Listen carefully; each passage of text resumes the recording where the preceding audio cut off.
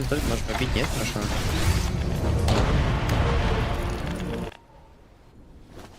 Бра. Ну да, надо бы. Рано БКБшка есть.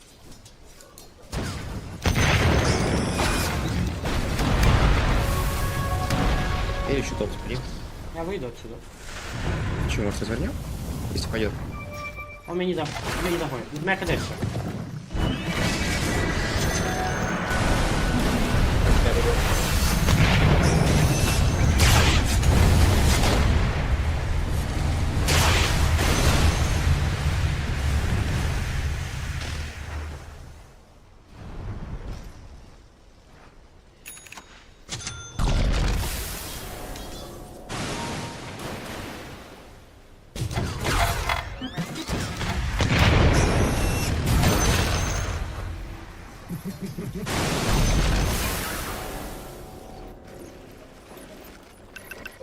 Хай можно пофорсить, будто бы, не? Ну, хайп хорош. Саунд.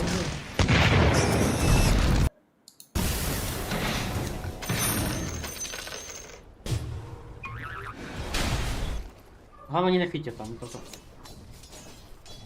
Гараж. Ну что, уже хорошо, грифа дали.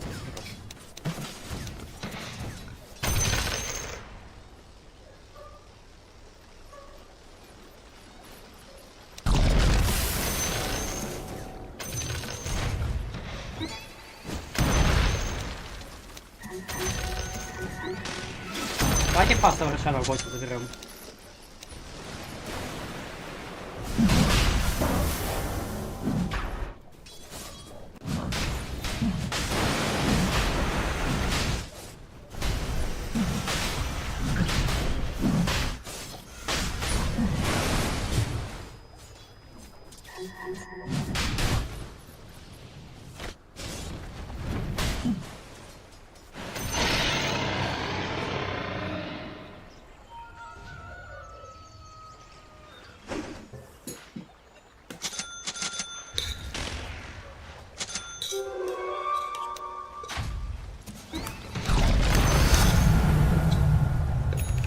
У нас есть смока? Нет. Но я могу прикрыть самым спокойно берусь. Ну, любого.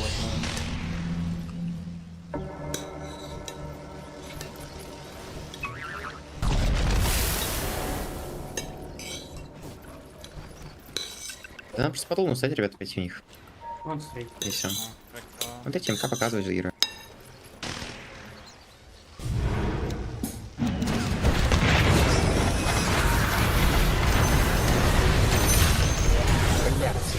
Вот мне кто-то поставит. Рэвич. Далек привет.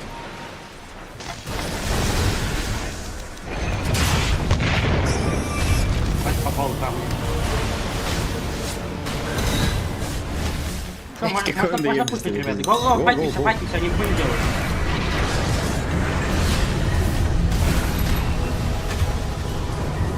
Давай, я всех не бачу.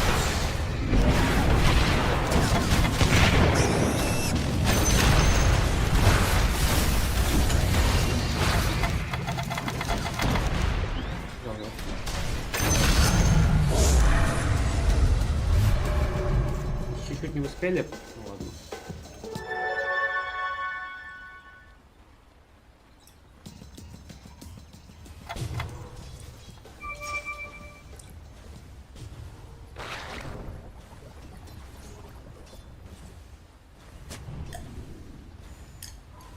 Здесь комплинг.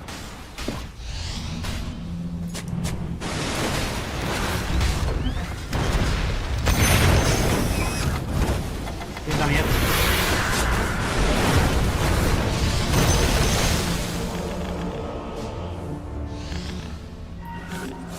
Нормально.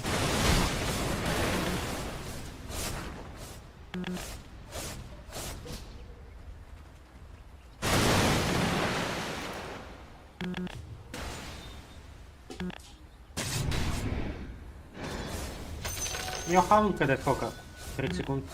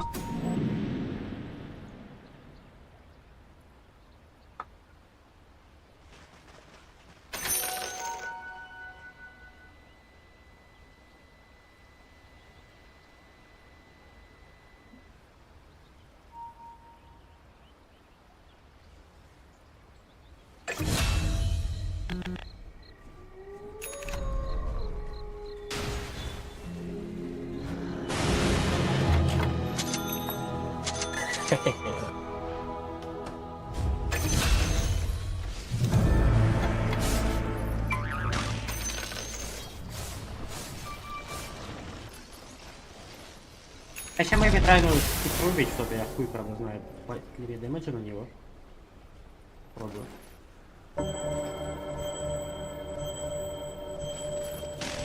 Да проверим, хватит нет.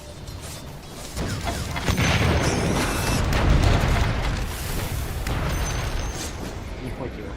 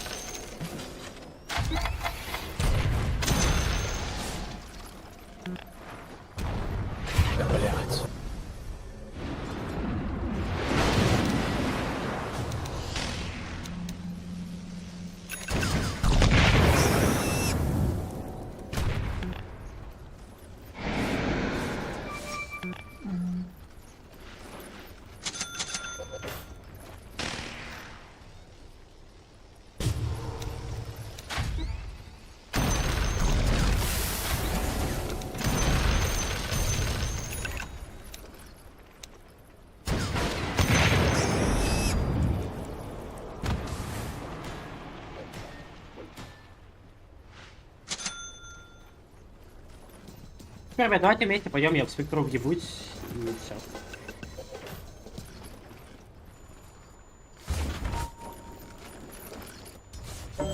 Что, наебашь там? Ну он там не один сейчас. Да. На варды поставишь.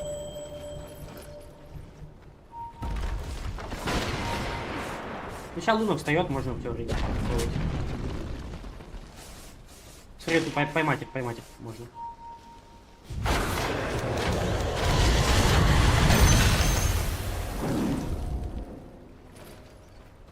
Все, можем угнать их, ребят. Просто в них идем и все. Давай. 2 секунды.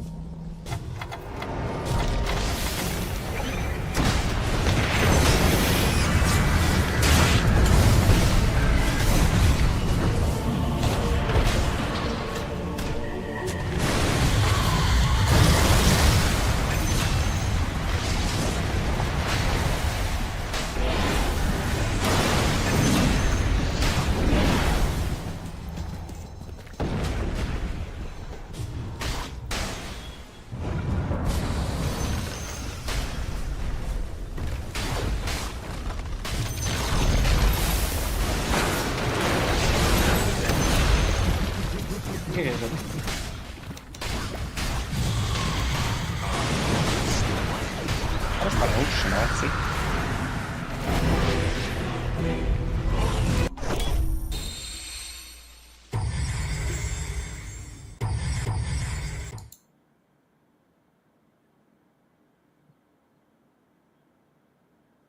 Galera, quarta-feira eu fiz um vídeo aqui no canal sobre o review do LG Ultra Gear OLED Quad HD 240 Hz, baita monitor, veja um vídeo lá, né? faço teste HDR e tudo mais. Naquele vídeo eu falei assim, galera, o LED tá caindo. Esse mesmo monitor custava R$ 4.400, R$ 4.500 no Brasil no ano passado. E eu paguei R$ 3.200 na Amazon Prime Day. Foi assim, realmente um baita preço. Ainda tá caro? Tá caro. Mas a tendência é que ele continue caindo. Daqui a pouco tá baixando aí os 2.500, a não ser que surja uma IA, uma notícia que monitor tá subindo. Só vou falar. Vocês acreditam, cara, que tem notícia de monitor ficando mais caro? Pois é, pessoal, esse é o nosso tradicional resumo semanal, com algumas notícias boas e várias notícias de aumento de preço. Já que nós temos aqui um novo aumento de preço por semana. Deixa o seu like logo. Porque assim, ó, agora já que tá todo mundo aumentando o preço, eu vou aumentar o preço também. Resumo não é mais gato. Quem não deixar o like, o resumo trava. Vai chegar no Windows, cartão Google Pay, etc.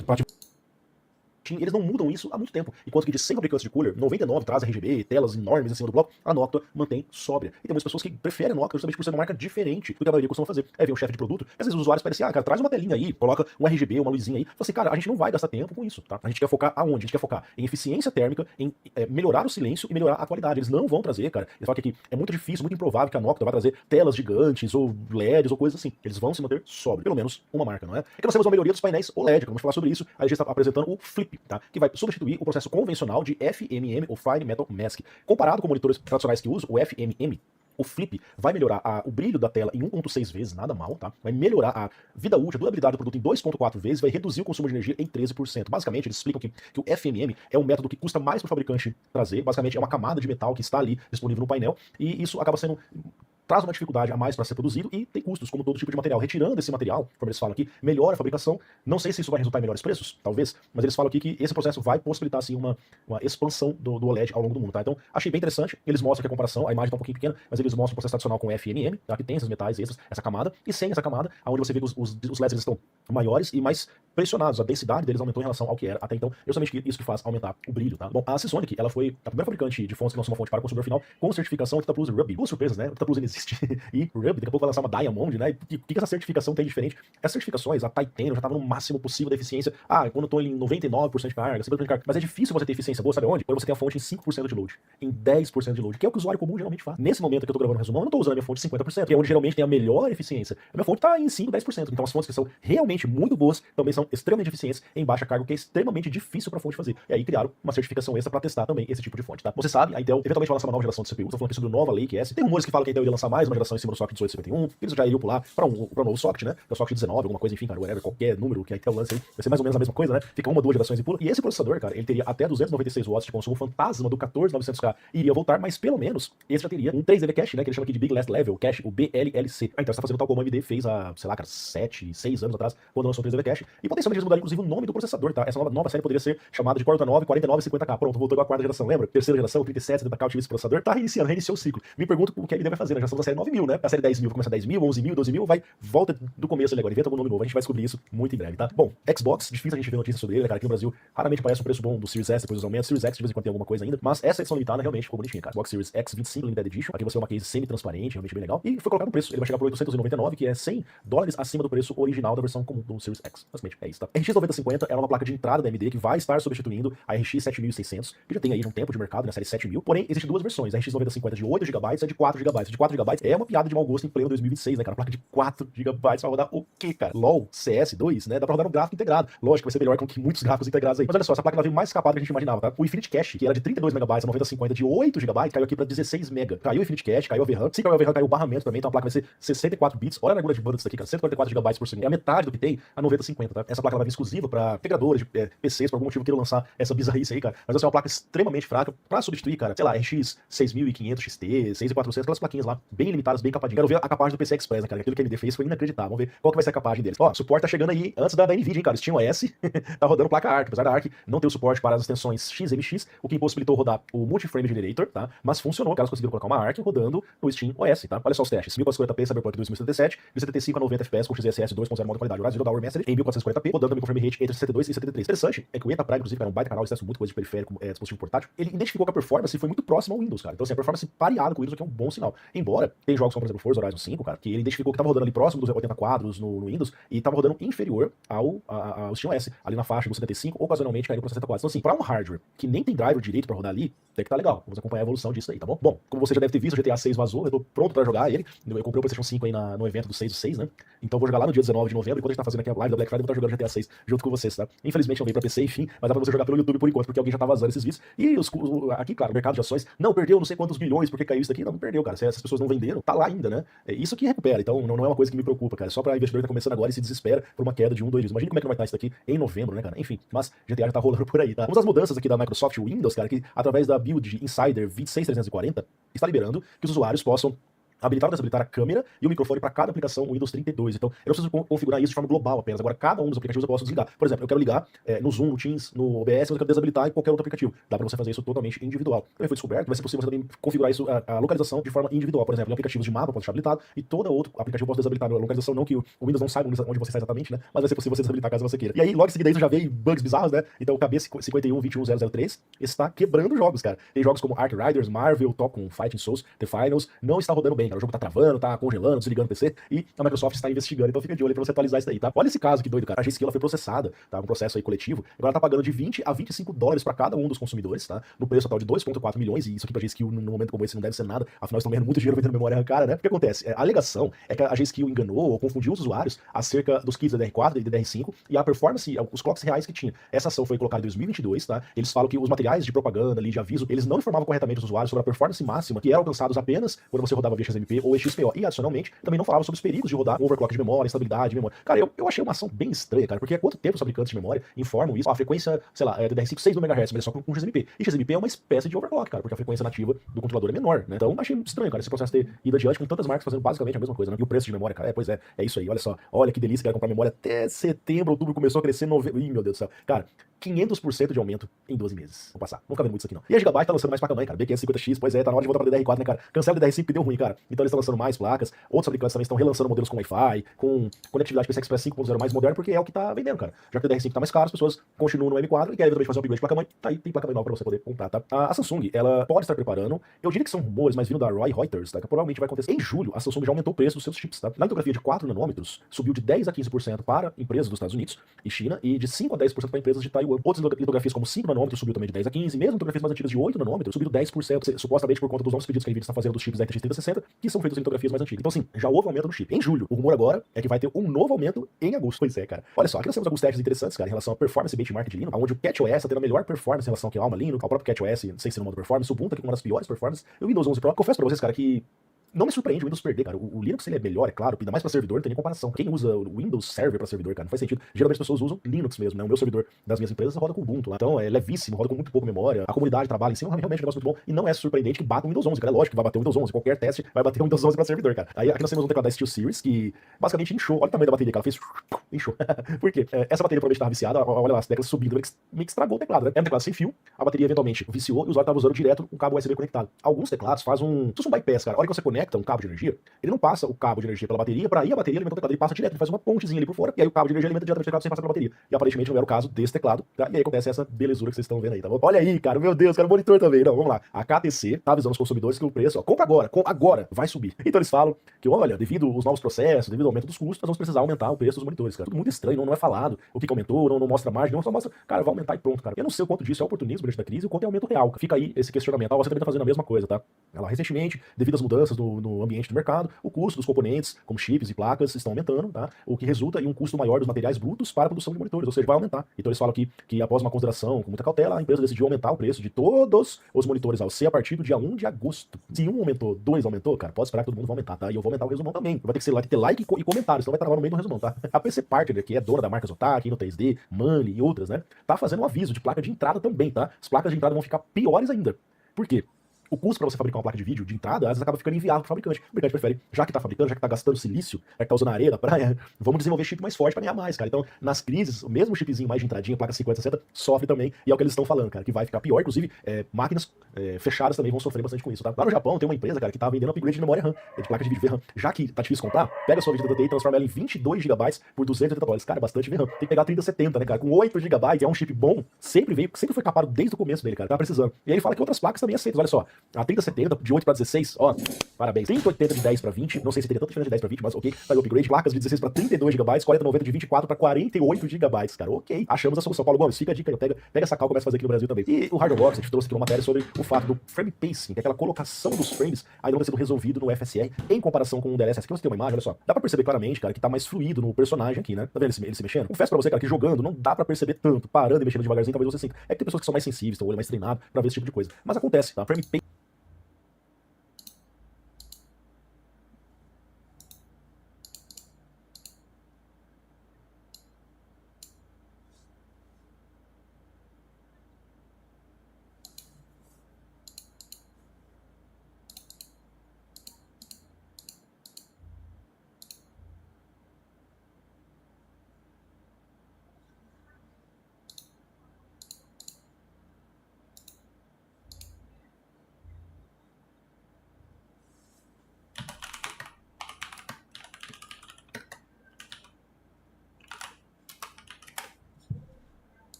Pacing da NVIDIA é melhor. Na verdade, a NVIDIA é melhor que a AMD, não tem nem o que falar, cara. Tecnologia, marketing, engenharia. A AMD de CPU é uma, a AMD de placa de vídeo é outra, cara, não tem o que falar. Então, assim, o que eles falam é que jogos antigos com FSR 3.1 estão assim, mas mesmo jogos nativos com FSR 4 eles também começam a perceber esse tipo de coisa, tá? Bom, olha só, a 3070 GB era igualzinha a placa que eu tinha, cara. Eu tinha uma 3070 exatamente igual a essa, e o cara foi desmontar, e a placa tava com o thermalpad com plástico, meu. Ah, pelo amor de Deus, que relaxo, cara. Isso aqui é um relaxo do fabricante. O thermalpad não tava fazendo efeito nenhum. Em cima do VRM, cara, colado um plástico. Meu Deus, que bizarro. Aí ele fala assim, até fechei a notícia, vai, já, vamos passar. Ele fala que a temperatura caiu, mas eu achei estranho esse teste dele, porque ele fala que a temperatura caiu na GPU também, mesmo tirando só o plástico do chip do VRM, do DRMOS ali, mas tudo bem. A Thermal Grizzly tá vendendo, cara, 9950X3D2 por, $1.400, já pré-delidado. Acho que assim, existe essa palavra, delidado? Não existe. O que é o delete, cara? É você fazer o que você tá vendo aqui. Eles tiram o IHS, vão lá com um estiletinho, tira pra você fazer o Water Cooler Custom com coolers Direct Die. Você encosta o cooler diretamente em cima do IO Die, do CCDs, pra ter a melhor temperatura possível. Eu tenho um PC com Water Cooler Custom com 9950X3D. Cara, se eu colocar um sisteminha desse aqui direto no Die, vai baixar uns 10, 15 graus fácil, tá? Só que as pessoas têm medo de fazer isso porque você tá raspando no negócio ali. Vai que você pega no capacitor, vai que você pega nos DICE. Pô, o CPU custa $1.000, né, cara? Então, eles estão oferecendo pra pagar um pouco mais, mas você já recebe ele assim, tá? E com garantia, garantia própria deles mesmo, tá? Legal. Só que eles mandam o IHS junto e falam pra você não colocar, tá? Aqui, tá vendo o IHS próprio aqui? Não coloquem. Por quê? Porque se você colocar, não vai dar muito certo por conta dessa diferença de altura entre os chiplets e o original heat Quando você tentar colocar ali um thermal pad, alguma coisa, você pode danificar completamente o CPU. Então, é pra usar assim, com um cooler, como eu falei, Direct Die, e não o IHS original, tá? E a Intel tá falando assim, pessoal, o LGA 1700 continua sendo um bom socket, né? E pode continuar por muitos anos aí. Pois é, cara. Então, por que vocês lançaram o 1851, né? Que a diferença de performance é mínima em relação ao 1700. Aí eles falam assim,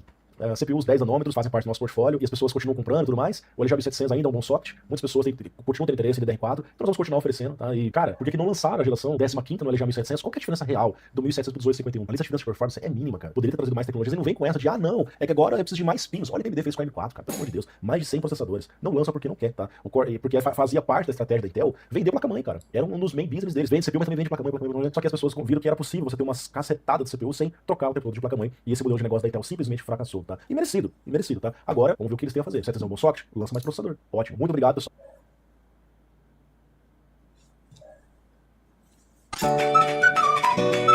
Hello, today I'll tell you a story about a very famous music artist who is secretly cheating in CS2. And unlike many cheaters that I have exposed in the past, this guy is really decent at the game and hides his cheats pretty well.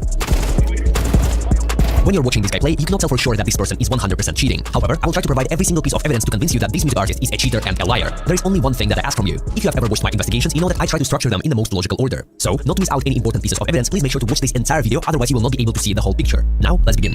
Meet Naomi, a Russian funk artist with millions of views and monthly listeners. She seriously could be considered as one of the biggest names in the funk scene. Originally, his Steam profile was sent to me by two of my friends, Ren and Freezer. They both played with and against him multiple times and both considered him really suspicious. Now, Naomi has a really impressive stats. 151 KD with 107 ADR and 30,000 rating in almost every Premier season. Also, in almost every matchmaking map, he has Global Elite. And surprisingly, unlike many cheaters, he has a Faceit account with 3,200 ELO in CSGO and 2,900 ELO in CS2. On Litify, Naomi has 98 aim rating, which is almost as good as Donk. So you might ask, Hikes, maybe he's just a good player. I guess we will see about that. First, to confirm that it's actually him and not some copycat, I decided to visit his Discord server that was officially linked to his YouTube channel. And by scrolling through messages of him talking with his fans, I found a response from him that he often plays. Faz o login ainda para mim, vídeo para mim. balacobaco, Zé. Oxi, tem que descer pra assistir filme, não, mano. Tô chato. Assistir filme na minha cama mesmo. Nossa, o povo tá com calor nessa porra aí, filho do caralho. Não, eu tô com frio aqui. Eu abri porque deixaram meu quarto fechado, a janela, mas com a porta aberta. É. E aí tava com cheiro de tinta. Ai, gente, porra. Ai, tá frio pra caralho. Tá. Eu vou fechar já já. Assim que eu colocar a senha. Seja lá qual seja.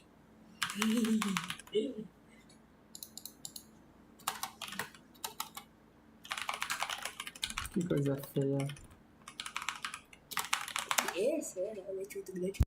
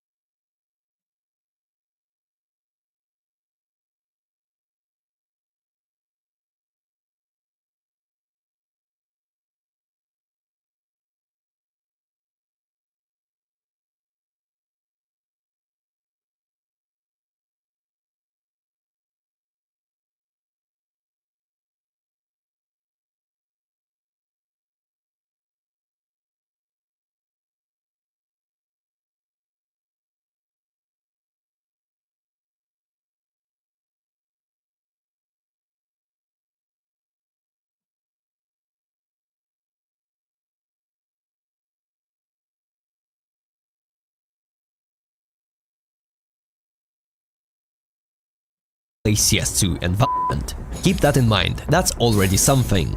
After that, I started searching his nickname account all over social media and managed to find his TikTok account where he apparently played with Simple. Bro, I just wanna spec him, it's his live game, let's go. He has a few clips of his highlights, and in those clips he promotes his Twitch channel, which is unfortunately currently unavailable. However, after doing some investigation, I found his other 2 Twitch accounts, and in one of them he had some very old CSGO clips. First, let's take a look at it. This clip doesn't look suspicious at all. All I needed from this is his nickname. And oh, trust me, you will really enjoy seeing what I found. But let's not rush it. First of all, let's connect all pieces of evidence we have so far. We have a TikTok account with CS2 highlights which is promoting a Twitch channel named Naomi Sakuto. Then we have a direct confirmation from Naomi that he plays CS2 that was taken from Discord conversation with his fans. And we have found a clip of Naomi Sakuto Twitch account where he plays with nickname Malkin that was later renamed to Artyom. However, as you can see, this is his entire nickname history. However, if we look up this account via Steam ID, we can see all of the usernames that were used here, including the one that appeared in the Twitch clip. And Artyom is also his real name. We can easily verify this by going to Spotify and simply checking the credits for any of his tracks. On his current main CS account, I found this game where he is named Malkin.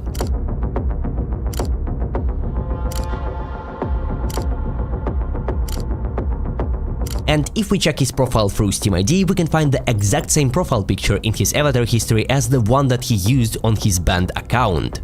He actually used it twice, in April and July 2022. So this is without any doubt 100% his account and not some copycat. Naomi is named Artyom in real life, and one of his previous nicknames is Malkin. And not only in CS, but even through his custom URL in Steam.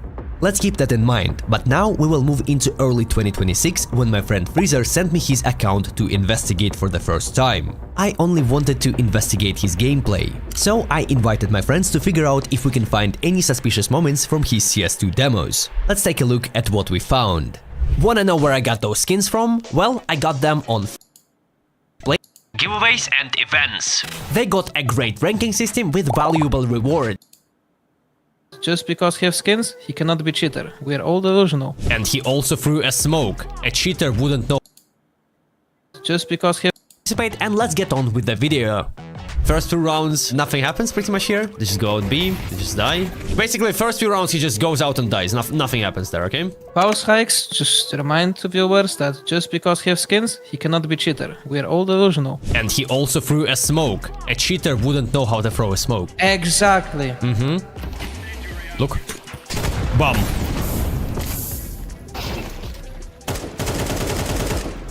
As long as it's within the realm of it can happen, then I'm okay with it, especially at like the very start of a demo. I think he pressed the key. That's what you think, yeah? For now, just based on 1 kill. Because it was really fucking natural. If he is cheating, which I'm assuming he is, since you brought me here today, he's not a noob. You know what I mean? Like no. We expected some people before that like are cheaters, but they're dog shit. So it's like very obvious. Yeah. This guy at least can play the game at the base level 10 level. Yeah. Like, so far I don't see really nothing suspicious besides 1 kill, but at the same time, like, his game awareness is just so fucking bad. Like, he's 3.3 KL or something currently on Faceit. Something like that, yeah. And his awareness, like, is completely none.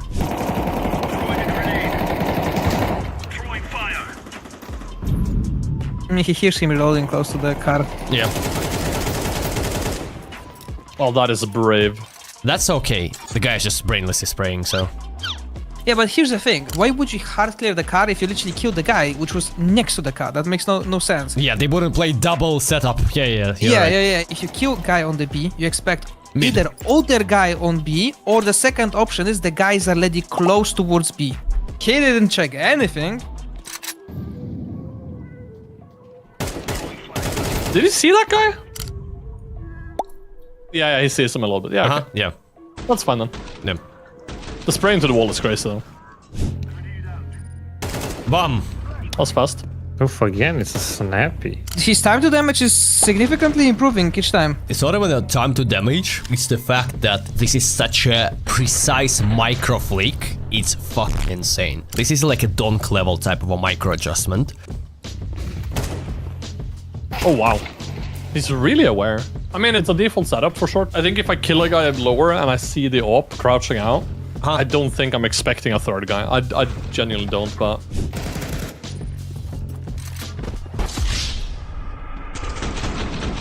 Oh, that was super fast. You see the position of the cross? I do. The guy can be wall. He has cross above the box. He doesn't clear properly. Like, who is standing there? Midgets? I don't know. Yeah. Yeah, it just even here, it just snaps. It's not normal. And it not only snaps, it snaps perfectly in like with no shakes, like no human mouse movements involved. So I see lazy clearing, but it's Premiere. The guy can be just chilling, playing with friends. But even when you are chilling, if you're a good player, you don't know how to stupid clear. You will still do the proper clearing because it's built in you. Like, it's just game sense. It's hours of gameplay. The guy is just standing out the B. Like, lazy clearing. Wide open, taking out a nade, yeah. Bomb. It's unhuman.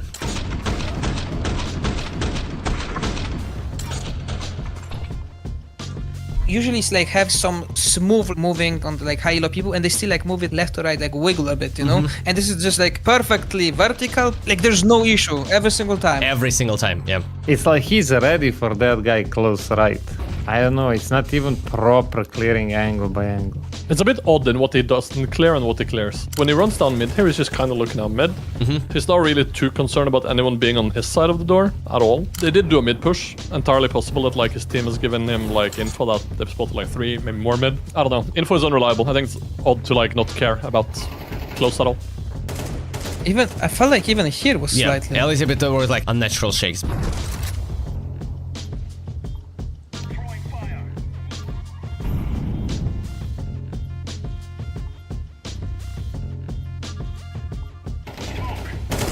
Amazing timing on the peak. I mean, he was sitting so long there, not even checking. The guy could vent outdoor, kill his teammates. I really don't know what to think about situations like this.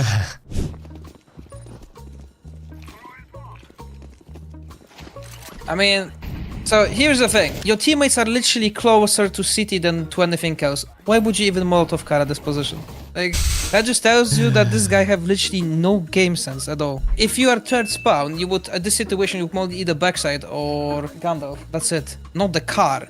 I don't know, bro. That molly and that clearing. Let's say someone's sitting there. You see the enemy has M4, so the guy can sit with M4 at the edge of car, and he kills this guy. And if you have molly in your hands, you're dead. Because even if he burns, he can still shoot you, and the molly is not instant.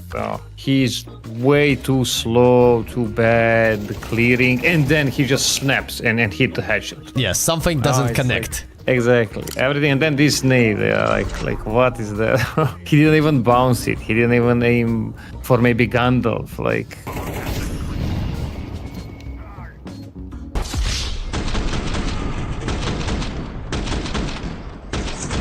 and then this shooting. Is this 3 kilos shooting? Come on, bro. What is that tracking?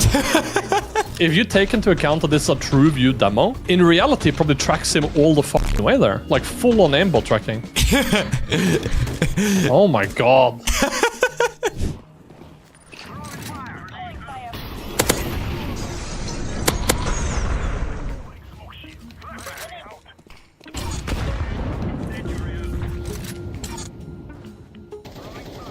Oh, these are lazy clears, really. Look, you see the fire didn't clear there close. I don't know. And then it's too late when he's clearing that right corner. It's too late and he's too close to the box. He really doesn't look like a proper high-elo player. I felt like he's 50-50 playing like just with the aim assistant and also with the info of the teammates, like no one lower or something. Like right now here, like here. 3.3 kilo. What he's doing? He's just looking at the smoke, bro. His teammates are pushing short. Any smart person would jump Xbox, help them out, smoke mid to B as a fake something. He didn't do anything. He was just holding the mid door smoke like someone gonna push it. I think like the number one thing is always for me is when you look at something like this guy play, it's like what's consistent and what's inconsistent. Some people are high-low on aim alone, some people are on game knowledge. But if you watch a guy that has bad movement, has kind of bad aim mechanics, but has decent pre-aim, but doesn't seem to understand what the f he's doing on the map, then you kind of get a sense of like, okay, this guy might be level 10, but then just barely like a 2.2k. But you expect more from like a 3k low. Yeah, obviously.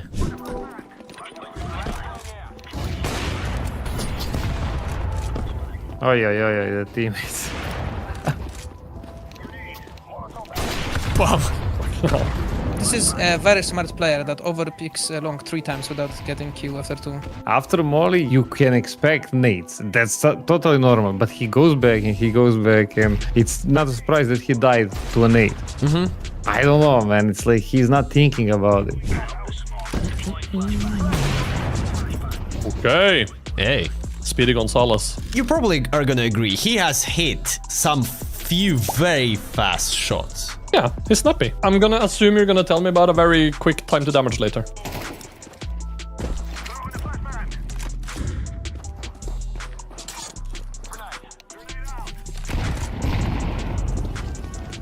Please pay attention here.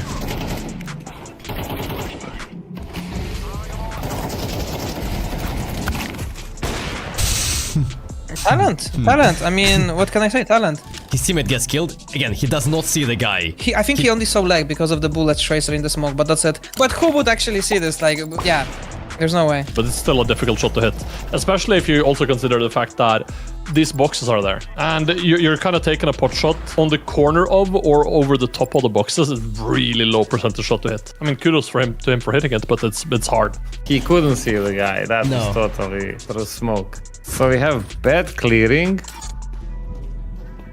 Oh, he's very cautious about the long right now. Yeah. Either he gets info right now, or second option is, like, this is my assumption right now. When he's playing with AK, he's using aim assistance. Okay? I think he have this on and off. Like, he can turn off, like, the aim assistance, which is, like, constant, whatever you said. But with AVP, I feel like he's using some sort of visual. First of all, he's scoping lower. Yeah, maybe someone gonna push. Double scoping lower from short. Are you that blind as a 3.4 kilo? And then this quick click on the A side on the guy. Also doable to make, yes, but do I think this guy would hit it? Hell fuck no. And also here, remember when we did the video about tweak? It's a very common pattern when cheaters look through walls to get info. And this is 2 times he looked through walls. even though he's supposed to be running lower to B with his teammates right now, he still looked mid because this is where the enemy was. Yeah, but we can't forget that he's never queuing solo, so he definitely can have For sure. other info. I just feel like he's looking for info through the wall. He clears T-spawn. Yeah. Just because your teammate ran through doesn't mean it's clear. 100%. Even here, it just doesn't make sense, right? What if there's a guy coming from lower tunnel and he's planting wide open? Yeah. His teammate is literally went out to mid. All you need to do is literally plant safe on side for the pick for the window for your teammate or something. What he did here, it makes no sense with the bomb plant even.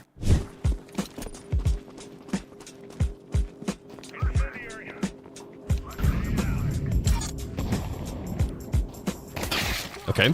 The demo is lagging quite a bit right now. Hello. Hello? Sanctions again.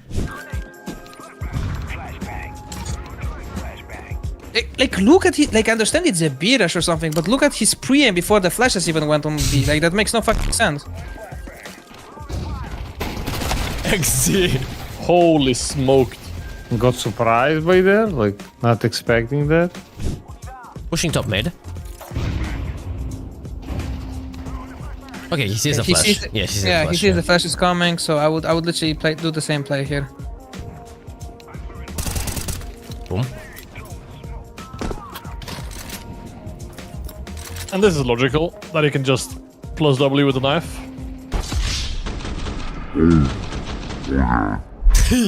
Wait, hold up, wait. That didn't look natural at all, like... Oh. Oh?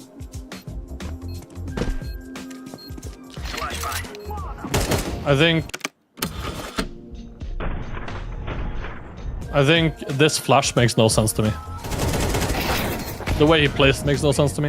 What a good player does here in every single situation is, okay, you know one guy goes Gandalf, the other guy throws a Molotov at you from short. What you do is you run up, you shoot a couple bullets towards short, then you go back down into slope and you isolate Gandalf. You don't swing on the short guy and let the Gandalf guy swing you. Like he's totally unaware. He just jump and let me stay so open and fight with short. He doesn't look like high-low player. If we're talking about all facts, like some shots are pretty fast for a guy playing like this. We can literally all agree. I'm not saying he's disgustingly bad player, he's like level 8, 10. No, he's not a bad player. But his game sense and awareness, this guy don't deserve more than 2k. Well, It goes to hell. He snaps, but he misses. And then there is a reaction, but he misses. this is a milli... This is 0.25 speed. I mean, he sees top of the head Yeah. across the barrels here, I think, but it's... We're talking milliseconds Yeah. of... Yeah. It's quick. Give it to me in normal time, no X-ray.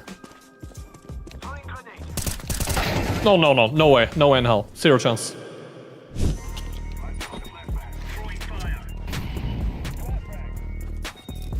Brother. I mean, that's a sick long take, not gonna lie to you. I have guy on the short, I have guy which was like going with me. Let's not smoke long, let's just leave it open and let's go back. Or even if you wanna gamble towards short, you usually use a smoke. And they are losing this. He should be aware of long, he should be staying close to long, holding until the end. Because he has MP9, he should be staying close, playing around the smoke, or saving smoke for later. This is how any high elo player would ever play.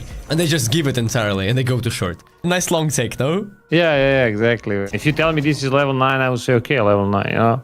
But again, by statistic, he's not boosted. And you see there, he's clear on the head. I don't know, it's like clean following. He doesn't overshoot.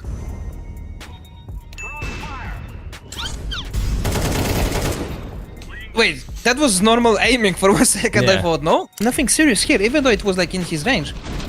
What if he have a constant, like he have like a button on like mouse 5 or something, for Maybe. example, and he's holding it all the time, when he didn't press this time, you know? Turns out, check, and then wait, and it's the right time. Bum. Oh. Bro got smoked. But you see that, you see, it's peak like any Premier player. There was not a single good move, so I can say, oh, this was good, this was smart, you know? He's getting fucking smoked, bro. There are a lot of things with this guy that like feels fishy. But if you're asking me if I was comfortable slamming the ban button on this guy, I don't think I would say I was. Okay, we're not over yet. We're not done. Okay. Back to primary weapon. Sick flash, nobody would be blind of it. That is just straight up not a flash.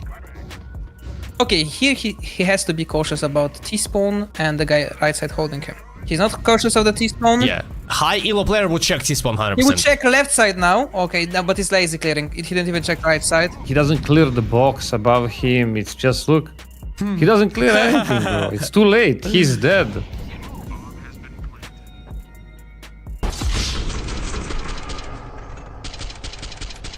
Oh, this is so aim assistant. This is fucking insane. That was 100% aim assistant because the crosshair was going up, down, up, down, up, down when he was like spraying. I play versus many pro players, etc. No one is not shooting like this. Yeah.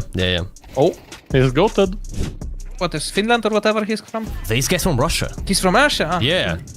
full pizda. Great long take as always. My favorite What they are strategy. doing? Oh, yeah, my favorite strategy when you switch positions with a mid player. Yeah, What is this? One guy is top of short, the mid guy rotating to city, and he's coming towards mid. What is this?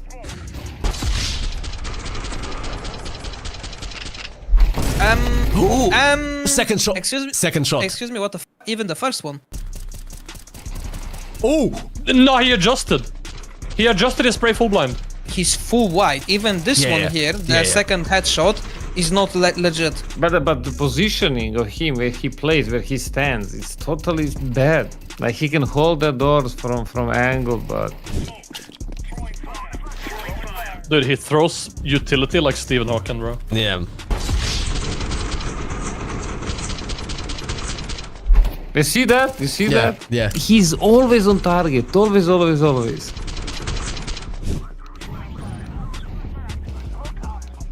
Oh, that's a quick give up on the upper tunnel. Not like someone can be lurking. What is he trying? Is he trying to bait the long guy? Like, he just followed the guy, bro. Yeah. Not even clearing. Maybe one is like... He has no info how many players are running long. It's so crazy how low game sense this guy have. Like, he's not even cautious where the enemies can hear you from the distance. Ooh, lol, lol, another lol. one. This is a certified Oh my God. lol moment. Look like he goes out through the smoke. Bomb! Yeah, This is insta-lock. insta-lock. Insta-lock. I think he's using aimbot. And the nades, and what is this, bro? He's always kind of aiming the right place, Yeah, I feel like. Always.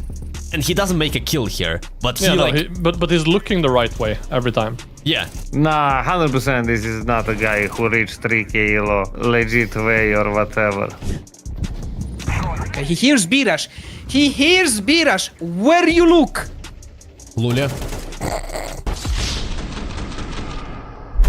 Hey, lol. You see, he followed me, bro. Oh yeah, oh lol, yeah. And his cross is always on that part of the body.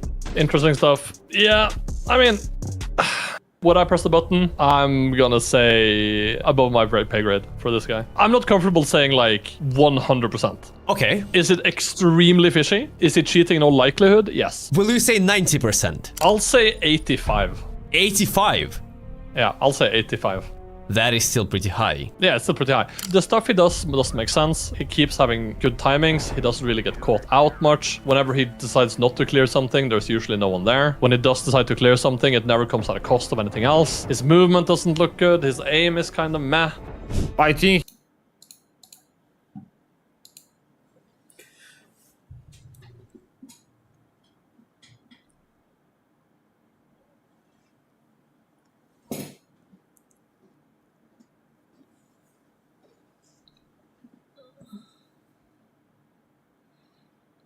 Fala.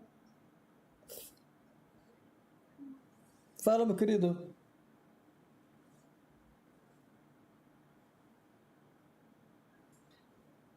Fala, meu bom. Conto.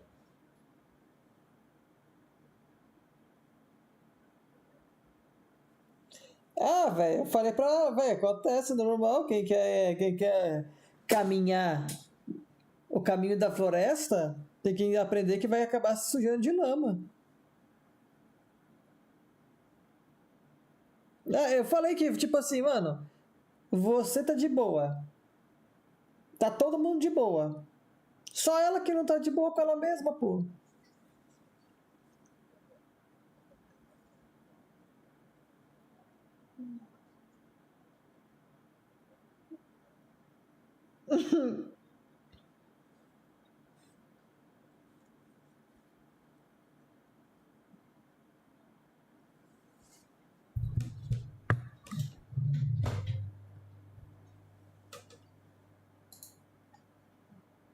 Tão pronto! Tão pronto!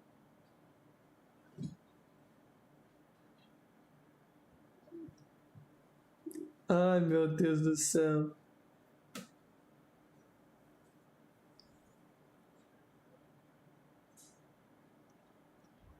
Caralho!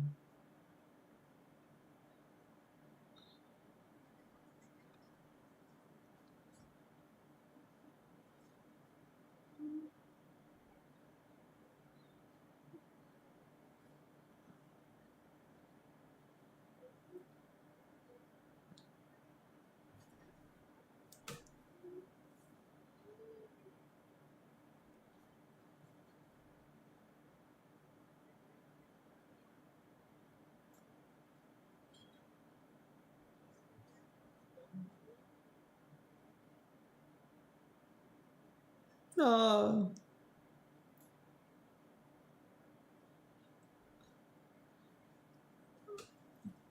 Mas também vocês são retardados.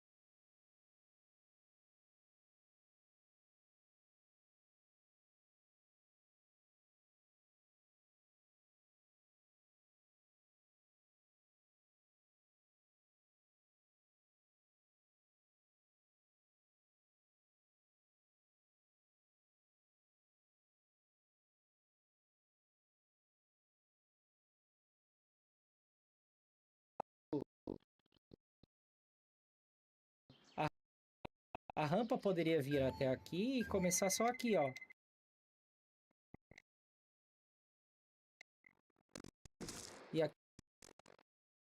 E aqui, você fica aqui, ó.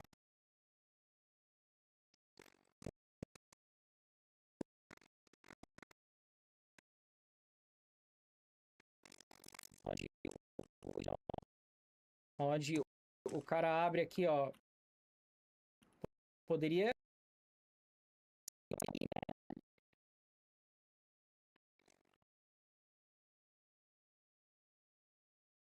Aqui, ó, tem. É um milímetro de strafe errado, você morreu, né?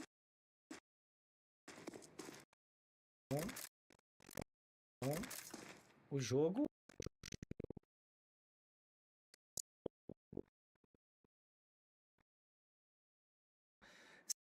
São gênios, porra. São os melhores que tem de.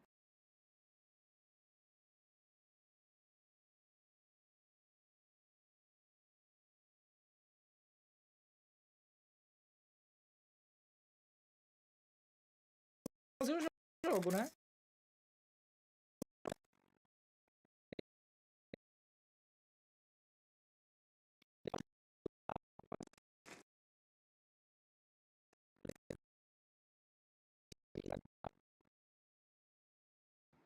Tá? Agora vamos.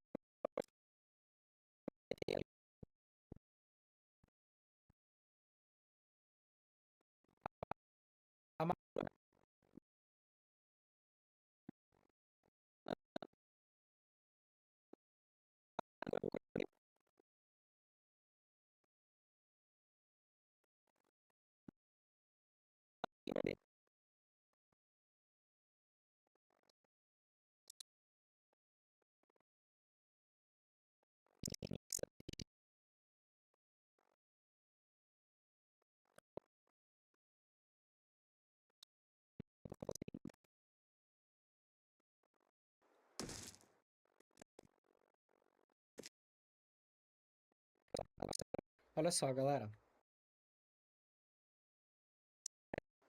Na Overpass, que é o mapa que saiu pra cache entrar, pra eu chegar na A, que é o bombe aberto, então, como é um bombe, e como obviamente não é fácil de segurar, porque o TR chega já muito rápido no bombe, né? É só um domínio, ó. É um domínio pra plantar C4. Na Overpass tem um domínio, 2, 3, 4.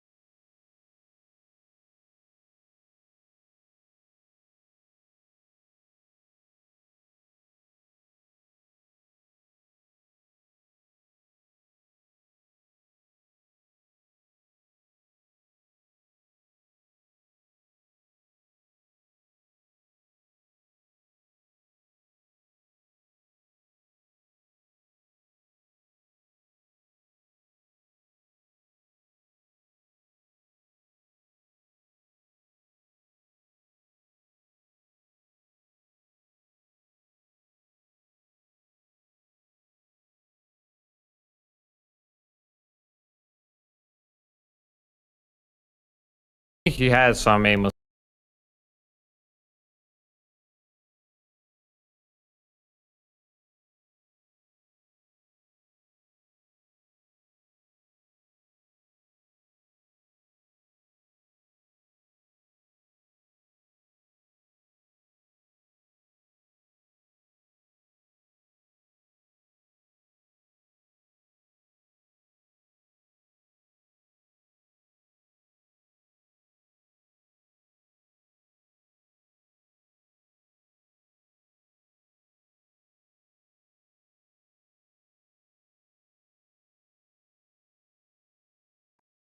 só, galera.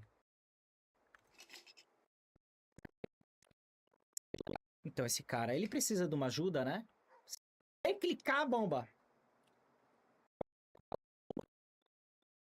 E como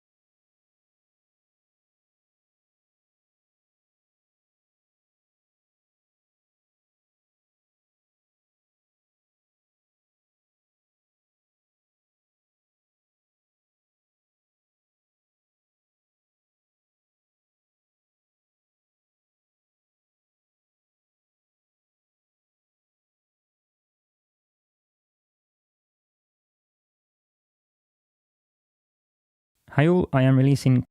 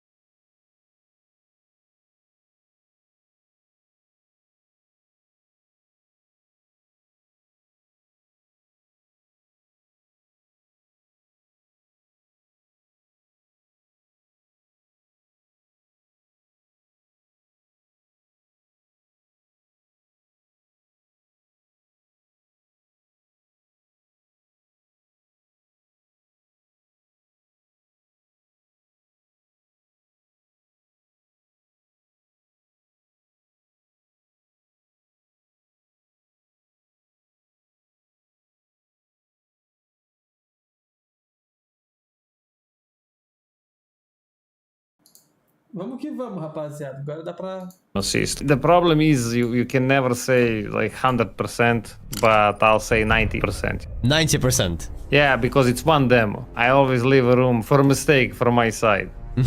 So it looks weird. Those snaps looks very weird. The MP9 looks very weird. No overshooting. That's a red flag. No one has perfect aim and perfect sensitivity. No one flicks perfect. You must overshoot at least. And his clearing, his movement, his utility. Not a good move. He doesn't have speed for this elo. I'm comparing it. Let's say we mentioned Fraser. That's comparing to him. When you see how he plays up, how he moves, how he peaks, it's two different worlds. Of course. Let's say he was drunk, he cannot shoot properly, and this guy shoots perfectly. Yeah, he can't react so fast, yeah, if he was drunk, yeah. Yeah, so if you try to find excuse for this guy, then that doesn't explain the other side, doesn't explain the aiming. My opinion, this guy has something. This guy is 100% aim. Like there's aim assist 100%. Visuals, I wouldn't say it that Same. much. If Same. so, maybe just based on this demo, of course. Yeah. Visuals, not so much. If so. Acho que vou fazer cafezinho com leite. With the international Zero. going on, you've probably heard a lot of talk about which heroes are broken. There's a lot of talk about Earth Spirit, maybe some Lone Druid, but one you haven't heard as much about is Treant Protector. And it's not because the teams don't know he's broken and that the analysts don't know he's broken. It's because there's no time to talk about him because he's being banned every single game, so you might not have gone to see why he's broken. Especially if you try to compare it to your average pub game, Treant Protector has a pretty unimpressive win rate for most pubs. Only once you reach to the higher brackets does the strength of this hero start to shine again. So why is it so different between pubs and pros? First of all, Treant Protector changes the way the game starts. It's not like pubs where people just scatter around the map, go for bounty runes. The pros have a very organized plan for the beginning of the game. They smoke at certain times. They go to different camps for first blood, for wards, to block camps. They do all sorts of posturing, and you have to completely change that for a couple heroes. First, there are invis heroes like Bounty Hunter. You don't really want to buy Dust, and you don't really want to use your sentries just to kill a Bounty Hunter. It doesn't feel great because then you don't have them for the lane, for the camps, for the D wards.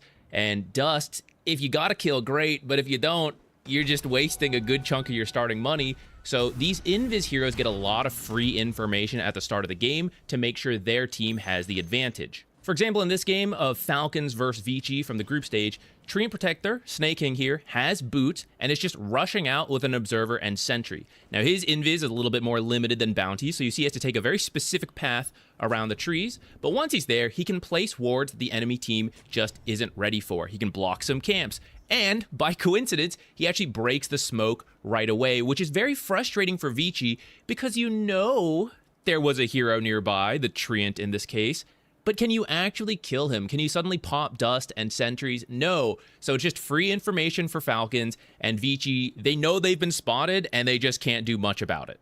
Sometimes you can also just steal Bounty Rune's invis, and because you have boots, you then just walk away, and you really don't get much punishment for it. Some heroes make really good use of the trees in the lane. There's things like Bushwhack from Hoodwink, Timber Saw getting mana and extra damage. Treant is obviously one of those, being able to walk through the trees like we just saw. So some teams will do something like this, where they are forced to buy Quelling Blades to cut trees. They'll even commit the Sentry early in case they run into the Treant Protector here. They'll need it for the lane anyway, so maybe you place it now, you get some early damage, great. But it's forcing you to buy a Quelling Blade you may not have. Like the Underlord, sure. Would the Marana usually want to start with a Quelling Blade? Probably not. And even though you cut these trees, which is arguably good versus Treant Protector, it does just limit your aggressive potential. We see the rest of the team having to take more defensive positions because you can't do everything. You can't go invade for first blood. You then have to sit here to the rune. You gotta like hope you find the heroes. It takes a while to cut this amount of trees. So if you're gonna do this, you're gonna do this, and you have to give up on your other options. And it may not even matter in the end, because here's Malady's perspective. He gets to start with boots. He's running out here, so he sees them cutting his trees. He checks their inventory for sentries, and he still decides, you know what? They're trying to make their lane better. They're still going to lose so hard, they're going to have to stack the triangle, so I'm going to ward over here to go find it and to steal it later. He doesn't even care that they're committing all this time and a sentry here. He still knows he's going to win the lane. They know Treant's on the right side. Marana's trying to position on the left side. But Malady starts boots, so he's still able to cross over the tree line, punch Mira once, Watson punches once, does a spell, Malady punches a second time, and that's half of Mirana's health gone. Laning is just that easy. Treant Protector can start with boots because Leech Seed is free. He doesn't really need any mana. He doesn't need health because he's a strength hero, so he doesn't need to buy those cheap starting stats. And he also doesn't need the damage from those stats because he has 89 damage. He has the highest starting damage in the game, balanced by slow attack speed and slow move speed, unless you got these boots. That's why this is all he needs. And it'll look something like this, where ranged heroes will try to poke him from afar. He will try to speed up after them. He would like to use trees, but they're cut. This is why buying the Quelling Blade's kind of worth it, because imagine laning and Treant can just pop out, hit you for 100, and then back out. It's really tough. So they cut the trees to give themselves more vision, but there's a lot of trees, right? So even this tree by the hard camp, which you might have to fight over, small camp you have to fight over, Treant's gonna have something to work with. They cut all these, we saw at the start, he just comes from the right side. You will do things like this with whatever trees are available, you chase them, and when you want to disengage, if he just ran back like a normal melee hero, Mira would chase and attack and attack and attack. Oh, you're attacking me, I'll turn around. Okay, I'll back up. Okay, I'm going to turn around again. Okay, I'm going to turn around and attack and attack and attack. And that's the struggle of melee heroes. But Treant Protector, having this tree walking from the start, gets to abuse trees like this, which is that you just disengage through the tree and that's it.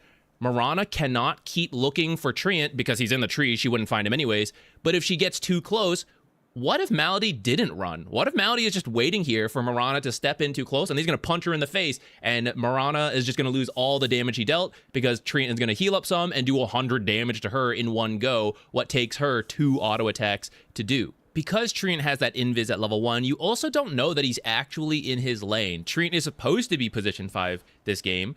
Vici sees Falcons doing this trick where you kill the range creep. They're trying to match it. Okay, now we'll just go for the 2v2. They're over there. Oh shit, here's a Treant Protector. Oh god, run, right? They don't die, but here's the lane. It's an even lane, 3-on-3 creeps.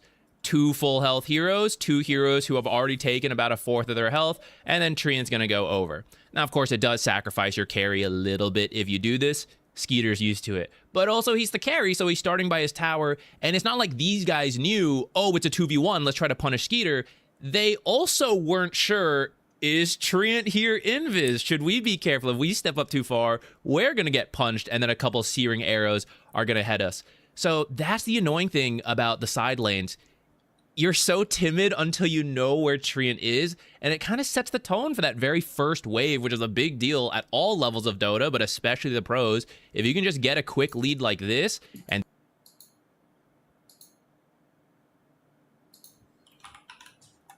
Falar que eu vou gravar aqui.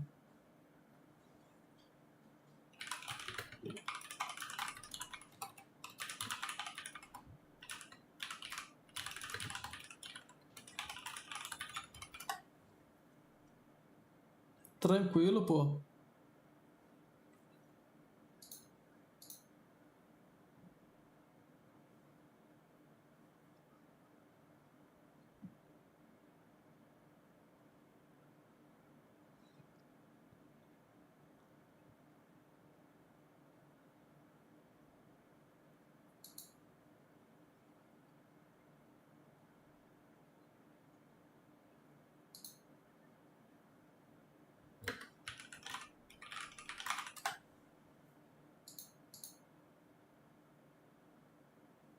hero nearby, the Treant in this case. But can you actually kill him? Can you suddenly pop dust and sentries? No. So just free information for Falcons, and Vici, they know they've been spotted, and they just can't do much about it. Abuses the trees to just...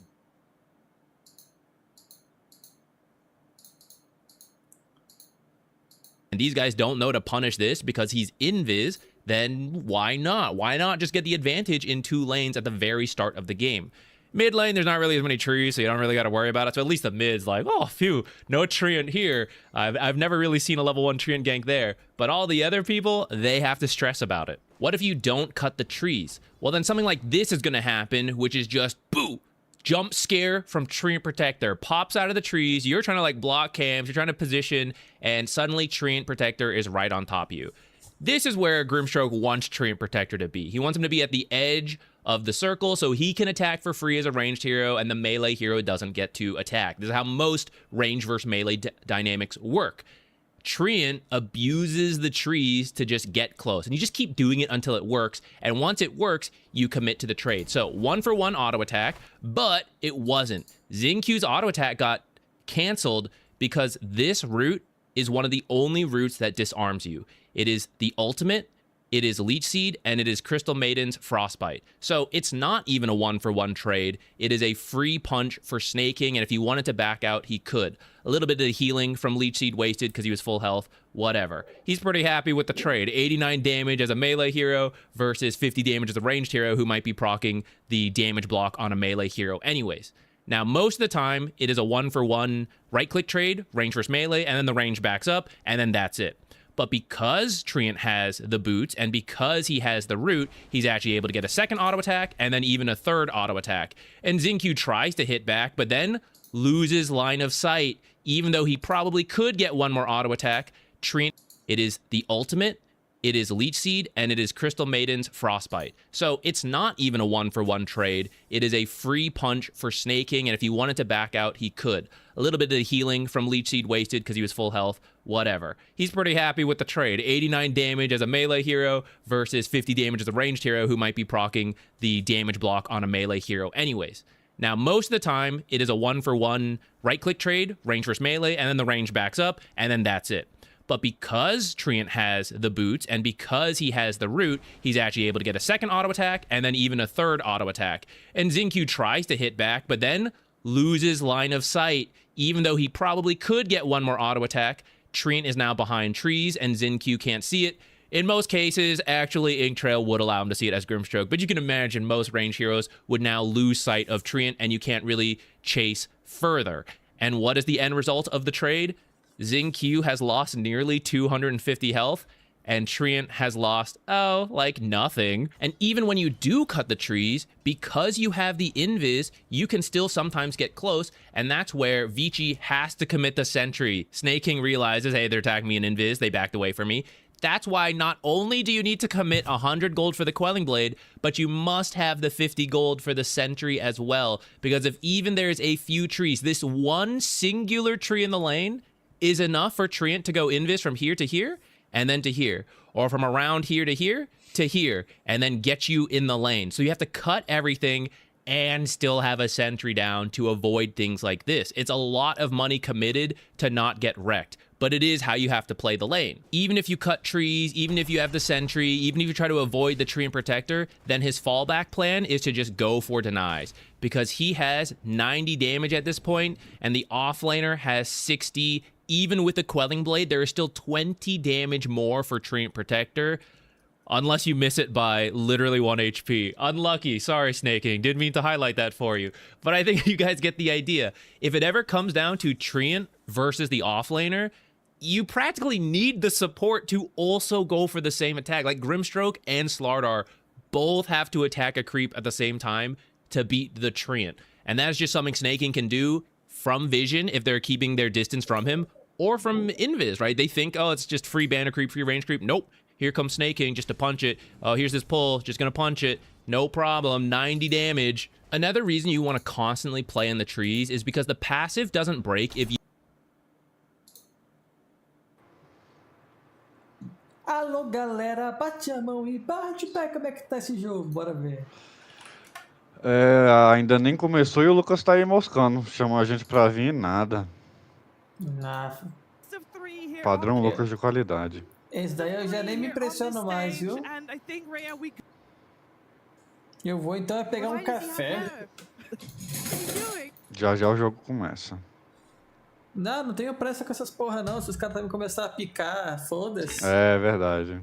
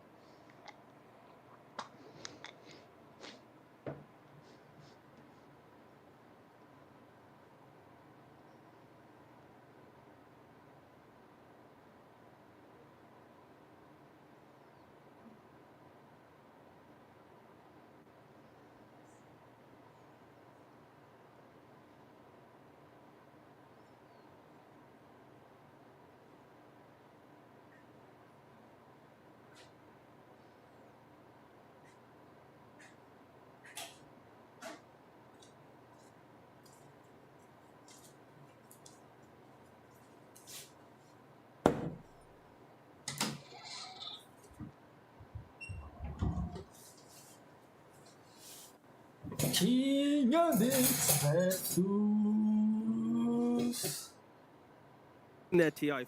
de espírito.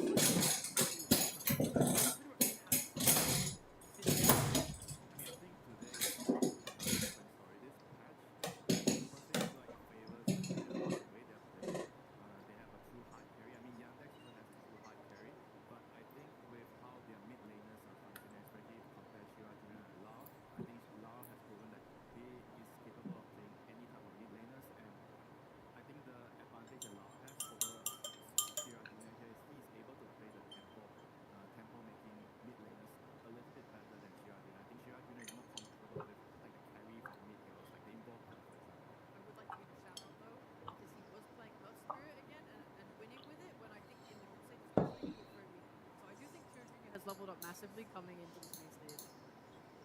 Yeah, this main stage is it's going to be a good one, but a lot of it yesterday we talked about is how much of it was decided in the booth before the horn sounded for the game itself. A lot of it is decided in the draft.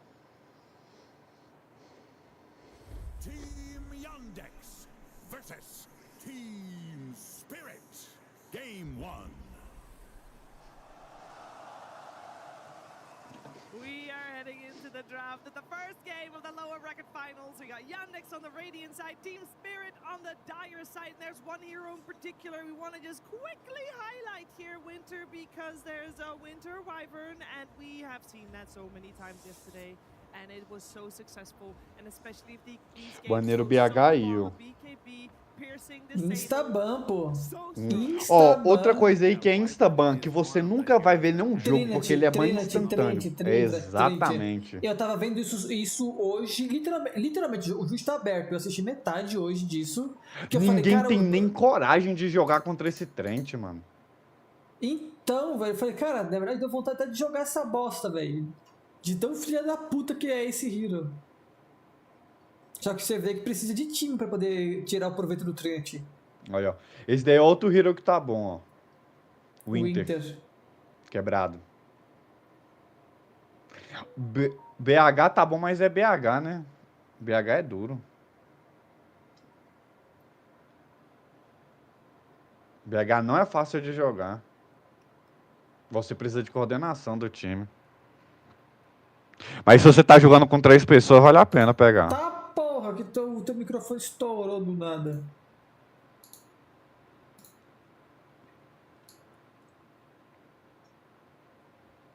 Não precisava engolir o microfone não, porra, relaxa.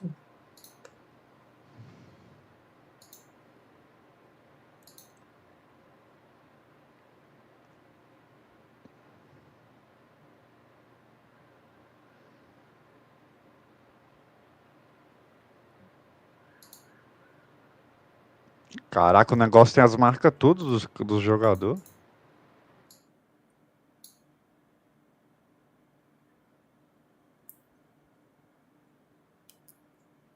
É, ué.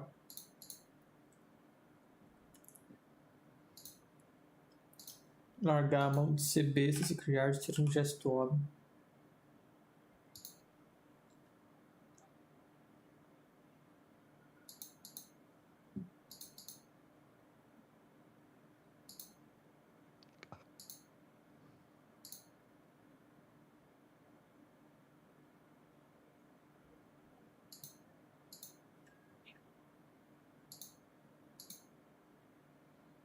Meu corpo é um corpo estadual, legal e bonito. Você é um calo cego. É, ué. Desruga tudo minhas peles, sendo que eu não mereço isso. Você é um calo Yandex cego. ou Spirit? Você tá me tirando que esse time que quase foi eliminado pra ela, a LGD, vai pra final. Você tá me tirando, velho.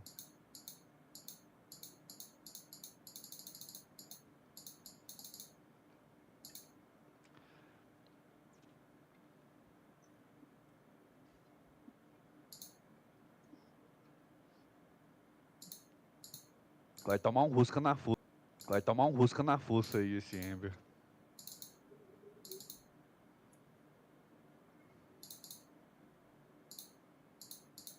Ou não.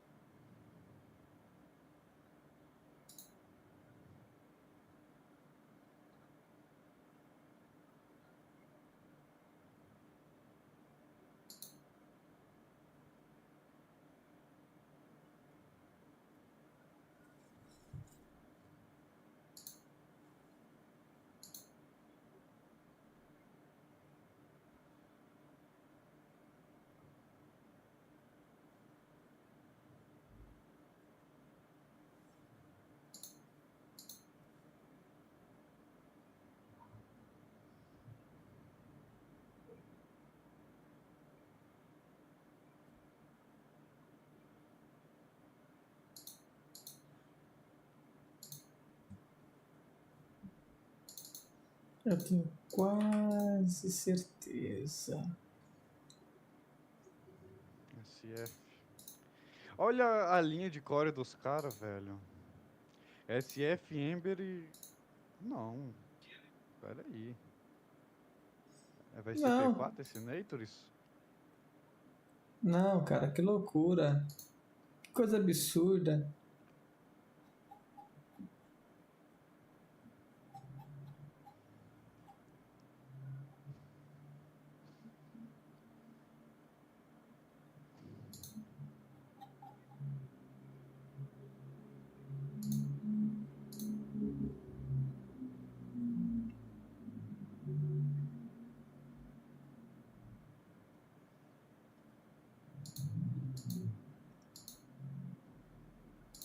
Ali, né? O Rafael eventualmente também pode acabar jogando, né?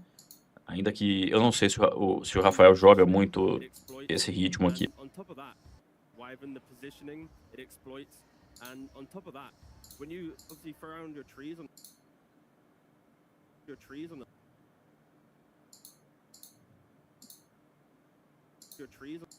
on the map, if you just start TPing and blocking these side camps that have been so prevalent throughout the entirety of TI, if Saxo wants to be blocking camps and just doing all this vision shenanigans, Prophet can do it, but the only reason this will work is if the rest of the draft is stable, and then he can play into the lanes. If you have losing lanes and a support Prophet, your game's already over. Yeah, this is really, really important. When you're playing MP support, you do not want your lane matchups to be bad, because it can easily go really, really bad, and you feel like, guys, I think I cannot do anything, so I'm just gonna jungle and pass some waves, that's it, you know? I mean, that's of course where, you know, the Bandits like pick the Ember, you know, they feel like they've got that lane. Picking Shadow Fiend, he can play, you know, pretty much most lanes. Yeah, but the thing is, they can just move the Pango to the off lane and make sure they get a lane leader, you know, against the Ember to kind of mess up what the MP is gonna do here. But then the MP can just Nossa, keep the a mid, you torre pick de the last pick for the TB. DM, and then you just create this like dual lane middle, like minute 2 onwards, with DM having secured his first couple waves. Like, I feel like Yannick has solutions. Do they have a solution to the Terror Blade? Not yet, the Terror is the solution to the TB até agora Very, só very good perdeu against um SF. You jogo get the por aura. causa SF do never fight Enigma. TB in the late game, but fortunately SF is one of the fastest core in the early game. He's quite strong in the early game, so you have to really take advantage of that. Early game, you know, the lane, and you get the objectives faster, and you take control of the map.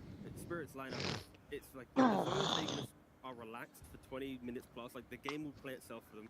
For Yandex, I am looking at the supports. If you have a Prophet and Mirana in the early game, like if they don't step up and open up the runes for Ember to give them the levels, make the stacks for Shadow Fiend to get them online, their game... The objectives faster, and you take control of the map. Spirit's lineup is, it's like, as long as they just are relaxed for 20 minutes plus, like the game will play itself for them. For Yandex, I am looking at the supports. If you have a Prophet and Mirana in the early game, like if they don't step up and open up the runes for Ember to give them the levels, make the stacks for Shadow Fiend to get them online, their game can disappear very quickly. They don't have this big team fight to lean on, they don't have this kind of insurance built into them. So I'm looking at the supports of Yandex, like they have to really want this game. This is why I got a little confused at the Shadow Fiend pick, because when you move Nature's Prophet to support, it makes your next support pick feel kind of weird, because Mirana makes the most sense to play with Ember, but you also typically want to play a melee support with Shadow Fiend for the lane. That kind of removes the ability for them to do that. Are they going to move Saxa to play pos 5 lane with Shadow Fiend and use the Treants to kind of protect him? But even then, it's like, what is your duo? You have no real lockdown for this Terror Blade. He's going to get Sunder off like every fight. We saw this lane yesterday, didn't we? Like twice. Dota só tem os namorados dos caras, olha lá. Especially you're playing against a Wyvern, exceptional hero at gate, coming through the gates, coming from behind, ambushing the SF. What is the mas na I think China, the né? best thing you can hope Quem for mais is que a vai face além dos namorados defensively dos early, caras? anticipate the move, and you hopefully you see him coming. Because if you don't see him coming, your SF is going to die very easily. Okay, ban Centaur. Baniu There's, like, Centauro. for DM on offlane, like there's potentially... There's stacks here, right? No, banned in first phase. Yeah. O que é estranho, que tinha uma baixa win rate, mas foda-se. The very early bans from Spirit, they were preparing themselves. He's gonna say, give me Doom. É bom contra a TB. It might just come out. It looks like both teams could use an offlane. Of course, Pango can still swap about. I mean, there's a world where they could still Largo for Yandex and last pick. Again, depends on what Spirit go for, but then like you can buff up your Ember. You have pretty decent laning against the Terror Blade. If he ever steps up too far, then you can invite, you know, all this pressure. Mirana comes through Twin Gate, you go for the kill. So I could see a world. You also have the lick to. I mean, Winter Wyvern just keeps reapplying it, but I think it looks like a terrible Largo game. Just they're missing lockdown, like solid, reliable lockdown, and I don't think Largo gives it. It's a bit too greedy. It's more like if they want to go through tempo, but yes, stun would be a lot simpler for them to play through, 100%. Whereas for Team Spirit, it's just going to be a lot easier for them to finalize their draft here. They have team fight, they have some catch, there's some decent lane, they have wave clear with the TB, so it's easier for them to finish up their draft. They could do Pango off lane, Pango mid. Guys, we're missing Underlord's still in the pool. They can Underlord just go. They can just go for like the simple Underlord. The humble Underlord. The humble Underlord. Yeah, it's very, very good against Ember Spirit here. Oh, don't worry. Sorry, Spirit yoinked the Underlord. I take it back. They cannot Underlord anymore. This is... Oh, instant Timber. I mean, this. I don't. I mean, this Timber is kind of decent. I can see why they insta pick it, but I think overall this draft, out of 10 games, pegaram I'm gonna o say Timber também, muito I bom prefer to contra play TD. on Spirit's lineup, maybe 8 games at least, 8 to 9 games. I think they have the ease of execution on their side. They have the stability. They have the lane. And the onus is going to be on Yandex. They last pick this Timber. They need to win the lanes. If they don't win their lanes, their heroes are going to struggle to find synergy together.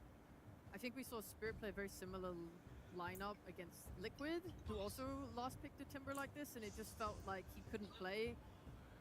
Between like the Wyvern ult and the Pango roll, I never really saw Timber's way into a fight. Yeah. And they have no proper initiation, especially if they just buy a Lotus Orb on Spirit or a Force Staff to move you out of the path of the Chain's arrow. I don't see how Yandex can lock you down. I mean, the main thing for Yandex with this type of draft is they need to make sure that they are like the kings of the laning phase. They have to demolish that. They need to bring Chirajuni into the game, play through DM's early timings. This cannot be a Timber that AFK farms like Sanjkai, BKB, and 3 items. Like every single item timing for Yandex has to be a statement across the map, and then you keep punishing Spirit. Don't allow them to get to the late game.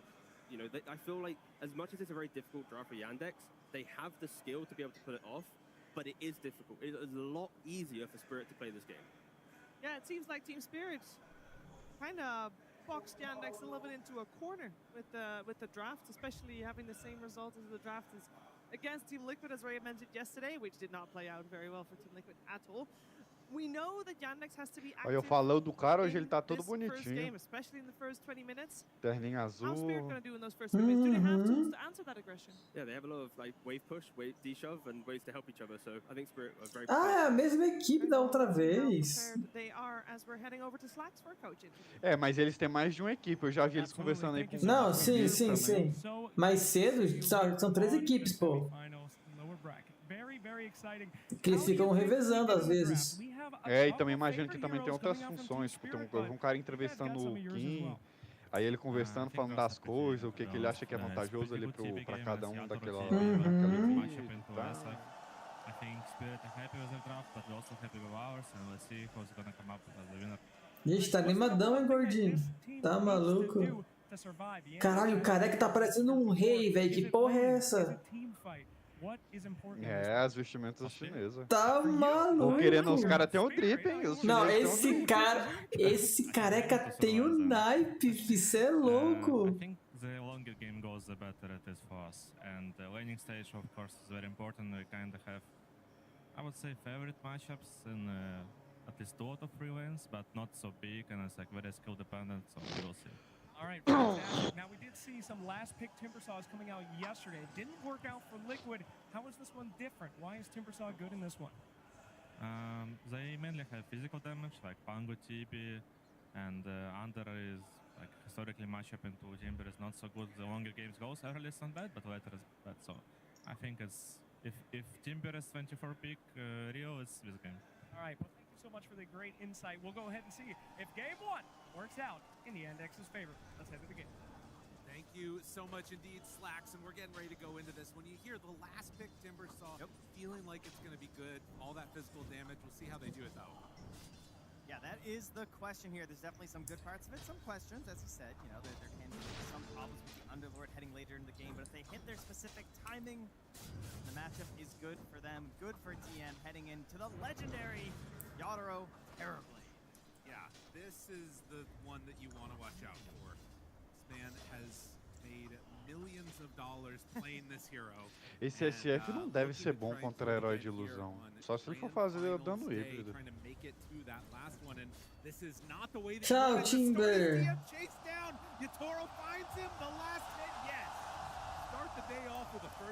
Level 1, mano. O cara não usou nem meta, o cara não upou nem meta e já deu um first kill. Exactly what you want to see with this Winter Wyvern. I mean, coming into today, I feel like this was the #1 hero that everyone is looking at. Just with the way the bans are working out, we've got so many problematic heroes. O Ember tá chocando. O Ember tá. Perdeu uns LH muito simples aí. And manages to slip through. And again, TM right back into the lane, right back to getting pulled. Tchau, Timber. Tá porra. É, meu filho, a meta level 2 é duro. Porra! E ainda tem a merda de um Inter pra ficar de Inter arrombado? pra ficar deixando o cara full life, velho. Puta que Essa lane é boa, pariu, viu? Essa véi. lane é boa. Mano, vai se fuder. E o Timber se lascou, né? Que ele tem um P4, o P4 dele é um Nature. Nature não faz nada, pô. Timbersaw traditionally a counter to the Terrorblade, but as you can see, if you can get off to an early start, and particularly having like this Nature's Prophet as a support, not providing a ton at the early stages from Soxa to try and mess with the TV as Verona gets brought down bottom. Aê, cameraman, boa. Really not where Soxa truly shines as a player. These first couple minutes in his own lane, not where he's a beast. Going anywhere else on the map, that's where you've seen this guy dominate all of these games on Nature's Prophet or Bounty Hunter, anyone who can sneak in behind, but losing them on down bottom, trying to get a little pressure. All the way out, but yeah, Mallory's going in, not me. Oh no, he messed up. Oh, managed to pop the Starstorm before he came out of the Shadow Realm, so no damage dealt there. A rare flub. Skin bonita pra esse efeito da Willow. Das florzinhas. É, bonitinho mesmo, é diferente. Uhum. Agora jogar contra Bango Mid, que chato, velho. Esse escudo velho dele. Olha o escudo, é essa bosta aí, ó. Que dá um slow do caramba. Muito. That's going to be what we're watching for. Obviously, on the other side for Team Spirit, you've got a lot of potential heroes, but more hits onto Watson, caught in the pit of malice, and this Underlord, which has been a menace in the mid game with an axe build, is also getting some cover too. Yatoro chases down Soxa, leaving the creep wave since Esse Nature vai virar apenas um... Ah, não quiseram ir atrás É dele. muito MS. Ele tem bota já, ó. Não quiseram ir atrás dele. Não vale a pena. Ele tem Ia perder bota, o muito TB XP. não tem bota. Ele deve ter ido Falcon Blade esse TB. Deixa eu ver, consigo ver. Deixa eu ver. Ele clicando no meio do vídeo da live. Antigamente tinha como. Tinha não sei se tem como na Twitch. Deixa eu ver aqui na Twitch. That seems pretty likely, and then as the tournament's gone on, maybe you might have questioned those. In group stage, didn't work out that way. I know Twitch I tinha um got those aplicativo wrong, que você conseguia ver. but here they are on the final É, o game. Dota não sei o que ajudava. Loss of vision as they're gonna, again, Mas era... collapse. They bring in Soxa. That is the rotation. Soxa in his lane bad, other lanes great. Aqui foi o uso. Aqui teve impacto, Natures. O Natures ele tem que deixar o time sozinho na lane. Ele não vai fazer nada na lane do time. Não tem sinergia nenhuma. In those final two games versus the Boom Boys, the momentum was unbelievable, and I'd say coming to this laning stage, they even carried that in here a little bit with how. Isso, Willow, dá bom dia aí. But they essentially got on the Boom Boys. Ela não tem TP? Never left. They stole so many stacks. They got so much gold. Ah, o Willow não tem TP? Ela foi roubar runa sem TP?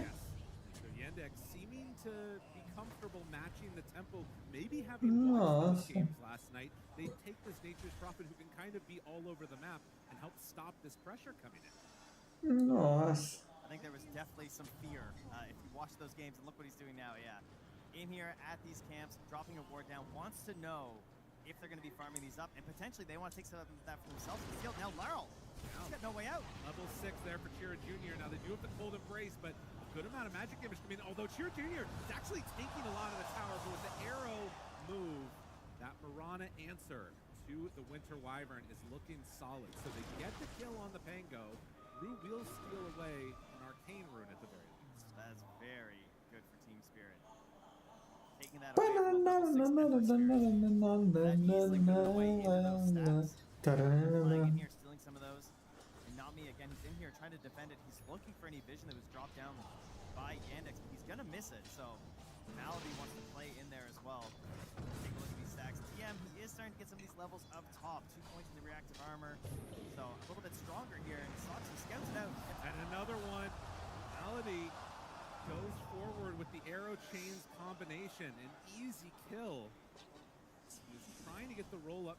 Caralho, jogar Dota em 4K é bonito. Making the move over. Soxa is there. They're bringing Terrorblade Pop Metamorphosis, turn on to DM, now turn towards Soxa. They're in trouble. They're going to lose the Nature's Prophet. DM not able to take that one away, so it is going to be double Shrines of Wisdom going their direction. Rogue continues to hit. DM chasing. They're actually going to Fiend's Gate into this one. Well, Rue dies to Chira Jr. DM manages to TP out. Caralho, que suruba da porra, velho. Ó, 6 minutos, a suruba agora é cabulosa. Nossa. Todo mundo pegando em vocês, tentando vir um para do outro. Okay, collapse. I mean, I guess that this is just going to be a full commit for the tower, and collapse is going to back away Malady. Pegou. Não, tudo bem. Pegou. But yeah, that TP rotation from NP not doing much there. It's really hard to force the tower down against an Underlord. Certainly one of the strengths of this hero, so you really need the kill if that play is going to work out. Now, sitting mid Laurel, much healthier on the resources right now. Has the Rolling Thunder ready to go. So if they want to try and gank him again, they have to be very cautious that they hit this connection of the arrow. Otherwise, he's very good at turning around and play. Yes. See here as well, 6 to 4, 2,000 gold lead. It's kind of mirroring what you were talking about last night, where Spirit were trying to bully GPK. It feels like there's been a lot of emphasis on trying to shut down Laurel, as the Pango is going to be the main hero trying to set the tempo. Yeah, 100%. And then when you pick this Timbersaw in the offlane as well, you want a lot of control to pair up with it. So giving your Ember a good game so that he can rotate in towards his Timbersaw, that's going to put a lot more fear in their hearts when it comes to DM. Likely we're going to be seeing a retreat back to the jungle for Yatoro. And Spirit Vessel online. Putting in the arrow combo, able to get away from that one. And so the TP out will be successful. I mean, the big difference we're seeing compared to last night and why Team Spirit were able to run over Blue Boys is the supports as well. They got so much space yesterday. Cores were heading to the jungle. They got really fast. Esse TV daqui a pouco vai começar a mamar pra esse Shrines of time. Wisdom, and yet their supports are 5.5 and 4.5 right now. So Team Spirit are not off to this Quem colocou o suporte da Spirit se deu bem, viu? Rolling through the trees, Laurel heads back the other direction, finds Soxa, hits on the Chira Jr. Not he is going to lay the brambles out. They have enough to take down this Ember. It feels unlikely. Collapse is going to focus Soxa, find him there. Chira Jr. still being chased. Good hits out. But as he remnants away, looks like Spirit are going to give up on that chase. Defend the tower, find a support, couldn't get the Ember. Kind of just a ticking time bomb then on your Timbersaw, right? Like wondering, when does he need to join into these engagements? When do they want to actually link in towards him? Because so far, no damage on that top tower. Knocking that down would feel pretty good right now if you were Yandex. Kim here is more focused on trying to get into these items and farm up these camps as opposed to really pressuring the tower, which granted, it would be a little bit tough. But when you can be this free in a Terrorblade game against the Timbersaw, not really that much energy brought his direction.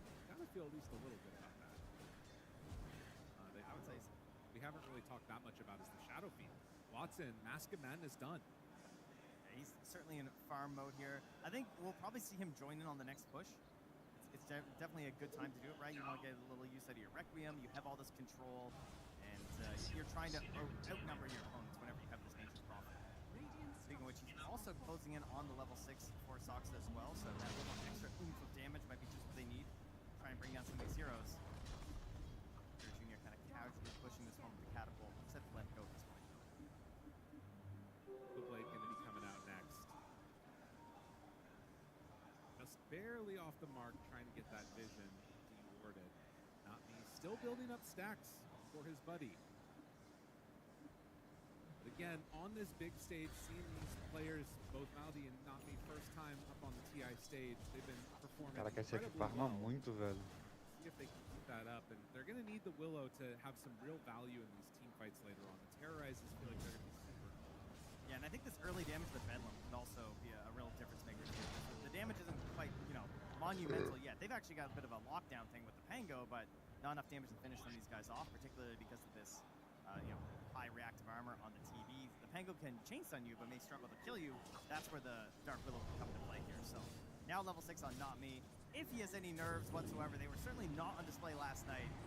Now, Gets caught here, though. Stunned again. And drops it down. Terrorize. Pump faking it. Wants to throw it. Not going to happen. Shira Jr. runs and remnants right on out of there. Yeah, and no terrorize means there's no chance to link up there with the Pit of Malice when Collapse comes in. So a bit of a wasted rotation again for him as his tower is tanking a wave right now. He's going to miss out on quite a bit of gold next week because of this. Super annoying. And that mid tower, I mean, it's still not quite dead, but it's pretty damn close. Yeah, it's going down now. Wyvern, what can you do? I mean, there's really not much. So they do eventually get it. Shira Jr. takes the tower, has this amp damage bottled up with the Spirit Vessel done. This feels like it could be time to play. But finding the Timber Saw, and now the Bedlam, like you talk about, just eating through that HP pool. He's gone. Yeah, not me. Knew the mission. Took a while to get 6, a little longer than he would have wanted, but immediately achieved what he needed.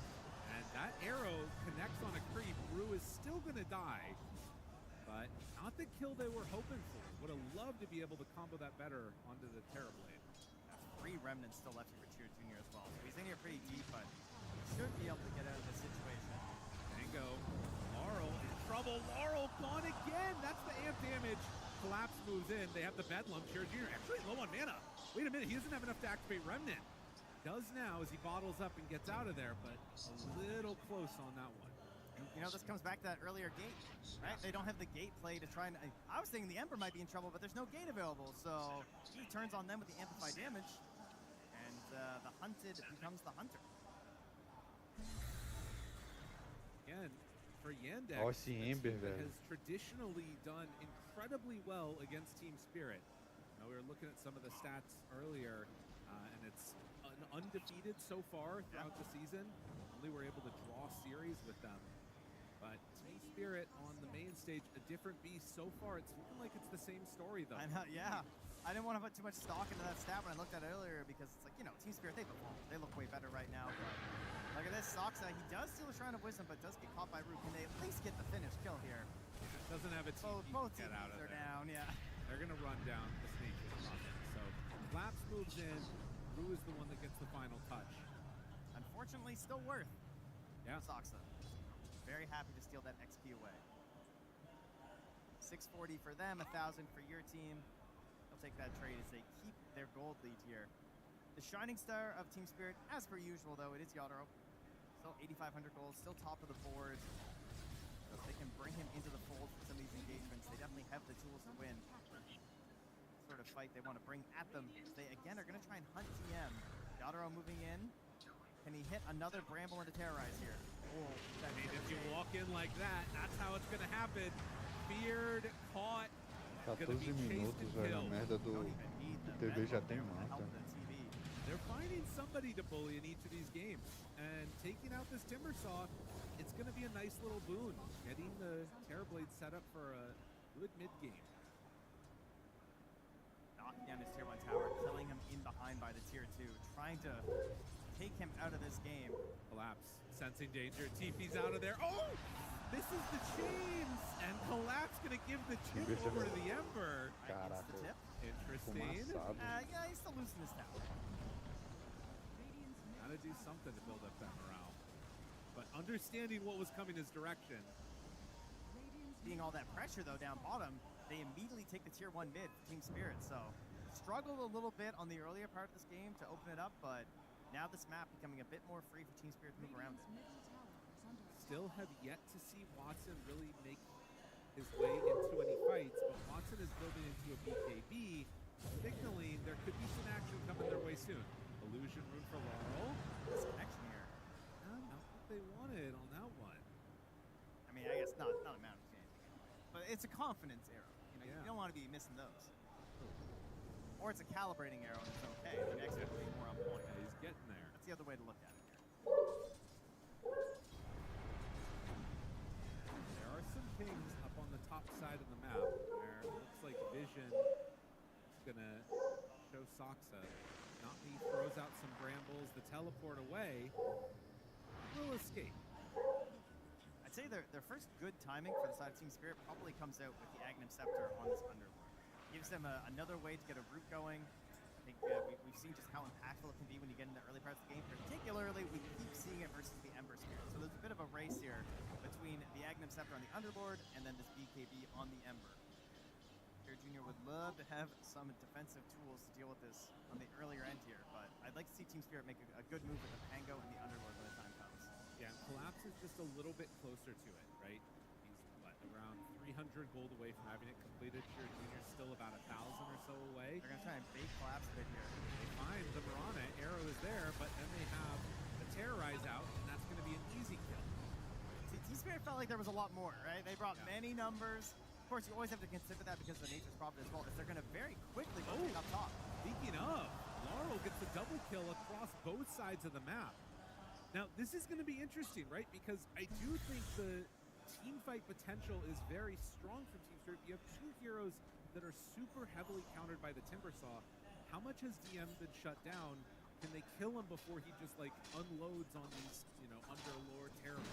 Yeah, he's kind of got this like middle of the road item in the Kayan Sage. It's a bit defensive, it's a bit aggressive, and trying to get into the more secure item of the BKB. So I think when you see this instant smoke immediately after from Team Spirit, it's certainly showing like, hey, we want to keep pressuring this guy. They love living in this area. Like Yadro is farming their ancients constantly. Speaking of which, they find him there. The root, a follow-up, it's in trouble. No BKB for you, and it didn't matter. They got the Requiem. But now TM. Toro gonna hit onto Soxa, who TP'd in behind them. And no chance for a fight at all. Yandex need to get out of there. Underlord X is just too strong. This part of the game. Very strong indeed. Arrow connected on the back lines. Laurel just walked that one off. And as the BKB comes out from the Shadow Fiend, it's just, again, a couple of seconds too late as Spirit hit their timing perfectly. Axe was ready, you go. Yeah, it could not have been better there. I mean, it pairs so nicely with the Pangolier because this hero struggles a little bit before the Blink Dagger in terms of being a Spirit-esque hero, as we say. A hero that's very good at starting fights. Before the Blink, it's just not quite to that same level. Oftentimes the roll can feel a bit clumsy, so you have this Aghanim Scepter from the Underlord as a bit of a backup, you have the Brambles, you have the Terrorize. Suddenly it just becomes a 3-layered cake of perfection. A little hungry. I hear you. Sounds good. Early in the morning. But yeah, I think it's interesting to watch this one, right? Because, again, you look at this lineup. Down bottom, found by not me. Oh. They cooking something here? There's no gate for 20. Yeah. No, it's all right.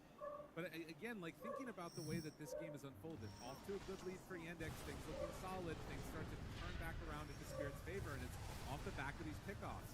Now Watson moves in, he's going to turn and actually pop the Mask of Madness to try and do some damage there, but needs to get out because Toro is here as well. They find the pit, there's the BKB, the walk away, the Terrorize connects now onto this Mirana.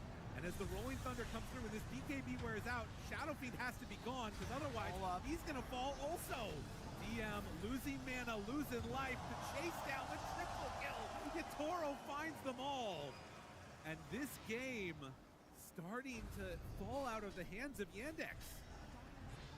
More of a classic Team Spirit this morning compared to last night. Last night was full-on aggression, very much not what we've seen often in this tournament for really any team.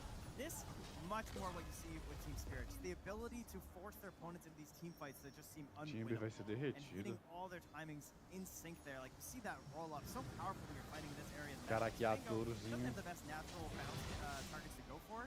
Right. So he just pops it, they get the chain stun on the Timbersaw. And what does Shadow Fiend have to do with his first BKB? He just walks away the entire time. No opportunity to stand tall with this item. The disastrous time in the early game as they are Moonlight Shadowing. They need this kill. That's a level 17 terribly. You gotta take this guy down. This would be a really big win, and it's just they're not willing to go. O cara já for tá it. indo It's SCAD, a velho. little bit off. He's on a ward right now. They still can't get him. I mean, yeah, back there. it's crazy. Os caras aproveitou. Caraca, bem jogado. Os caras aproveitou uma meta. Ganhou a TF, levou uma torre e ainda fez charge. He has no backup. They're coming in now, but the root lands. Follow-up root is there, and now the Bedlam. No Terrorize means no chance to fully kill him. Will gets the Essence Distiller. But yeah, that hesitancy. Like, if you've got two cores up, and now instead, it's going to be Soxa that goes down. This ain't Bounty Hunter. It's 1 and crazy. 7. I mean, they're willing to just rip the Underlord ulti for a kill on the Nature's Prophet. Like, they feel that is worth it because of how much space it's going to give them on the map right now. Instantly smoke. Again, how many times have they smoked up this staircase this game? They just keep playing around it.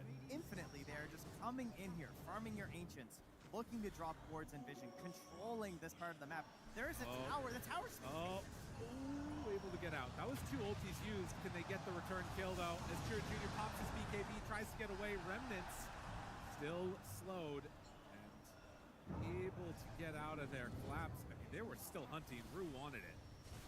It's just ridiculous. Like, while they were doing that chase in the mid lane, there was a catapult wave hitting the top tower.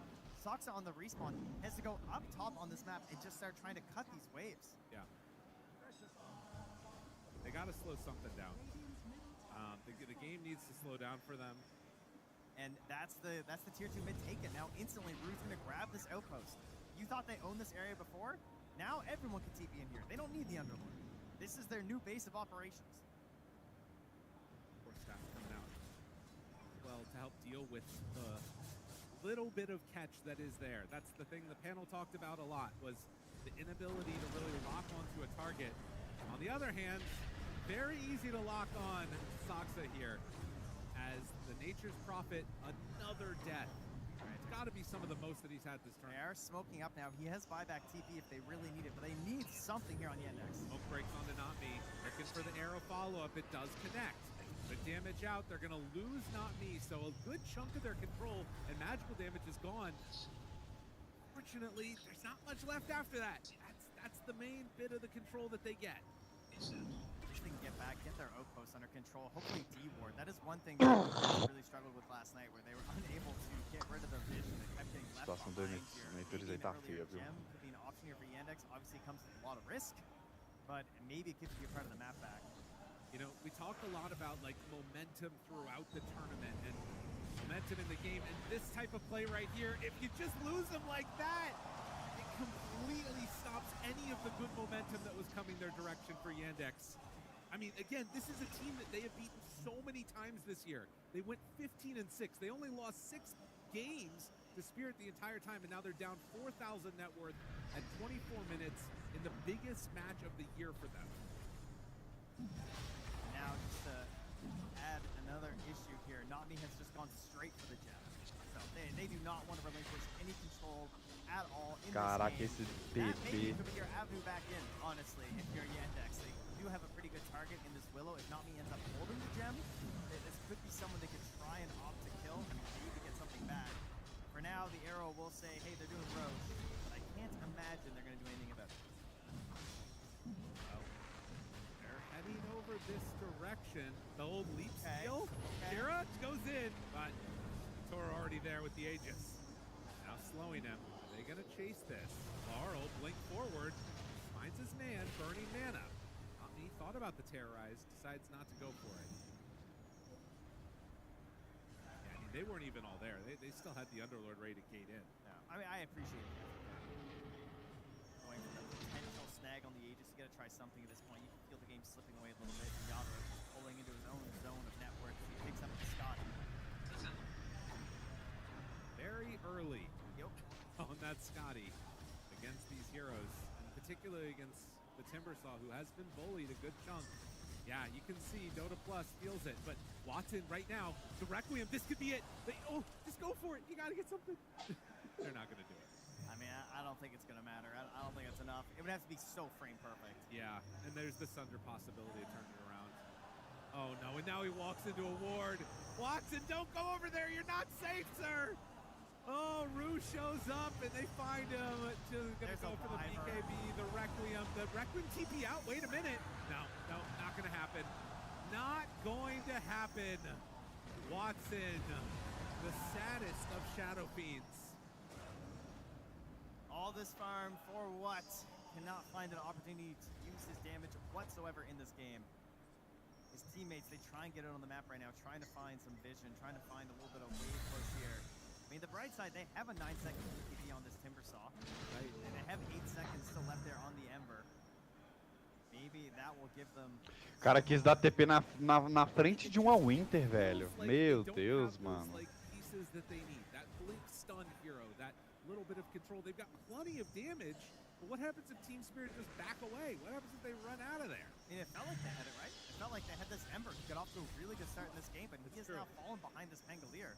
Yeah. They weren't able to link up. They weren't able to keep forcing things on the other side of the map. I wouldn't say they had many opportunities. Like, TM kind of got off to a decent start, even after the shenanigans the first couple of waves. But they didn't create any linkages. They didn't knock down that top tower super early. Team Spirit were just very good at keeping the pressure up on that top half of the map. Speaking of keeping the pressure up, this has been a tournament that has had a lot of super late game Dota. But over the past couple of days, it appears Team Spirit have found avenues to try and end games. Are they going to do the same thing here right now? Look what Collapse is doing too. He's shepherding the wave. Yeah. He was just walking alongside it. He got up there to just kill some treants.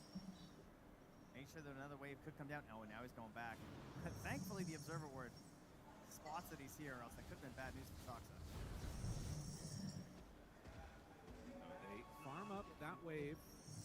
Still have another 2 minutes left on Aegis. Metamorphosis a little bit longer going to be around. But no. They're instead going to go over here, secure the shrine. And listen, for everybody out there, he swaps in the dust. Look at that, carries. That's what you want to see. Just in case.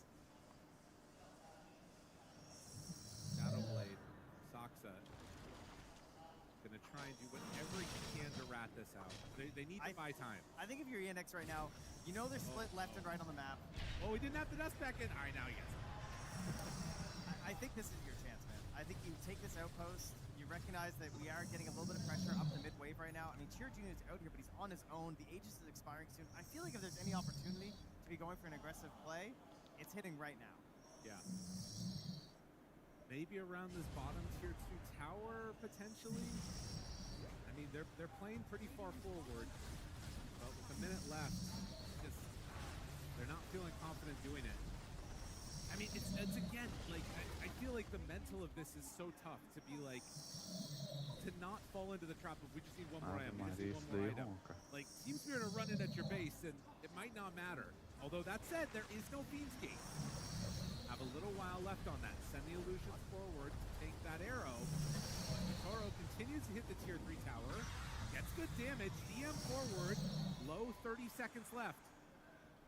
Gotta do something here. Gotta find a way to punish this. Too difficult. Hey, this is not the time. If not now, then when? Let's try and figure that out here.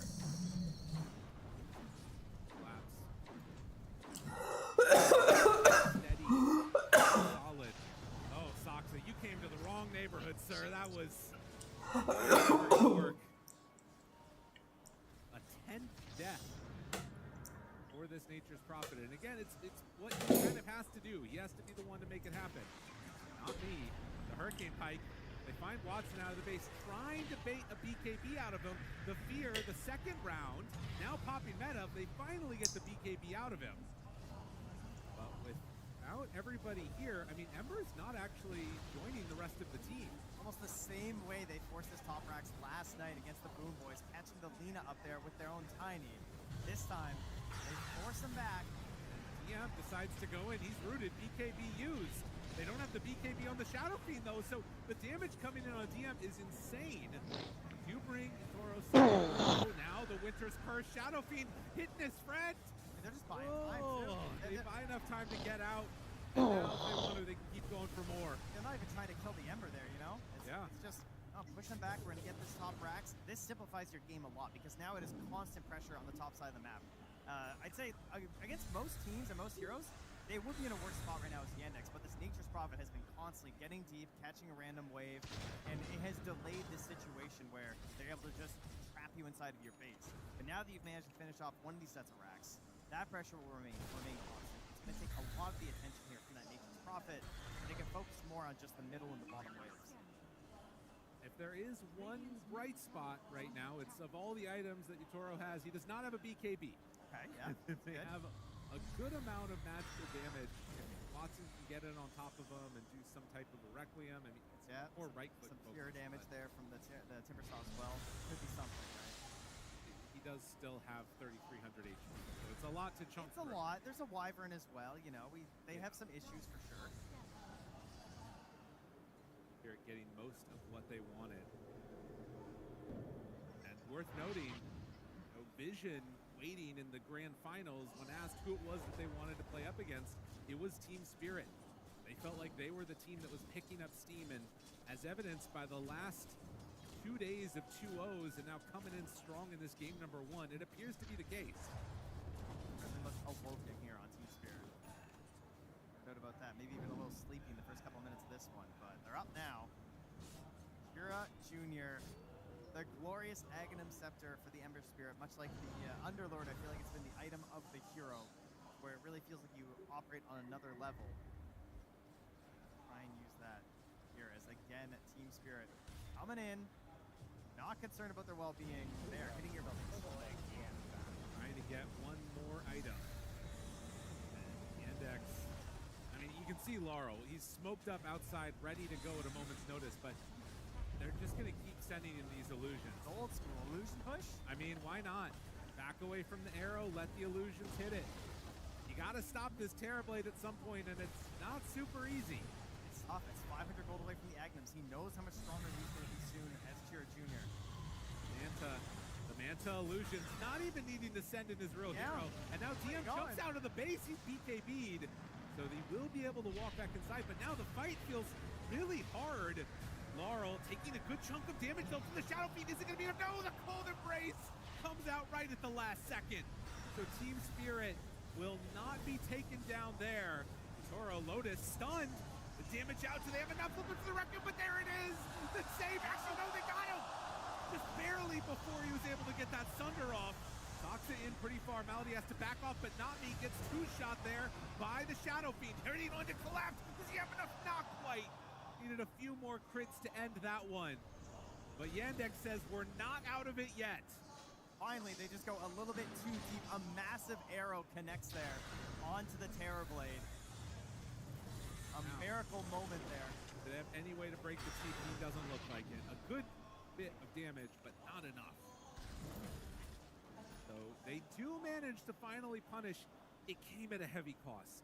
Another tier 3 tower down. But they did get a lot of gold on their cores, a lot of experience. I mean, Team Spirit were looking to put the final nail in the coffin of this game, though. They were saying that if we can clean up this Rax, if we get out of here just throwing out a Pango roll and backing it up, how are they ever going to come back? So, Yandex, maybe all this patience has finally paid off. They found a big win here. The Aegis, it's a bit of a later spawn. It's back up in another 50 seconds. So, unfortunately for them, Yadro will be back in the game. They don't get this one for free. Yeah, but they have a way to play for it at the very least. And you also just now completed the MKV. So while the butterfly was done, you didn't get a ton of value out of that on Toro. And there's ways here that this could potentially turn around. It's only a 4K gold lead. The sort of creep advantage of having a lane of Rax is going to be hurtful, but we'll see. Yeah. They also did finish the heart onto TM, so it's been one of the items of the tournament pretty much for every offlaner. Going to give him a better chance at staying alive in these fights and trying to outlast the healing essentially the Wyvern, as well as these terrorizes and just constant roots and delays of the engagement that come out from this Dark Willow. He can just find his own way out and then back into the fight. Could be huge for him. That Spellslinger neutral item as well, paired up with the heart. I feel like it gives you a little bit of a chance to just keep going to Timber. But he is into the next tier, so might find something a little stronger. Honestly, not much. No, I mean, Watson did have a Rattle Cage, actually, as an option. Decided to go for this Bobble instead. Maybe thinking about the later stages. Honestly, he doesn't have a ton of magic damage, but it's fine. I mean, 100% attack speed slow could be huge for DM if he gets it on the right target with that Rattle Cage. So. He throws out an arrow, going to land onto Roche out of the pit. Ember, remnants around, gets Laurel caught there for a moment. It's the roll-up. Not Hello. Going right on into the pit here. Damage out from TM, hanging onto his BKB, pops it now. Great day. Blade hits into him. TM needs to back out of this O one. Inter entregou a paçoca, velho. Os caras iam tomar 2 mega, o Inter foi lá e entregou a paçoca, não pulou o TB. Does have buyback. Que time? Aí é o Yandex. Spirit e Yandex, Spirit entregou a paçoca. TB grandão, enorme, batendo, acabando com o jogo. O Inter ultou e não curou ele. Mentira. E aí ele morreu sem ultar. O TB.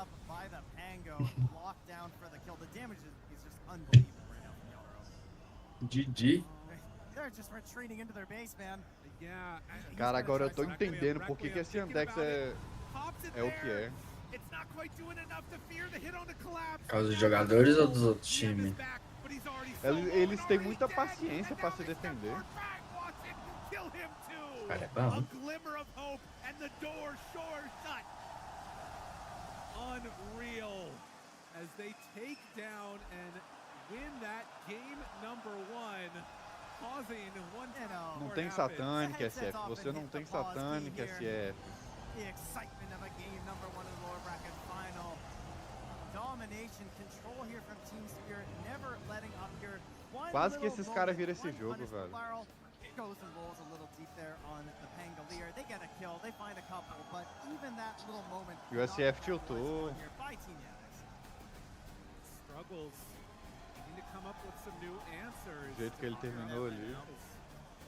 They need to do, but game number 1. Os caras até tentou, mano. Feeling like it could be a lot more today. Por isso que eu não gosto de jogar de SF. SF contra o Terrorblade, é? E ele fez dano físico. O foco dele não era matar ele, ó. Nesse tipo de gameplay aqui, o foco dele era matar todo mundo aqui, menos o TB. Quem tinha que lidar com o TB era o Ember e o Timber. Mas é aquele negócio, né? Os caras acham que Não, você não tá entendendo. 1 minuto de jogo. A primeira habilidade que o TB upou foi o clone. Nível 1, ele upou o clone, ele não upou o meta e ele soldou o Timber. Meu Deus. Ó, e a torre 16/1. Ó, o problema de colocar core da Spirit é o off deles, mas os caras estão indo bem. Tem uma culpa desse Rui aí. É do... Não, ele moscou ali no final. Por causa dele, os caras perderam uma TF, mas ainda foi muito bem no game. Foi 2-0 ou 1-0? Tá, foi o primeiro jogo. Nossa, que sono, Marcelo. Ó, tu não vê o Toth aí, escutou o ronco dos Toth aí. Ele trabalhou, né, velho? Coitado, ele trabalhou, pô. He started like missing some spells, like he wasn't getting the slight chains on the Underlord TP, getting tipped as well. Like, it just felt like not everyone on Yandex was performing at like 110% is what you needed for this draft to work. Like you cannot Outro just problema like também foi esse Natris, os caras quis meter Natris truly play first your best. pick. It's a very difficult draft to win with. Só que eles não tancou o TB. Tempo required to just pretty much get it online. E aí os caras aqui que eles pegou pra lidar com o TB, Yeah, I think it SF. didn't Esse pick de SF foi go muito... so well Ah, for não. key heroes. O pick de SF não Like, foi em for cima do example, TB. O DM pick dying em cima top do on TB foi o Timbersaw Timber. and then having the E tomou TP um out pau na multiple times lane. back to the fountain. It meant that Yotoro had Timber such a só good contra o TB é uma start resposta boa, viu? that É he maravilhosa. was required to then go and Não contest foi the Wisdom Rune at minute Porque não 7. teve At sinergia minute de lane. 7, Na lane era Spirit got Timber both, e Natris because Yotoro P4. was able to go and Natris even só when they break não fez nada na lane. Não tinha nem como, não tinha nem o que fazer. I like that we had the audio for that. I mean, I guess we found out why the game was paused. Yeah, but He was trying to unpause. Yeah, he was hoping. Yeah, they got such a good advantage from that even single maneuver, right, to just bring them back because Chiro Jr. and Malady were playing really nicely with the Ember Spirit Marana combo, but Team Spirit were able to eke out a lot of the little advantages that just kept them afloat. Yeah, it was a tough game for Yandex and Team Spirit in classical Team Spirit TI form with Yotoro on his Terrorblade. I think when that hero came out on the side of Team Spirit, it was their 4th pick, and they picked it in a very strategic position where they could also still ban out 2 offlaners that they didn't want to face on that lane. It just gave Yotoro all the freedom that he needed, and I think even just the symbolism of him playing that hero, T-Guff, it just gives the whole teams like, you know what, we're chilling. We got Yatoro on TB. Yeah, it's like you see Toro on TB, you see a TB game where you don't even need to buy a BKB. That alone is incredible. And like at 22 minutes, right? He has 16,000 net worth. The second place player on his team had like 8.8k, 8.7k or something. Like the whole game was Yatoro doesn't have anything up getting thrown at him. He can farm freely. He can do what he wants. He's 9-0-1 from lane and early map move. Like it is just complete freedom. And that is where for Yandex, like coming into this series, after having Spirit's number the entire season, that they 32 clearly beat minutos them também, o cara já tava many full times build, quer before. fazer o quê? And they Vai probably fazer o killed quê? Yatoro in all those games. They probably shut down the map. They chased him Tomara in the que jungle. But in essa this game, they just watched que him. They esse just let him do pessoal his aí thing. There ganhe was like there was no emphasis on Yatoro this game. There da was Spirit. not, and we talked on the panel already about how we wanted to see an active, good first 20 minutes, 32 especially from minutos, Team o cara já tá Yandex. full build. And we got a little bit of back and forth, but there was one fight in particular that might highlight De exactly what happened Terrorblade. as we head over to Purge. Thank you, Shiver. And there was a lot that Aqui ele led já tava up to it, to be pensando que honest, item because que the ele ia lanes went fazer better pra for Spirit tirar a than we bota. expected. And the name of the game, really, for Spirit on a lot of their abilities. Nossa, Marcelo, eu queria pegar esse Recifes aqui também, viu? To the right, trying to bait the Shadow Fiend Mapa getting closer, azul. and then he uses his Pit of Malice. 2017. Then we have a second route from the Dark Willow, and they finally get another Firestorm. Eu acho que tu ainda fica com uns 90%, sabia? Muita pouca gente. Você vai ver. Catch up in net worth. But the one person on Yandex that did really well was Shiro Jr. here.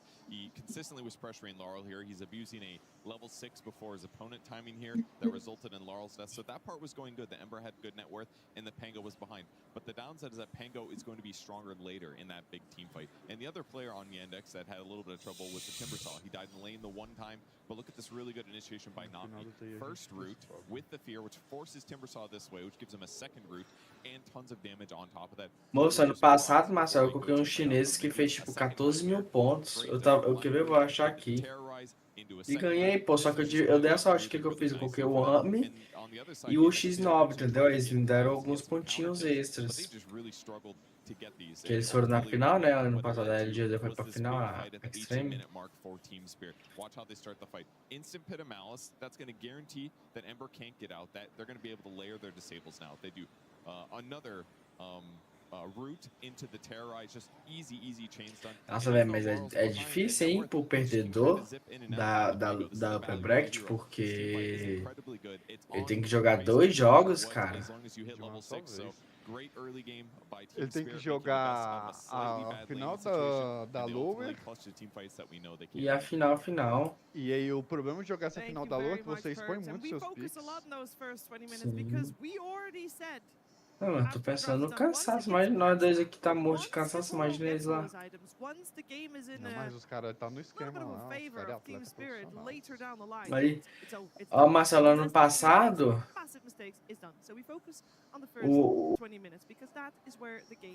aí,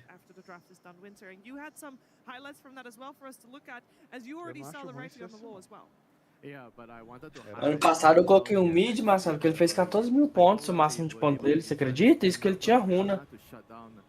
Os caras foram embora. Meu mid só fez isso. Roshan, ele... Então, tipo, o que eu tô querendo te falar?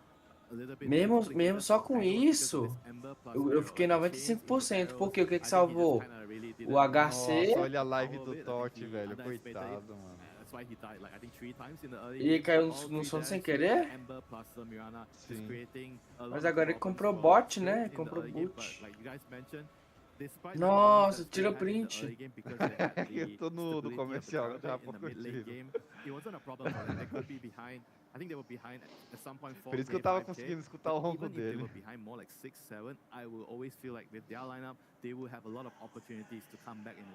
But you can see from those clips, right, the net worth, Terrorblade was always on top. And like with the 4,000 gold lead, with killing off the Pangler in the mid lane, like if they could have found a different offlaner that stepped into the lane, that shoved maybe trabalhando, coitado. 2,000 gold, the game would have been completely different. I think that the slight fact that the offlane wasn't able to put Yatoro into the jungle earlier was the reason why Yandex couldn't snowball this game more. And it's difficult. In that position, DM's hero pool, Basement was banned, the Tide was banned, the Darkseid was banned. You're probably not going to try and pick up a Brewmaster at this point. The Underlord got stolen. Like, there wasn't really many options to stop Terrorblade just Olha aí, ó, Marcelo, manda lá no geral, ó. It was a very good Terrorblade game, very good Terrorblade Nothing pick. to say. And there's one more fight we'd like to show you guys, Rhea, as you have something to tell us? Pois é, era pra esse cara ir destruir. Olha o tanto que ele destruiu. Fez 14 mil pontos só. Não, e olha meu suporte aí. Esse X-Skin aí, ele é suporte no jogo no time da Extreme, não fez porra nenhuma também. Não, mas é porcentagem, Lucas. Olha as porcentagens do seu core e as porcentagens do seu mid. Sim. Aí meu mid, você viu que meu mid ficou com 2-0? E a runa dele só 3 mil, velho. A maior porcentagem dele ele teve com 0. Finalização do AMI, 16 mil.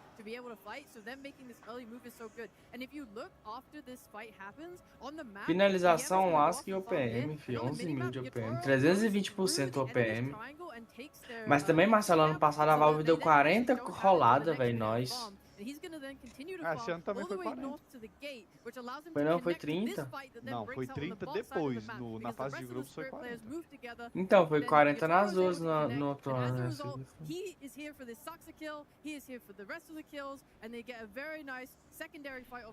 O Spirit tomou 2-1 da Vision, né?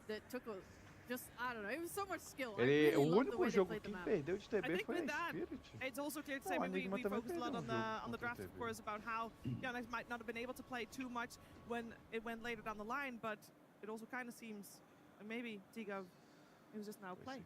Yeah, no, yeah, fundamentally, yes. This game one was Spirit just being the better team. Like, they knew what they wanted to do, they knew the timings, they were very clean on them, and I think for Yandex, they want to try and, step up for that. Yeah, see, speaking of timings, there's one in particular timing that you wanted to focus up a little bit on, and it's a minute 20 timing, and you talk all about objectives. There's one objective, spawns at minute 20, and then every 10 minutes after that, aqui os caras trollou, né, meter o Og. Die. Yeah, you have to be there at the right place at the right time. Os caras The perdeu clip pro just time, showed né, Spirit Garcia? then kind of moved into the Tormentor. O problema and the top three desse teams left terceiro at jogo the aqui foi esse international. off, né? I have Tide to off, não wonder, fez is the nada. Tormentor worth it? Because Spirit, in the 21 games they've played, This is such a massive difference. Sorry for interrupting. that's perfectly fine. These stats are before the Spirit series yesterday, by the way, just to be aware. Meteu 2-0 But nessa anyway, so it was 21 Boys. games, 24 Tormentors. They take 1.14 average Os per caras game. meteu o You look towards Vision Lanaya, and Yandex, they ignore primeiro HC Tormentor deles, Lanaya, and/or e o it gets segundo stolen away Juggernaut. Aqui from a them Boomboys, quite heavily. aqui a Boomboys tá So no I feel esquema like de at least with aposta. Vision and Yandex, I've seen so many games Falei, where ué. 4 or 5 heroes next to the Mas ela não foi Tormentor, expulsa, and they não. just walk away from it. They don't Olha o care. 3-2-2. So I just feel like today will be a big day of Dota,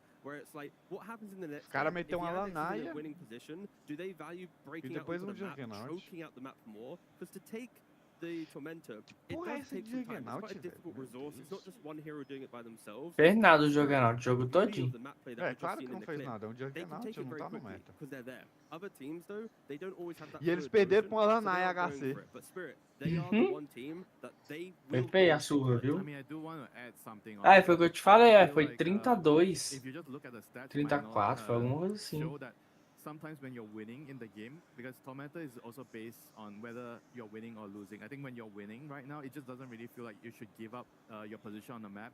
Like what Alex also brought up, like you want to farm the enemy jungle. You want to be in their jungle, you want to farm their triangle, and moving from the enemy triangle to the Tormentor is just like so far away. Like why would you want to do that when you are in a dominant position? So I feel like Dota now has changed Olha so os much. I heróis think mais maybe a picados couple of months ago, do you never time. hear people say Qual que é that. o You always primeiro? say Bora ver se você descobre. Tormentor is just way too good. It gives you way too much gold. It's just easier to take. You can take it with 3 people. But right now, things have changed. Deixa eu And pensar. it's also nice, like with the Yandex game, where they ignored it. It's like their heroes that needed shards, or they were kind of bad shards. So like, Eu what's the acho. point of taking it? We'd rather like choke out the jungle and continue doing these other things. Maybe power of taking it is also to take it away from a team that does need it.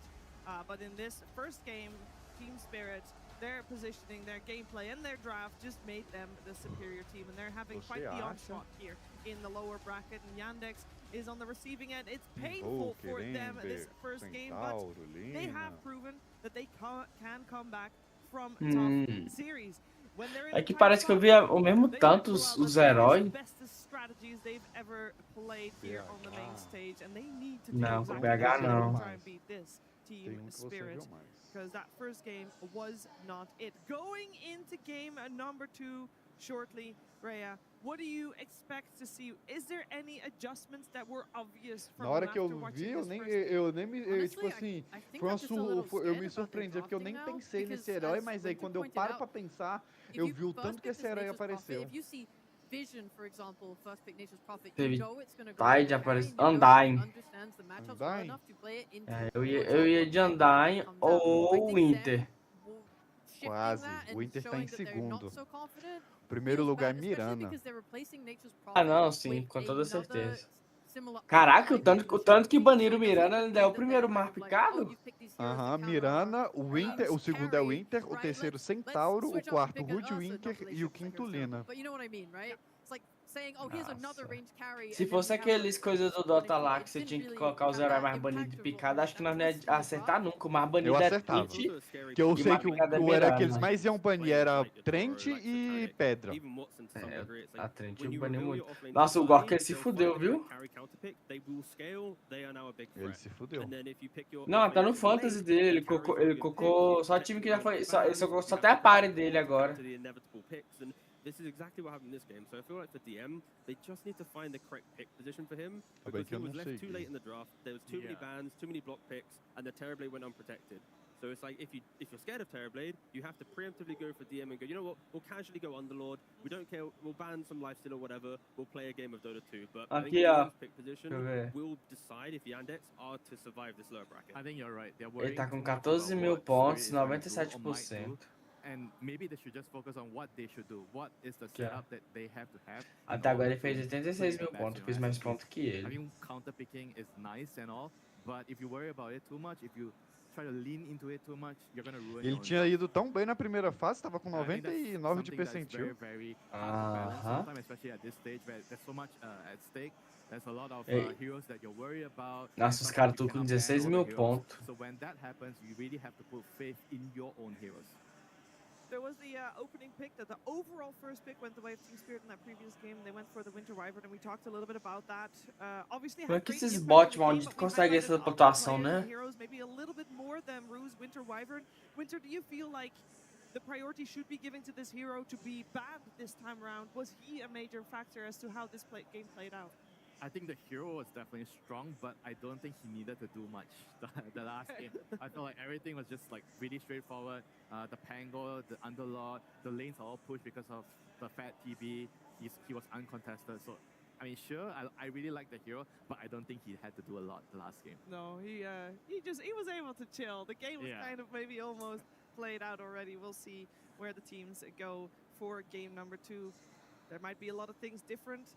A lot of lessons learned from that one game. Of course, while the game was played out, we also had the coaches watching the game. They could already preemptively strategize how they're going to adapt going into the next one. Let's see what storm they have cooked up.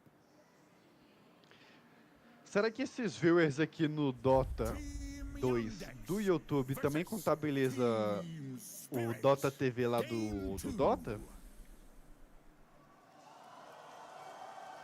Não. Porque também deve ter muita gente que tá assistindo lá dentro do Dota, né? A maioria. So we swapped that around. We also swapped the pick order. We have Yandex with the overall first pick. E quem você acha que ganhou? Acho que a Spirit ganha. Cara, não gosto de subestimar esse Yandex. Me lasquei muito subestimando.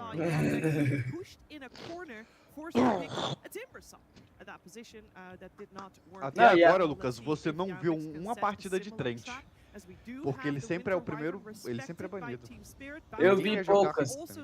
Eu vi pouca Trent. Poucas. Você só viu na fase de grupos. Aham, acho que no TI mesmo não vi, não. Sempre tá banido, sempre. Caraca, velho, os caras acabou, hein? O pessoal que fazia live antigamente de Dota. Eu queria saber pra onde... Cadê o Raio, velho? O Raio, ele colocou que ele tava em algum lugar, mas eu cacei não achei de jeito nenhum. Ah, o Raio é esquisitão, né? Mas coisa de ele não faz. Eu sei que o único que ainda faz live é o K13. O K13 ainda é vivo. Acho que ele pegou tipo uma folga, sei lá. Ó, na Twitch, o Dota 2 TI tá com 80 mil. No YouTube, ele está com bem mais. Acho, nossa, cara, a Twitch perdeu muito. Eu lembro que da última vez na Twitch foi...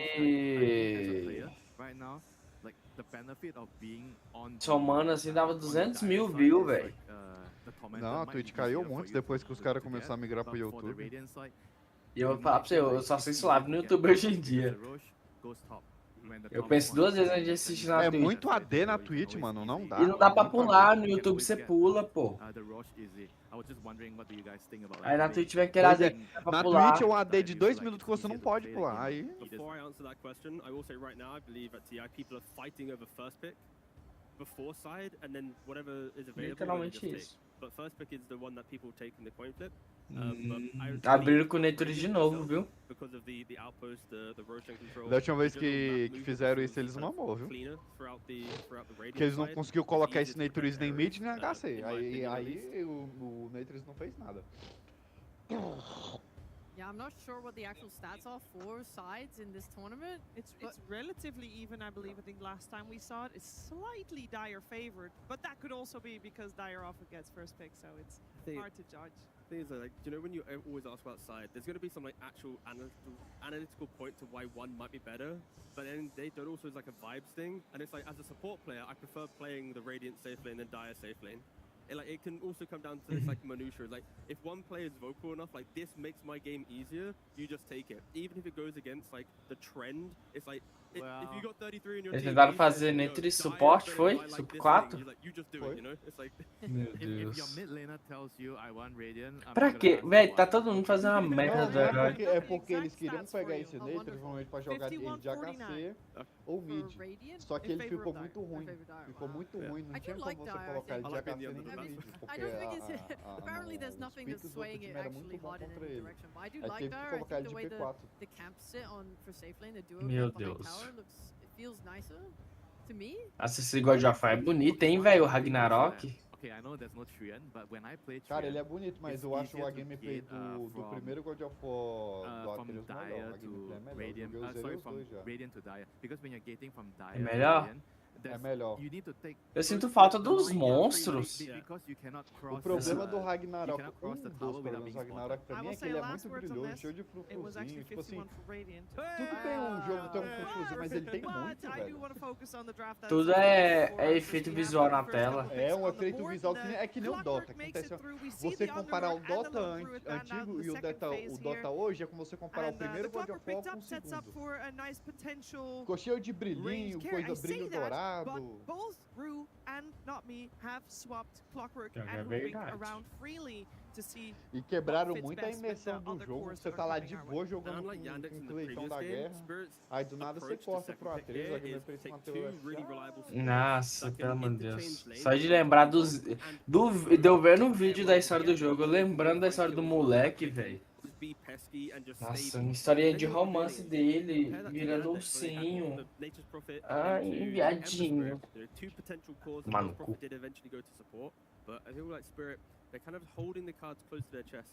And now Yandex has to decide what they reveal. I think they should pick their mid hero somehow. Okay, but they're picking. Ixi, offlane. Clock Hood Wink. Something that T you mentioned that they should Aí, ó, try baniram to os heróis da Yandex tudo, ó, tá Yandex vendo? hero early, because every time É isso que o meu time devia ter feito, é isso que a Liquid devia ter feito, é isso que a Enigma devia ter feito.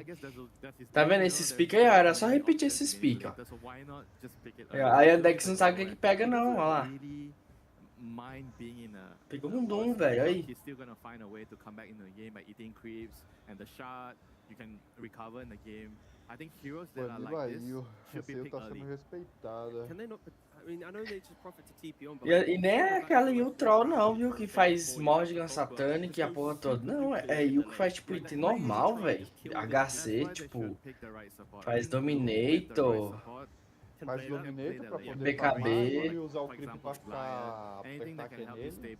Aí faz uma Mjolnir pra dar ataque free. Pelo que eu entendi, é que ela tá bugando o farm muito rápido.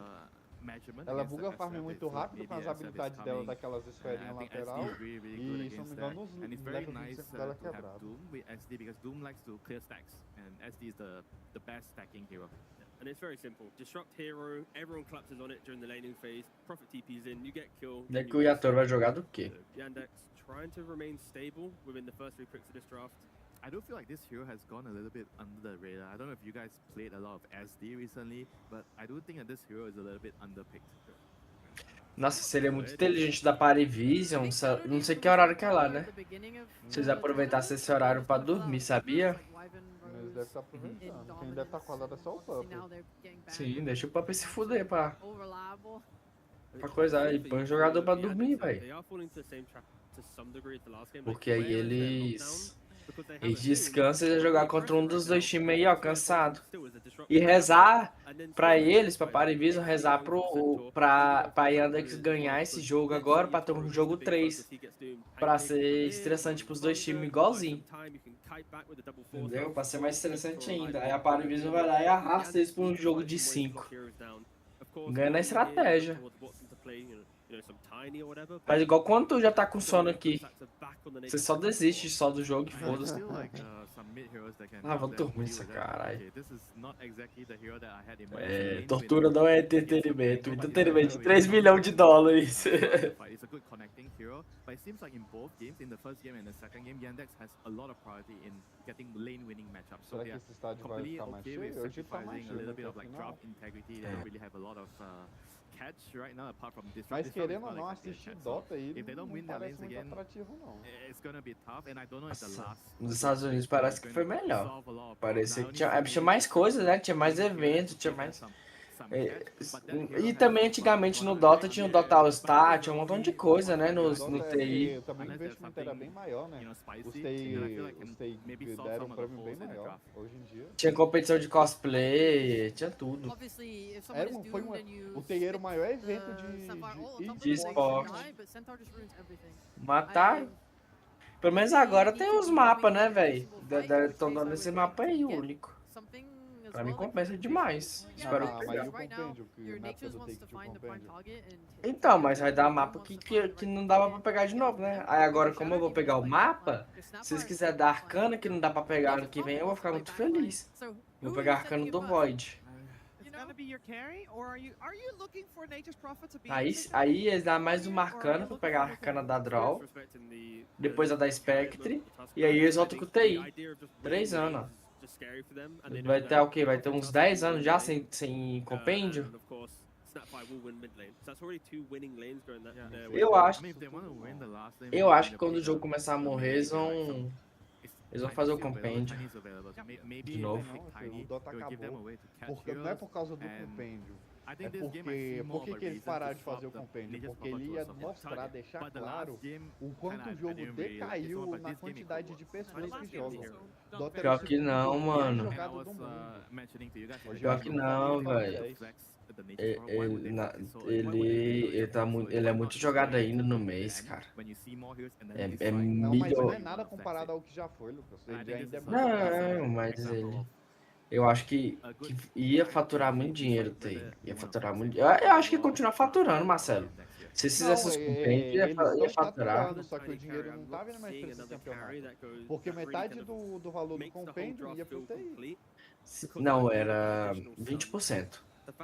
Do que arrecadava no Battle Pass, no passe de batalha, ia pra premiação do TI.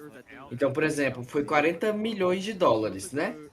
Foi 40 milhões, 40 milhões é 20% do que eles arrecadaram. Se eu não me engano, era 200 milhões, era 100 milhões, alguma coisa, nem lembro mais como que é.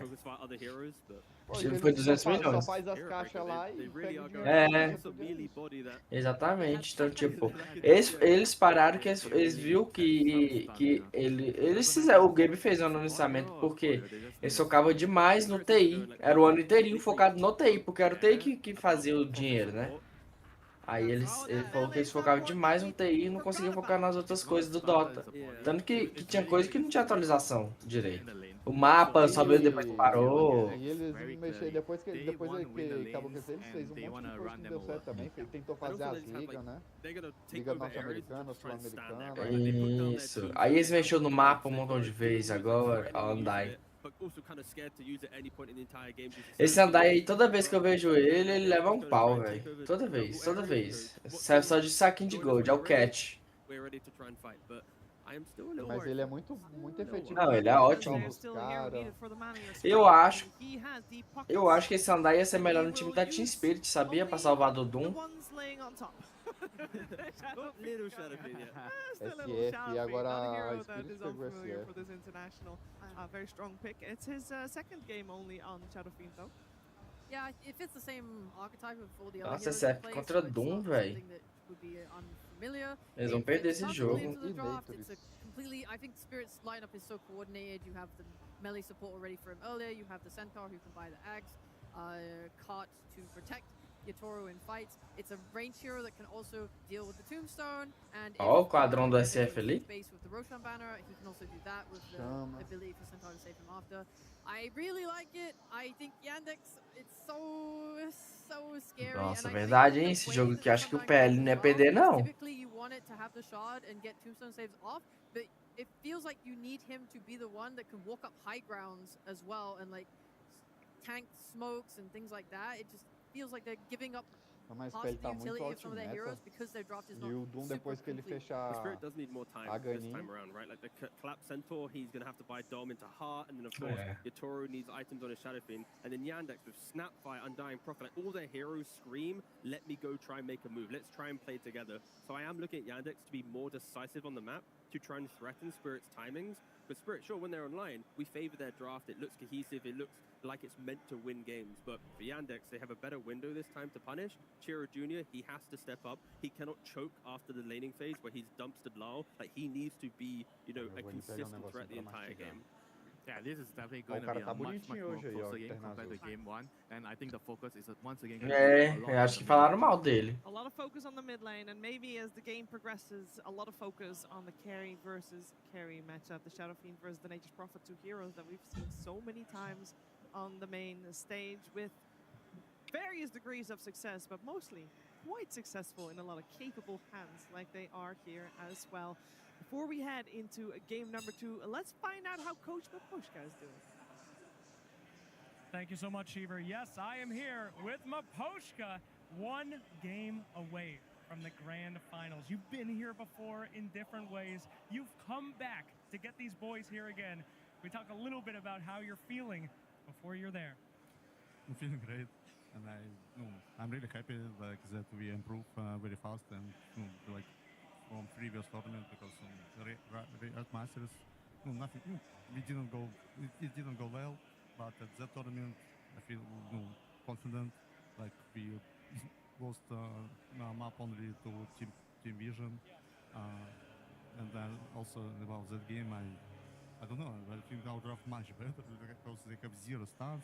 We have Stampede against Shadow Demon Wood. I don't know what they can do, to be honest. Well, it's up to the boys now. You know, you've done all that you can. Pretty great draft, though, I have to say. You've got Yatoro on SF. You got Collapse on the Centaur. You've got so many great heroes. Are you happy with it? Will we be finishing this off with this game? Definitely, yes. I'm totally happy. Totally happy. It's over? 2-0? Yeah, I'm sure. That's my man. All right, fantastic. What an honor. What a pleasure. We'll see if you can get some revenge on Vision soon, or if you have a little more battles to do here. Let's go to our casters, Trent and Miracle. Thank you so much, Slacks. A lot of confidence. They have no stuns. I don't know what they can do. Yes, we're going to finish it off. He's already talking about Team Vision in the freaking interview for game 2. Sounds exactly like the green room. I don't know what they could. There's no stuns. You know, Ted's down there. He's counting stuns. What are they going to do? They got no way to play the game. And I mean, if Maposhka says it. Well, if the lanes go well, it could start looking pretty okay for them. Zoro down bottom takes a lot of damage before being able to walk that one off. But yeah, I mean, it's you know, pretty clear. There's not all that much control, and when that Centaur came out, it was pretty clear that they're just going to be running away from trouble and then able to dish them out themselves. I mean, he talks confidently, they play confidently. We'll see who is right and who is wrong this time. Yandex, they do return here with a much coveted. É, esse Shadow Demon aí, fi, tem que respeitar. So not swapping it over to the support. And then they're bringing back the Snap. The hero who seemingly cannot be killed, no matter how much it is nerfed. I really love this one a lot as they're playing some Shao 8 lines for him. Yeah, Yatoro, he knows what to do. He knows the game. Gets the people fired up for sure. I mean, that's the thing, right? This Team Spirit roster at TI, they're always doing something to try and hype up the crowd in some capacity. And, it's not an insignificant part of it. Acordou aí, Toth? Oi? Acordou aí? And then when you're walking out of those booths victorious, they can make it. And the other thing that we're gonna need to watch for is, like, of course, how much are these supports A cara dele de assustado, velho. Ainda bem que seu chefe não te viu dormindo no serviço. Unbelievable last night. He hit a centaur with 4 cogs. I didn't know that was possible. O que você trabalhou hoje? Ah, fui trabalhar pra... no quiosque de... Ah, seu cabra não cansa? Essas porra? Ah, velho, cansa até aqui, viu? Tem que fazer não, mano. Mas também eu dormi pouco. Aí eu... É, foi literalmente, né? Você foi dormir 7 da manhã, acordou uma, pô. Agora você dormiu um pouquinho. Tá 1 a 0 aqui, mano. Por que você não vai dormir, pô? Tô pensando, seriamente.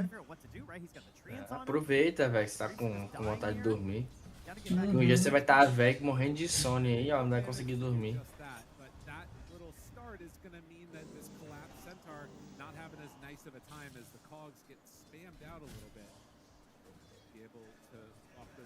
But it's pretty valuable, like the mana burn, because that would have been a kill most likely onto the centaur with all those zombies chasing him and the decay coming out. But I want to talk a little bit more about this snapfire here that you're talking about, because obviously very strong team fight oriented stuff. You can do a ton of damage, a lane dominator, but also, as we've seen, sometimes a late game Tira Júnior. with the right click. Esse cara é peruano. Serious issue heading into the late game, and I mean, just in game number 1, too, obviously it didn't go too well for Tira Jr. in the mid and the late game, but early things looked promising for his Ember, and already off to another good start here. Laral, though, I mean, he knows if he gets off to a bad start, he's got some teammates to help him out. Last time it was the Unlord with the Aghanim Scepter, this time it's the Stampede. They have Caraca, velho. every game, even if he gets off to a rough start. Quanto de mana que ele usa quando ele faz essa spell? Likely to be a little bit underfarmed, although that said, he's 16-1, so it's not completely demolishing by any stretch. But the other thing that you're going to want to watch for is, like, how much can they pressure the Shadow Fiend down bottom? The Doom Shadow Demon lane a little bit strange as Laurel's will get back home. Yeah, fighting up against one of the most powerful supports in the patch right now of the Hoodlink as well, so... Ai, ai, ai. And, I mean, my questions... Você tá com cara de game 3. O cara pegou um SF em cima de um Doom, velho. O SF não aguenta levar a ult do Doom. E ele também não é bom contra o Nators. But how valuable is Doom this time? Like, what are the chances you get Doom off before the roll? What happens when you Doom a Shadow? You know, how often are you going to be Dooming a Centaur when he still has spells to use? I mean, I think getting into, like, the big heart and scaling Centaur, that's where the Doom seems to have a little bit of value, right? Like, Dooming him actually feels like it does something. But I worry that his impact might be very minimal this game. Some TP rotations also going down bottom. Try to find Toro and do get him. Soxic gets the first blood with that disruption play. And the rotation in from Watson. This is what I want to see from the Doom, right? I want to see a little bit of early aggression. I want to see the rotations in from the Nature's Prophet. Scorched Earth is a very good spell. So being able to amplify that with a little bit of pressure from your core's global TP, excellent way to get him involved in the game. As the bullying continues onto Laral, he has managed to crack into the double digits of last hits, now 14, but that is 33 for Chira Jr. And he realizes he was going to die there. He's going to be brought down. Yeah. No, it's definitely been bully Laurel o'clock. Pinko the crap out of him there a bit, and as they leave on Not Me, now some pressure on the collapse. They move back in with the Undying, and continues to just be bullied by these hogs. It's damned out. It's interesting to see what the cost was, though. The reason DM dies down there is because Soxa went and he took the bounty room. So he took that away from Laral. He couldn't get his bottle. He's now just getting back to the well. Snapfire's in the bottom lane right now in level 6. Oh, wow. Like, they really want this play. Yatoro, he has no, oh yeah, he has the playing blade in there. Never mind. He's good. Okay, so no free plays. But this doesn't feel good either. Like, dodging this gank does not mean this is a win for Team Spirit. Like, your Shadow Fiend is jungling now. That, and look, Shiro believes he's down bottom. We got a disagreement here, maybe, as to where he's at. Yep. All right. So it's a win and a loss at the same time, as you said. You don't die, but I mean, think about it. Snap, she's gonna farm through some of these jungle camps. She's also missing out, and a bit of recovery here for Laral. They give the space to Malady on the Undying, so he gets quite a bit of a bonus here. He's got a bracer done, actually. And actually going to connect that wave too. So we'll try and take away this Snapfire moves back in. They can't really do much there. Doesn't feel like They'd have to commit. Oh, but wait a minute. This could work. I think they're out of spells though. No more cogs. They don't have enough. But Shira Jr. survives that gank. A very mobile early start between the mid and this bottom lane. Marcelo, Rotating around, trying to get Laurel into a Todd foi dormir? So far it's been viu? and he dominating. Ah, Nami moves in. Watson not able to get in there and deny trying to wisdom. Bit of outmaneuvering performed here by Team Spirit though, I gotta say. You know, they get the kill on the Malady, he'll instantly respawn, but gives a nice bounty over to Laurel. Yadro dodged all of that aggression from the Snapfire, wasted an opportunity. I mean, you could have been like farming stacks or obviously maybe getting a more secure kill somewhere else rather than trying to chasing this Shadow Fiend through the jungle. And Yadro is still very farmed at the moment. Rue with the tombstone down is going to get chased. They bring in Watson, and the Shadow Fiend in a lot of trouble as he's being hounded here by these treants. They'll go for the Stampede. This was the escape. They got level 6 on the Centaur, and that's enough to get him away. This time they don't have the Snapfire. There's no kisses. You're just shy of the level 6. He just got it on Nature's Prophet. If that's there, they get that kill. Still, this is not where you want to be on the Shadow Fiend. No, he is still weighted dicing his way back to the base, so not feeling too spectacular about his game. But it's not as bad as it could have been. And Yandex taking advantage when they get the opportunities. Man, not me. Okay, if they kill him, it's gonna feel so good. They chase down, find the clockwork. Does he get the deny? Not quite. The takes down that pesky clockwork as Collapse eats his way through the trees. Watson, listen, there's just when you TP away, when you walk away, this is where stuns would be helpful. It'd be very nice. Stuns are pretty good in Dota, but you know, they've still stunned Yadro. He TPs to the mid tier 2 to start farming these neutrals. But Laurel, and finding DM, trying to walk out of there. He's got to roll back the other direction, and Doom's the hoodwink. Is that enough? Oh, they do get it! With the Wrath of Nature, it's gonna be enough damage there to eventually whittle down that squirrel. So a little bit of retribution from the grave. Hero shows up again here, but just can't link anything. Just ends up taking a mid-player attack, so farming the camps once more. You want your mid-Snapfire to not have cast kisses. Oh, wait. They need the disruption. They've got to get close enough to open them up, but it's not going to happen. And you know what? That was a very small window because Stampede just came back up. So now if you try and make that same play, don't think you're going to have the damage. He is finding camps along the way at the very least, but it's not what he's hoping for. It's important understanding when you're strong and when... And let's know what DMs are. Oh no, they got him. They're right there. Shira Jr. found. Toro finds that kill. Saksa also in trouble. Team Spirit, they are running circles around Yandex right now. They want desperately to take a fight that is good for Snapfire, and they're not giving it to him. And do you know what DM was doing that whole time? He was denying creeps. So he was holding this wave back. He wasn't letting the wave crash into the tower or anything here and try and force this down. They're kind of trying to stall it out here because of the control that they were feeling past that tier 1. But then your snap just dies, and it's kind of like, should I have just been pressuring this tower this whole time? Now they're going to find Malady. Underneath a tree. Is there any retribution? They dropped the tombstone. DM, I mean, you can't do anything. Just more gold for the Shadow Fiend. I mean, you can sense it right now. Yandex, they want to make a play, but there is no play to make. Watson feels like he can't even get in. Like, he thought about teleporting in, but at the same time, there was also a bit of a battle going on between the Snap as well as the Pangolier. So things just a little bit too fragmented right now for the side of Yandex. They got to figure something out soon because Team Spirit there not taking their foot off the gas. Yadro is coming through that twin gate. He wants to get in behind Watson right now. Stampede not available though, so it will be a tougher catch.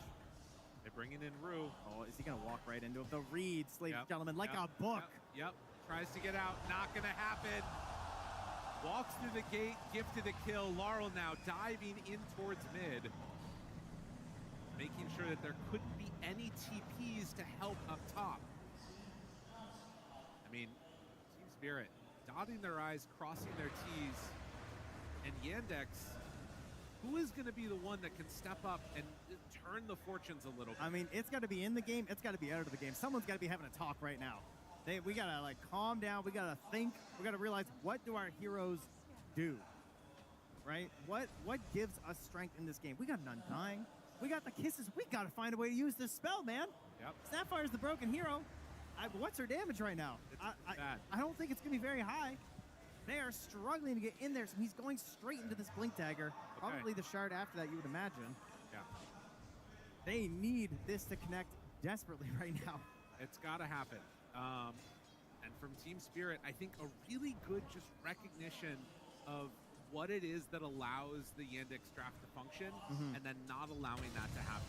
Soxa has not really been able to disrupt somebody. Okay, Rue is level 8 right now. Not me, just hit level 5. Yeah. He has been just cogging his way around this game. He has no cares for the hook shot. He has just been an absolute menace. And Rue is huge. Good hero to have off to a good start. All right, Blink Dagger, Chira Jr. Hook up now, Laurel waiting on the high ground, anticipating this potentially. With the Stampede again, Mapostra talked about it. You know? Chira Jr. Who's stunning who here? Smoke breaks, finds him. Nicely done there. A good connection, gets pushed down to the low ground, and a good disruption by Soxa keeps him alive. Now the Requiem of Souls out, still living. Chira Jr. through this. They drop the Doom down onto the Stampede. All right, let him fly. Stampede is there. Finding Laurel. They have enough to kill him off. They finally connect with the Kisses. A double for Chira Jr. It wasn't pretty, but it's what they needed. Yeah, they managed to pick up the Centaur on the side there. They killed the streak on Laurel. That finally is what they have been trying to do for a while. The Blink Dagger enabling things. And imagine if that Bushwhack had connected right off the bat. Yeah. I mean, this game could truly be over mentally for the side of the Yandex had that gone sideways.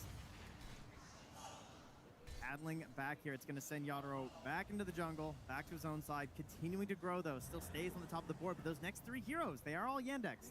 They are successfully finding a lot of gold right now, and, you know, continuing to keep this tower alive though, as they catch a quick burst on the Soxa. Soxa just way too far forward there, gets punished. Rue didn't have Bushwhack back up anyways, so it's going to be movement through the gate as they look like they're going to pressure. Yeah, a little circle on the map there from Yadro, and yeah, he is correct. There's some serious gold in there. There's an Dire Observer ward keeping it safe, so they will have an idea if the movement comes in. Not me with that hook shot, though. He's certainly ready to start playing on the other side of the map. Yeah, and Laurel comes in, he sees it. He's like, oh, this is a good idea, Yadro. Thanks, man. Now they have vision here, so if they try and go for the full commit, Team Spirit, it's a no scary kisses, one. but there's a haste rune. Hunting. Chira Jr. gets the stun right out of the gate, but the Bushwhack deter, he's gone! Didn't stand a chance! That's their big hero. Hook shots out is not me. I don't really understand the math on that one, Lyrical. I'm not going to lie. I mean, it was the Cogs mess up again, I think. Yes, but I mean, there's no kisses in that fight. There's no Doom in that fight. I think that the idea of defending it is good, but the idea of chasing into it, it feels like, I don't blame them. They feel like they have to force something, but that's exactly the kind of play Team Spirit is hoping you're going to make. They did manage to clean up the Ancients at the very least, so that gold not going into Team Spirit's coffers. Yeah, and up top, Collapse immediately starts dragging waves of this creep, forcing Watson to come back up here and push it off. At the very least, they have the Prophet to do this as they catch DM. Trying to run. It's pretty quick on this one. But with Bushwhack back up in a couple, they're not going to chase anymore. DM gets away and into the shard for himself. Oh, well, and, you know, this is Dota. At the end of the day, you can buy disables. Watson surrounded. Hook shot there. Lands. Another round. Another round. Another round. He's just beaten to death. Not no more mana. The Cogs. The Diffusal Blade. They do trade it for Collapse. See the way Collapse backed away there as well to kind of bait him in, you know? Yeah. And Laurel wrapping in behind, but Collapse not able to survive even with that nice play. Brimstone out. They TP away with Not Me, and guess what? No stuns means no problem. They're out of there. Laurel. Yes. Down. Yeah, he has no TP, but Chira Jr. Soxa Malady, they don't have any connections they can make on him. He'll just roll it back to the camps. Bringing the wave with him. Very nice. So it's still 1,000 gold lead for Yandex. And there is tremendous team fight potential as Chira Jr. walks in. This is on the stun, and now Not Me is right there. He's got him caught in the Cogs. Toro Laro finishes that one up. Was not counting on the Shadow Fiend being so close at hand. They don't have everything ready. You're coming in and trying to pressure into this area of the map without the tombstone, you know? So you can't lock down this area. It feels like they're trying to emulate what they saw from Team Spirit, and they're not hitting it. All it took was the Mask of Madness out and a very, very dead Shadow Demon. Yadro is unpressured in these engagements. He is just standing there. He is just casting any spell he wishes and right-clicking you to death. Impressive performance so far. Level 13 on the Shadow Fiend. Basically even with the Nature's Prophet in terms of farm. But Cheer Jr., after a good start, has started to fall down that leaderboard because of the failed ganked attempts. It's just like last game. It's the exact same story. Has a solid start in the lane, but they fail to make their connections together. They don't hit the necessary timings they need with their items.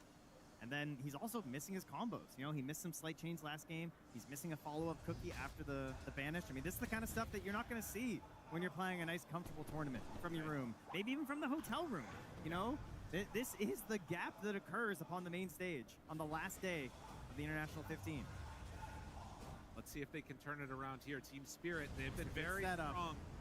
Toro right in the middle. They were waiting with Laro, who has his Blink Dagger done. It's also a Blink Dagger done on Doom. Just a little undying here. They're ready to go. Now, Rouge shows himself for a moment. Stampede. The cogs. Get back. That Stampede a little funky. And maybe it opens up an opportunity here. I mean, they have an Invis rune on Shira. Maybe he feels like at the end of this, they could try and go in with it. Always a risky one, but they definitely need something a little bit edgy right now. Well, the Illusions did a good chunk of damage to that tower. Gonna send in the Warpine Raider. Do they realize that this guy's taking the tower malady? Go for the deny. They're waiting for it. Battling. Oh, he goes in and Collapse takes it. He's too strong. That's crazy. I mean, it's unbelievable that you just had 5 heroes sitting here trying to set up a play on this. Yeah. You can't get your play, and the tower just falls for free, too. Like, it feels really bad. This movement now, Laurel is rolling around down bottom. Finds DM. DM thought about the Doom. It's not gonna quite happen, but he does finally get it off on the Pango. Okay, could be a good trade. Okay, Tombstone down. And yeah, with the poison stacked up, it's gonna be enough. And the Hoodwink too? Now, not me. He goes down to Cheer Jr. So Yandex, they find their targets. Rue barely getting out of that one. 13 to 10. Nearly gets a third one. Oh, just goes for the Requiem. Watson backs away, tries to, not gonna happen. The solo kill. Oh my God, dude. Oh, they call him the New King. It's happening. The demon is unleashed. That's unbelievable, man. What can you do? You know? Sometimes Yadro's just gonna beast on you. That is a backbreaker. Shira now being found by Not Me. He might have his vengeance here. Essence is still to track him. Hoodwink coming too. Yeah. It's a hazardous support duo. Getting up on the high ground there. Trying to get away, but with the hook shot follow-up there. Oh, they get the bushwhack. And look at this. This is going to just be an easy kill right into a Tormentor. Doesn't even have to stop farming creeps. That's so considerate of Cheer Jr., you know? Team Spirit, this squad, when they are cooking, you better watch out. I feel like they are the most intimidating team in Dota to be losing to. Yeah. They just strike this fear in you, and they have this confidence that it just makes everything that you think about Dota seem wrong. Now, DM, having just expended the Doom to kill Laurel, is maybe recognizing the danger coming his way. He'll back out and go back to the base. I like his idea here of going for the Desecrate. You know, reduce that base armor off the Shadow Fiend, send it down to 10. Maybe it gives them a chance. Like, they need every little bit of help because he's got serious struggles this game. The Croaker later will be great as well. It's obviously been a big classic with the Doom. But they got to find every little advantage they can get in this one. 4,000 gold lead now, and very similar to last game. Early lanes go well for Yandex. It starts to break down. Team Spirit find avenues to get back into this fight. Now, They're going to blink over to the side. I think they have an idea that he's over here and collapse. This should be a kill. They drop the Doom. Control is there. And honestly, this hard build does give him a lot of value now. Yeah. Like, it really does. He completely shuts down the way you're seeing this Centaur. I mean, every fight in the late game is Malady here. As a pop the ulti and a tombstone. Unfortunately, we'll still have to feed away to Laurel.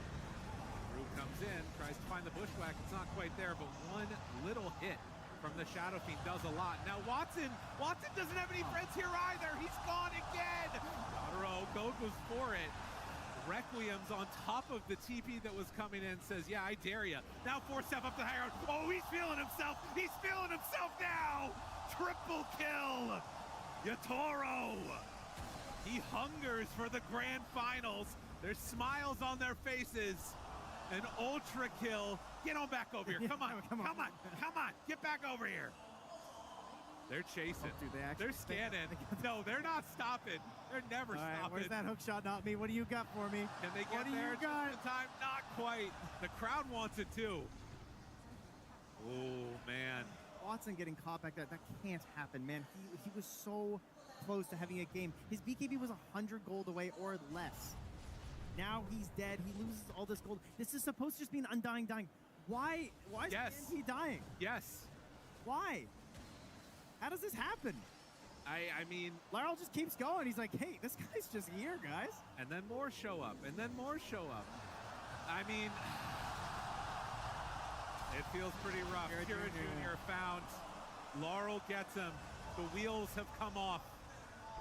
It just wasn't that bad at this point. They were so close to hitting their timing. They were going to have the BKB on the Nature's Prophet. Maybe it gives them a chance to stand in these fights. There's still a lot of damage from Yadro. I understand that. But it gives you something. Now it feels like their hope is just turning into maybe I can TP out when I kill a wave somewhere. I mean, that's basically what they're hoping for now. They get the BKB completed on Nature's Prophet. Kira Jr. dead for a little bit. Does have the Kaya up. Doom is close to BKB also. Just don't know if it's going to be enough at this point, because if they Doom the Shadow Fiend, then you're Centauring away, and if you know, Not Me is just ready to chase. Yeah, Essence Distiller was there. He puts him inside of the Tombstone for a moment, but Laurel running back and forth over these guys. Yatoro, he hits very hard. He hits very, very hard. Watson BKB. Yeah, nice job, buddy. They turn now. Hit onto Malady. That's not going to last long either, as he doesn't quite do the timing right. Laurel finishes that one off. Anyone else? DM, gotta hide.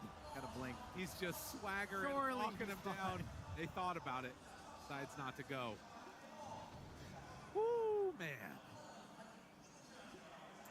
It's a privilege to be here on the last day, Lyrical. It's not a right, you know.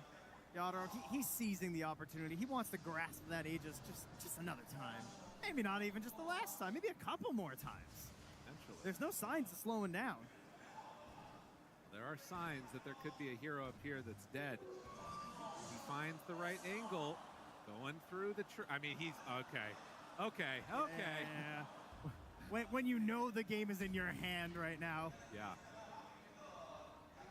Zero fear. Perhaps more impressive. Voltou? TPs in from the index. At least they didn't panic. Yadro tá carregando de SF. Levou um pau na lane pro Shadow Demon, filho, mas tá carregando. Pior que o Shadow Demon é muito bom, né? Contra Não, Shadow Demon é maravilhoso aí. O Yadro tá se matando.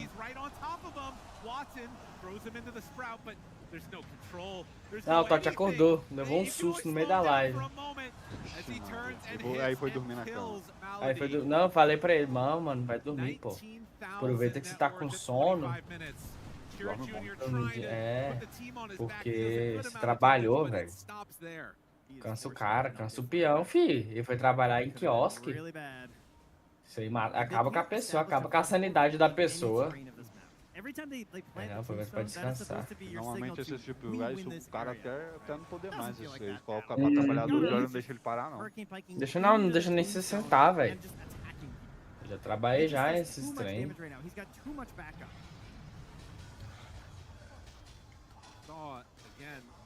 Nossa, acho tão lindo quando eu vejo os pro fazendo isso. Tipo, eles fazem a jogada. Tipo, passou lá explodindo, tá ligado? Eles viram que não explodiu, eles saem. Eles blicam pra fora, eles dão BKB-TP, eu achei isso tão legal, velho. Porque se ele ficasse, ele ia morrer. Só que ele não tinha certeza disso, às vezes ele conseguia kill, às vezes não tinha ninguém perto. Mas ele sempre... prefere não morrer do que ter a chance de Exatamente, exatamente. Tipo, que eles não sabem se o time do cara tá lá ou não, entendeu? Mas geralmente sempre tá. Ele tá chegando, esse cara já... Olha, esse SF é igualzinho o seu. Acho que ele tava vendo seu replay, viu? De hoje. Eu falei, caraca, o Lucas e o Marcelo jogaram, gente. Vamos ver, vamos ver. pegou e qual foi os itens? Manta, Pike e Silver Edge e Madness. Ele fez Madness. Eu não fiz Silver Edge. Eu acho que ele fez... Sim, eu acho que ele fez... Mas ele ia fazer a Silver Edge. Eu acho que ele fez a Madness pra caso o Doom tá nele. Se o Doom tá nele, foda-se. Liga a Madness e bate. Vai morrer mesmo, dependendo, ele consegue matar uns dois. Mas o negócio da Madness é que ela comba com o B dele. Se aperta dele e liga a Madness.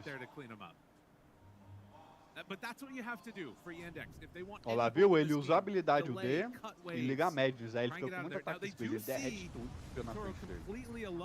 Só que você viu do que ele precisa, né? De alguém pra controlar. É por isso que os caras fazem Silver Edge.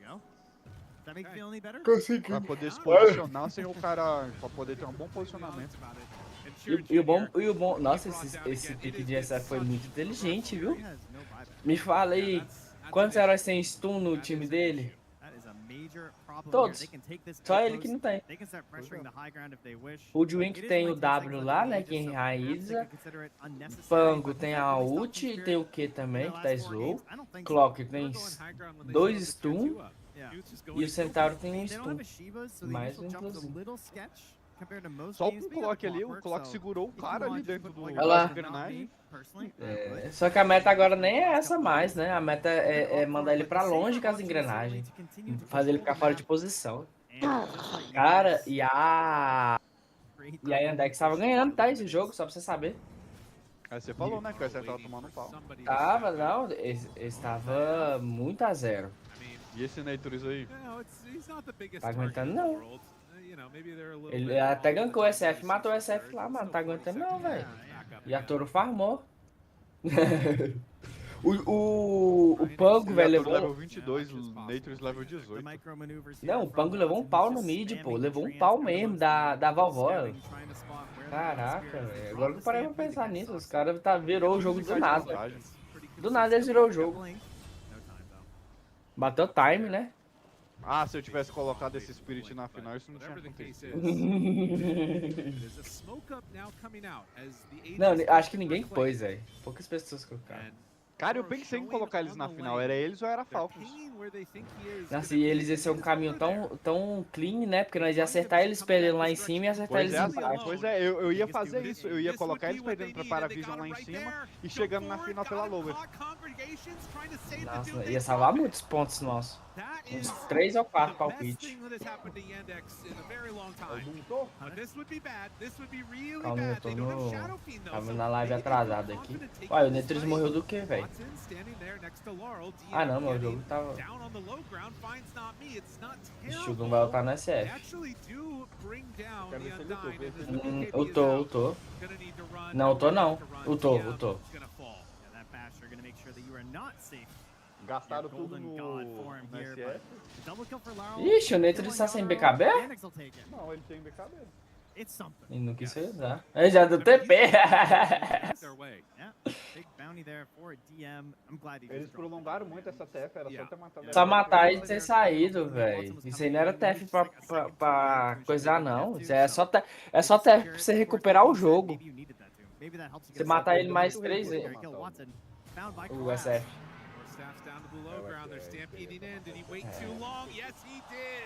Not me Olha, was moço, out você of tem um range at the HC que tem start. medo And TP's do away. offlane. The Ele vê um BKB offlane. last spotted. E corre, olha lá. Ele tá sem BKB, né? Ele sabe que se mata.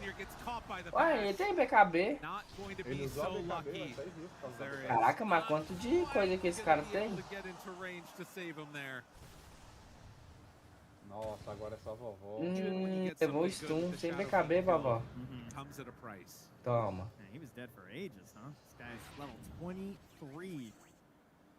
Por que o Dai não colocou a tumba lá em cima e tentou pôr ela lá dentro, né? Deve não dá, não? Considering anything too defensive. Wants to finish out the Daedalus first. Ah, Marcelo.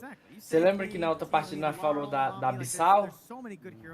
Aí o Pangu tá fazendo pra acabar com esse negócio de dar BKB e TP. Expected. Stomp on stomp on double edge. And accidentally pops his BKB. That guy's getting wobbled in the bottom lane. I mean, you saw him hit Cancela um e ele dá outro, mas aí se der outro stun, né? Feeling very hyped up about that one. Perdeu a BKB de 9 segundos. Velho. No BKB, timing. Ah, essa BKB tá valendo nada não, pô. E essa Centauro Ixi. vale, no Centauro vale. You know? Take it down. Caraca, o Centauro ele... Oxi, por que ele usou essa BKB, velho? Pra não perder a kill. Getting ready to cut another wave. Acho que nem precisava, tinha um outro Centaurinho lá, ó. Eu acho que ele deu um misclick. Players going the other way. Também now. acho. Existe um modo que eles neutralizam esse jogo, viu? Mas a vovó e o Doom não tá ruim os piques deles, não. Ah, mas eu acho que esse meio eles estão muito fracos pra virar o jogo. Nossa, mas esse set dos Neters é bonito, viu? Será que dá pra comprar? O profissional só usa 7 caras, deve ser um olho da cara. É, mas eles usam 7 recente. Aí você não vai ver pro usando aquele 7 antigão que não tem como mais comprar. Nossa, esse aqui é baratinho, ó. Monarca do Vale. Esse imortal só R$27. Vou comprar ele depois. Vai ficar que vai aumentar o preço. This is a really good ward, but they're going to get the stomp to open it. Disruption, the flare. Not me finds TM. Now the Tomara continuar baixando. Oh, it's insane. Already out and on top of it, they get the save for the Shadow Fiend. He's gonna be fine. Triple gone. Your entire Watson goes in. Decides he wants to. É, a vovó tá morta aqui pra mim. Not the decision that's gonna work out the way you hoped it Nossa, would. deletado. Jr. also Olha o gone. Nathan. There are no Olha pro buyback Nathan. on all three of the cores. Good game is called. Team Spirit are going to the grand finals. O meu jogo, quando eu saio, ele pausa. Pediram GG. Ih, tá preso, explodindo. Ah, sem buyback, né? Olha lá. GG. Good luck. Listen, Vision, they said they wanted to fight this spot. They wanted to fight them. Vision were looking good. They were all over the place. But Team Spirit has leveled up over the past. Assim a Dex mereceu perder. Bagunçou meus palpites tudinho.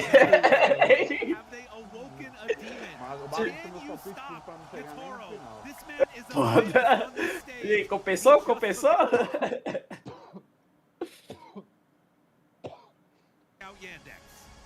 Cara, tem chance dessa Team Spirit ganhar aí, viu? You have defeated this team over and over again all year, and coming into today, everyone still has Team Spirit as the favorite.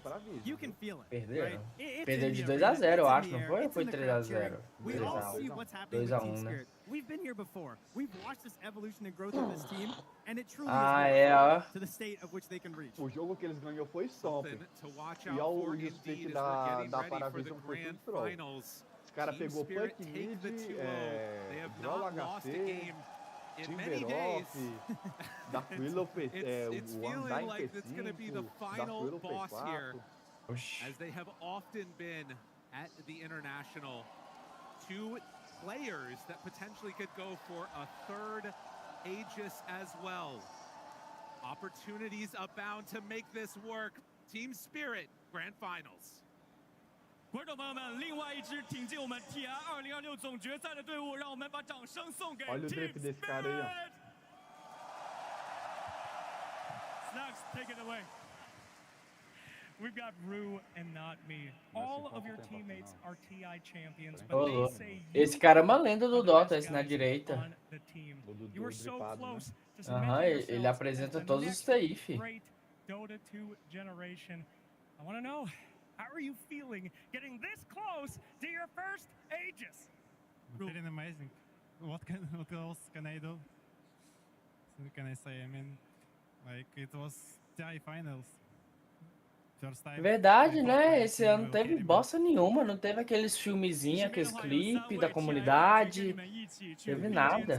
然后现在你们也将要一起去面对你们自己的第一次 TI，你有什么想说的吗？Ru，我现在说实话有些不知所措，但我只希望我的队友能在最后的决赛 carry 我。Not me. Talking about first TIs. This is your first one. You've had an incredible performance, and I gotta say, I think the crowd loves you. 现场的观众朋友们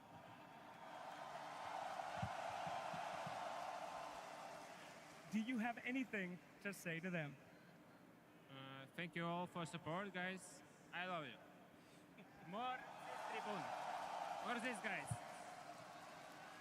感谢现场所有的观众，我爱你们！我希望你们能更多的来支持我们的比赛。All right, now going into this tournament, a lot of people have known that Vision is the team to beat, but they seem invincible. They have beaten you guys before, but after that series, it looks like you are a different team. Are you ready to take Vision down? 你们之前跟 Vision 交手过很多次，但是在刚刚取得胜利的系列赛里面，你们看起来已经准备就绪了。你们准备好战胜 Vision 了吗 Yes. Of course. Of course! Let's go! 观众朋友们，我们再一次把掌声送给我们 Team Spirit。 Deixa eu ver, o Ed tinha entrado aqui na PT, acho que vai sair. 时间交给我们的 FaceTime。 Se ele for, eu vou, só que eu troco de conta, mas aí com ele se ele vai. Aí eu marco tudo. I love seeing both of them on that stage. Nossa, tá lenda 5. E ele joga solo, velho. O cara é bom, né? Pode entrar, ele tá trocando de conta. Aham, ele joga sozinho a maioria das vezes e perde partida mesmo assim. Ele calibra alto, que ele é suporte de noção de jogo. O cara é bom, quando o cara é bom, a história é outra. Ai, agora, Marcelo, é fazer ponto. A gente também tem uma coisa, ele joga trolando. Não, ele... mas ele joga focando mais em fazer... Mas e nós? Eu acho que ele joga mais focado em nós, sabia? Eu acho que é o contrário. Ele se ferra muito porque ele faz muito das minhas vontades. O bal trava, coitado. Ele tá lá de P5, ele me deixa sozinho na frente e vai ajudar o que tá perdendo. Exatamente, e ajuda. E eu me lasco já meu lane por causa disso. E do final da perde o jogo em 4. Mas eu acho que vai melhorar, viu, aqui, porque esses contos aqui, ó, vai ser tudo ser banida. E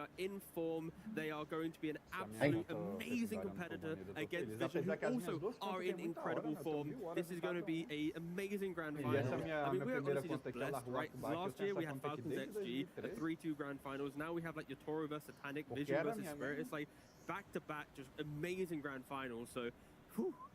Se bem que eu acho que já fizeram os ban, agora tem só conta real aqui. Tem gente que fez 40k de ponto, velho, Satanic. O meu azar é que eu mexi na porcentagem, velho, não devia ter mexido. Vai de suporte? Agora eu vou matar tudo. Cagar você, velho, tô nem não, eu admito não. Team Spirit has a 100% win rate in grand finals of the international, so he is feeling it. Absolutely played a great centaur this game, of course, as well. But I think this game round, Rhea, you were on point if you're going to talk about Toro. I can't believe it. He was so active. I think last game, I felt like he had such a good lead that he just pushed that advantage. This game, he just makes his own advantage even more. It was very good. It was Já very era. one-sided. And on the other side of Team Spirit, it was Yandex that fell here. And for the final words, we're heading over to Saxa. Eu vou fazer o coisa HC. Yeah, thank you. I'm here O with Saxa Necra from HC. Team Yandex. Saxa, commiserations. We're sorry to see you Vou guys. fazer, vou fazer I know you're o disappointed, Necra but you HC, guys pai. have had a fantastic season. Igual 3 first o places, do lots of second, Yuma. thirds, and fourths. You've made it to Aquele the third lixo. place finish here in TI. How happy are you overall with how your Vamos team ver is se going o, this se season? o, se o Ed tá ligado dos Paranauê. 成绩非常惊人，3个冠军，无数个Que eu Cara, tava e eu fazendo? tava. Você viu, né, o vídeo do NS? Vi, eu vi ao vivo, mano. Eu tava vendo ao vivo aquilo lá. Aquele tanto de ult errado foi só em 4 jogos. Meu Deus, achei que ele tinha pego mais.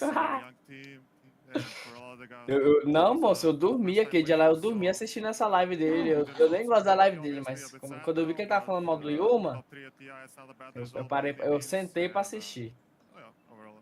I'm not like too unhappy with the season.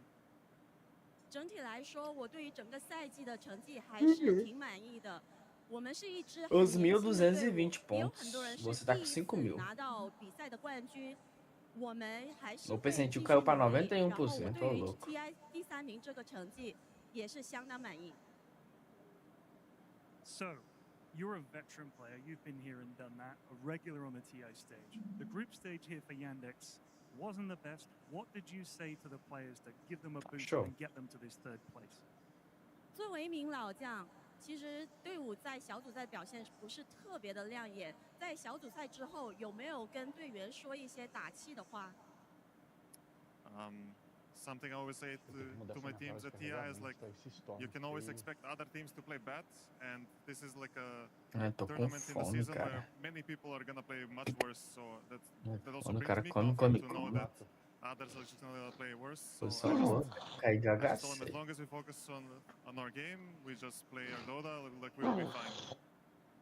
我其实经常跟他们说，在 TI 表现差或者表现不好的话很正常，但是只要继续坚持自己，打自己的 Dota， 我们就会打得更好。 Well, Saxa, we're sorry to see you guys go here, and you've got a lot of Pega o Gondai mirando aí, igual tá aí. Dota community. Do you have any words for the fans out there who've been supporting you guys all season? 最后有没有任何想跟现场的粉丝 Banir 在 SF, 家里 cara. 观看的观众说的话？ I just want to thanks to everybody supporting us. It brings us a lot of energy, and we feel motivated Ixi, to o do Last so. Pick é meu. Also, I want to say thanks to the crowd here. I think it has been amazing. Honestly, it has exceeded my expectations. Eu vou de AM. And honestly, I hope we get another TI here or many more tournaments. So yeah, thank you. 非常感谢大 E a 家对 dupla 我 do 们的支 gelo? 持。你是我们的 Lá é 动 bom 力 contra esses 你是我们的动力， Zeus. 然后也特别感谢在现场的所有观众，你们的欢呼声让我们感到超乎预期。我们也希望如果有机会 ，TI 能再次在这里举办。 Saxa getting a lot of crowd cheers there with his final words as he exits the international. Hits 8th international here at 3rd place. If he wants to get 3 rings on his fingers, he's got to play a couple more years here, which is a treat for us. But some final words on Yandex. They are one of the most successful teams winter of the season. Saxa says it, top 3 is not bad at all. Yeah, and I also got the opportunity to follow them. I was doing a lot of coverage for their games back in December last year when they first started out. I think it was problems. They had problems, and Saxa came in after that, and I could see them growing as a team, how much they've improved. And even during the initial stages, I saw a lot of potential in the team. I felt like given a little bit more time, they could really grow. Esse Lion, a very, very tem strong nada. team. And it didn't really take them long. It took them, I think, 1 month or 2 months to show everyone what they could do as a team. Yeah, and I know, Rhea, they really wanted to get all tournaments under their belt. Yeah, Agora é de nós jogar igual os caras no TI, viu? that he was hoping to get 1 win from each organizer. You know, they won E a vou Blast, fale de they futebol, won Ed, a não me fale de Wallahia, they futebol. won a Dream League. So they really are just doing the circuit. Obviously, they had their chance for the Aegis, which is the most coveted of all, but they weren't quite able to get it. Maybe next year. I don't think he intended for it to be all this year, but the fact that they nearly did such a thing was pretty damn good, yeah. It's crazy that their opponent Spirit had 0 comparison this season. It has been crazy. It's all about peaking at the right time. And to be honest, Yandex did have a very good year, and maybe this game number 2 wasn't as good as they wanted it to be, but there were definitely some highlights for them. For example, Shiro Jr. in that mid lane. I'm sure we're going to see a lot more of him. Actually, we're going to see a lot more of him right now as we head over to Purge. Thank you, Shiro. Yeah, Shiro Que won isso, hein, Ed? É a máfia, é a máfia. Fala pra eles, Ed.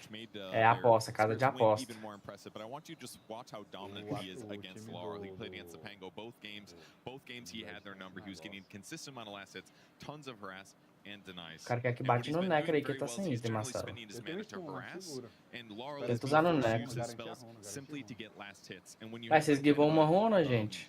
Inequality, the mana that Shiro Jr. gains and the money that he gains from the last hits ends up making a really big difference. In fact, he zones him so much. At this point, he's got 21 last hits, 12 denies versus the 8 last hits of Laurel. He zones him from the lane. He's Ficou 50 pessoas watch juntas. how he plays around him coming back into the lane. This kind of GG, uma runa só, era pra vocês ficar na de cima. The first water rune, and he actually leaves the bottom one there to tempt Laurel into wanting to take it. And now he's playing this game where is he going to use his spells? Ah, não, você tá lenda 5, pô, é que bugou. Mas pra mim tá parecendo lenda 5. Comprada, né? Ah, não, essa conta aí você tá sem mesmo. Você tava na outra, né? Você trocou.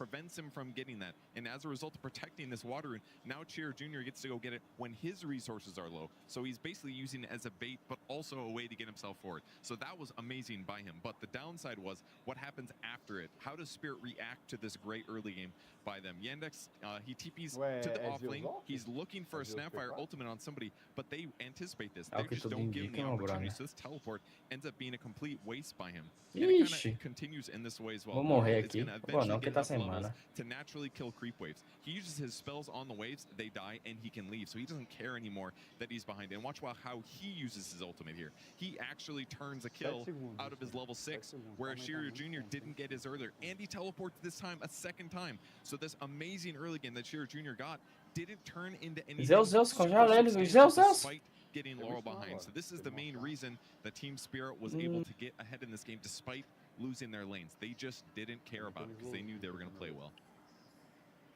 Thank you very much, Purge. Ixi, o cara já quer mamada, velho. Nem te conheceu direito já. Tem nem 15 minutos que te conheceu. One of them was when Shiro Jr. had his Blink Dagger Ray. Yeah, I think what Purge just brought up was fantastic. The fact that Team Spirit anticipated the level 6 timing from the Snapfire and avoided it, it's very consistent throughout this game. So Yandex smoke up when they get the blink from Snapfire and they move to bot lane. However, even in that moment, Team Spirit are aware of this move. And they have Lal positioned on the one high ground, and then they have the supports positioned on the other entrance to their jungle to try and break this smoke and make it so that they cannot get the opportunity they need for a kill. Weirdly enough, it actually goes much better than it should have. Jir Jr. Blinks in, which maybe surprises them. Rue misses his bushwhack, and as a result, he dies, and they get a couple kills. So this was a nice move in the end for Yandex, but the fact that Team Spirit was still so prepared for it, I think, is kind of more of the point of why they were playing so well this game. Yeah, you can just see that Spirit just is very calm. They know what they're going to do. Like, the drafts are very simple, so then the players can focus on all the minutiae in the game, where it's like they're not having to overthink things. And sure, the fight might not go their way in the end, but everything that Spirit did in both of these games, it just was like a complete team diff, and unfortunately in the lower bracket. Yeah, maybe also a little bit of a carry diff as well, as we are gonna look at something Winter wanted to see again, and maybe again. Maybe again. Yeah, just one of the few moments. Oh, louco, dando ele aumenta, que ódio, esqueci. Like a really good game. There was this one moment where his game was so good, he was farming, again, you know, he was farming the enemy triangle, he's trying to farm the enemy ancients, and Watson's like, I'm gonna TP there, you know. But guess what? Yatoro's already there first, you know, and thank you very much for that bonus kill. Yeah, it was really cool because there was a fight happening on the bottom side where his team was dying. So he was like, you know what, I'll stay in the triangle a little bit longer because maybe they'll retreat up into the triangle. Then he gets the kills, and then of course, you know, Lau, I think the main thing as well is like Yatoro's popping off. But Lau has been so aggressive in both of these games. Sure, his laning into difficult matchups has been Vai dessa maybe porra, not going não. his way. The Ember, the Marana in game 1, this time around playing into the Snapfire. But his bounce back, his ability to open up the game, to match Yatoro's energy, Lau was just everywhere in this game on the Pangolier. And then, yeah, they were just diving and not giving a hoot about any this tower. game is a perfect example of why right now laning phase is not as important, and you see teams like Boom Boys, they really prioritize the laning phase. They did really well, but still, like when it came down to the best teams, the absolute best teams, is just not really a way of winning the game. I think ensuring that you have draft integrity, ensuring that you have a way to play Pegar the esses mid game. Zeus. It's okay to lose the lane, even though they lost the lane this badly on the Pango. The main question I think Tem a lot visão, of né? people will be Certeza. asking themselves Vai is if farmar. this type of laning stage T happens against Eu vou Vision. codando, velho.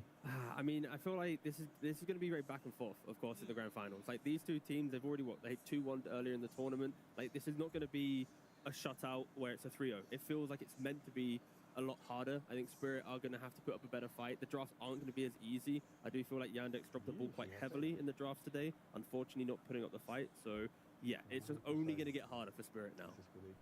Yeah, Team Vision will be the ultimate boss for Team Spirits, or the other way around, because did you really win a TI without beating Team Spirit in the grand finals? I don't know about that, Ray. I think this is a very poetic end.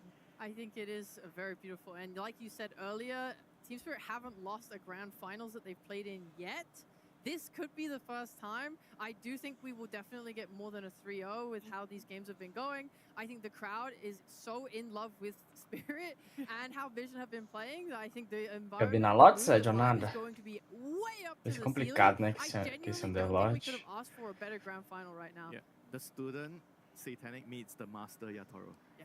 That's going to be a hell of a show. Wait, but also the two old timers, right? The two legacy POS 5 players, Puppy and Maposhka, transitioning to coaching, and now it's like, who is the better new coach on the block? I was going to say for both, it's their first time in the coaching slot. Exactly, yeah, that's what I mean. It's kind of crazy to think that, I mean, when you have such a big career, it's quite easy to just, to take a little sidestep to coaching, but I just like how happy Maposhka looks on stage. He's like, when he leaves a draft, like, he knows, like, I've done my job. I don't have to play the game now. Yay! And then, of course, Puppy, like, he's just there, just enjoying inventing some stuff. Like, hey, go try this. It doesn't work in game 2. Vazei. Fine, we'll win game Vazei, 3. viu? Você tá morto. Yeah, exactly.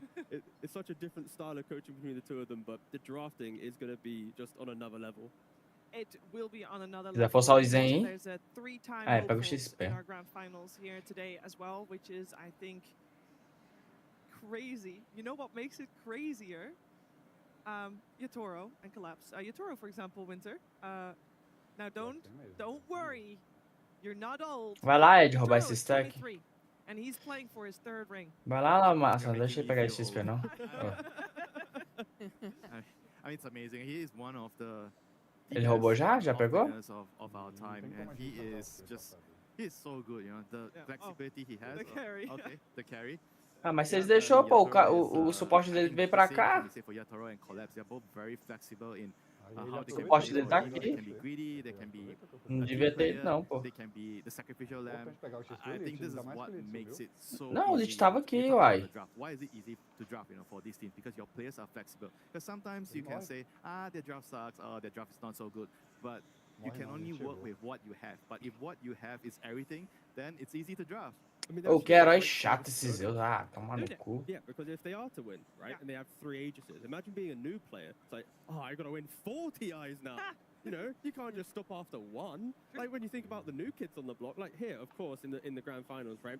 Spirit, they are fighting for 3-time and 2-time. Saxa not anymore because he's just been eliminated. All of Vision are fighting for their first Aegis. But just think about it. If Vision are to win this TI finals, they've got to go play another one and another one. So it's like, we have so many more TIs ahead of us to get so many more Aegises and rings. You gotta have your whole hand covered. Yeah, surely.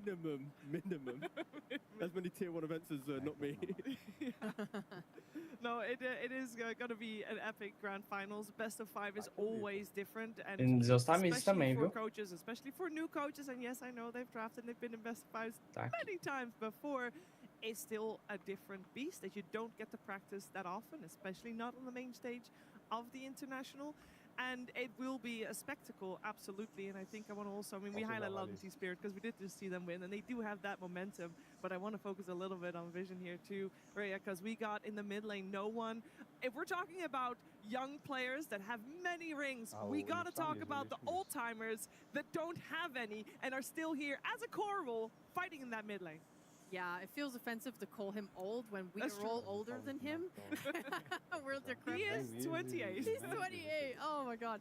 But yes, no one is has been around for a very long time. I think us old timers know him best from his stint on Verse Pro. I mean, this guy was so damn dominant. If you haven't seen him, like, he went from being like the best player in the world to just a complete drop off of like, you know, he's taking a break. He's no longer competing for a bit, and then he starts this ascent again to becoming once more top of the world. It's unbelievable. Oh, Ed tem ult, Such a mata, height mata, to mata, mata, pode nothing vir, and Ed then tem back ult. to the height again. I don't think anyone else has achieved that level in Dota ever. It's crazy. If he gets this TI, I think it is the perfect crowning achievement of what he has accomplished here. I mean, what's even more impressive is he did it on the mid lane. Yeah. Usually the mid laners, they just get younger. They don't get older, they get younger.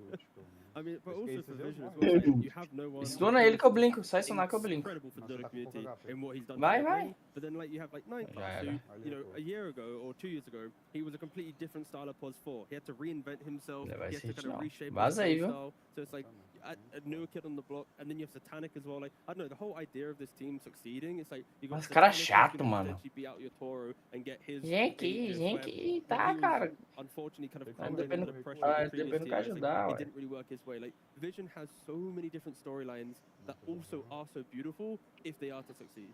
Yeah, there's a lot of stories going into this best of 5 grand finals. Thank you so much for all your thoughts on the lower bracket finals that we have completed. Team Spirit, they are the ones that will go up against Team Vision. Now they do get a bit of a break. Don't worry, we're not going to make them play straight away, even though, you know, from the way they were playing, they probably could have done it. You know, they only played 2 games and it was pretty convincing, but they need some time to prepare against Team Vision, who's been waiting in the wings. Jogou pra toa ainda, stuna ele. I'm sure that they have their Boa. own Agora plans, corre. but they Deixa can esse cara se rest a fuder. little bit longer. Because before we get to the grand finals, we're Sempre going to have a suporte, hein, que se spectacle of our ferra. own on the stage. We are going to have the cosplay competition coming your way. We're going to have judges involved, of course, but the main person you're going to see right now, let's head over to Dove. 欢迎回到2026 Dota 2国际邀请赛的现场。Welcome back to the International 2026。接下来，我们要把舞台交给一群把 Dota 世界带入到现实生活当中的人。Up next, we're turning the stage over to the people who bring the world of Dota into life.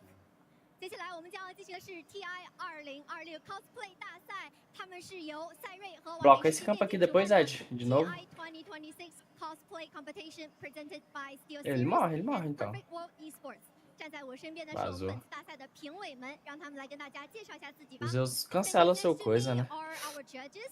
Let them introduce themselves. Hi Ah, o Zeus, o menino tá indo tá aí, o Ed. What did you do?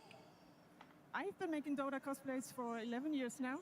I'm currently holding the title of Best in Show of the International, which I won last year in Hamburg. But I'm ready to pass it on.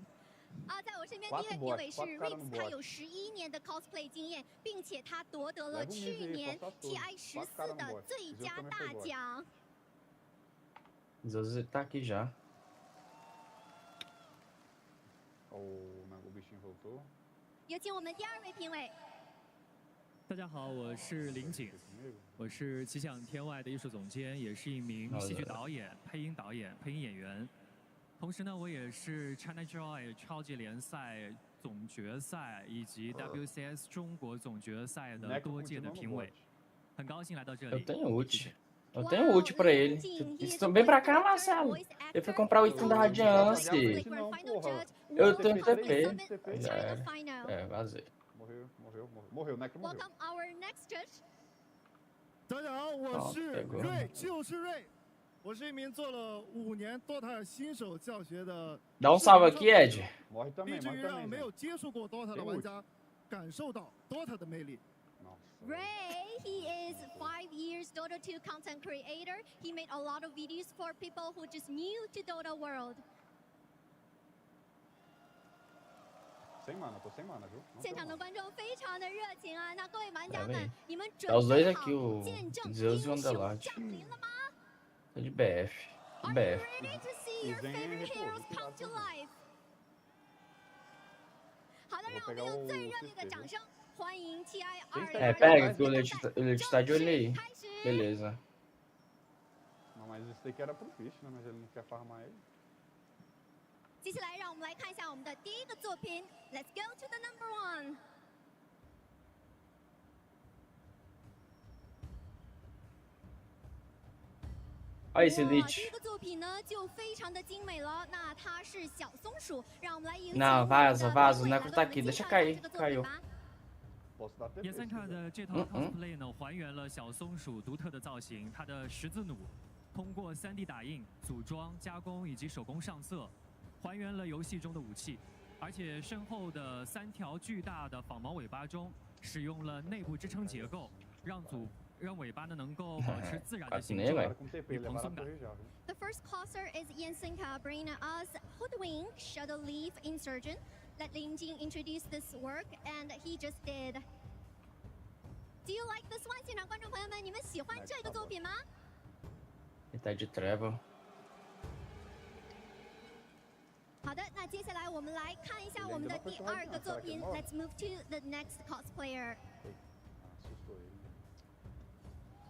哦，这是一个什么英雄呢 ？Who is this? Please, Ray.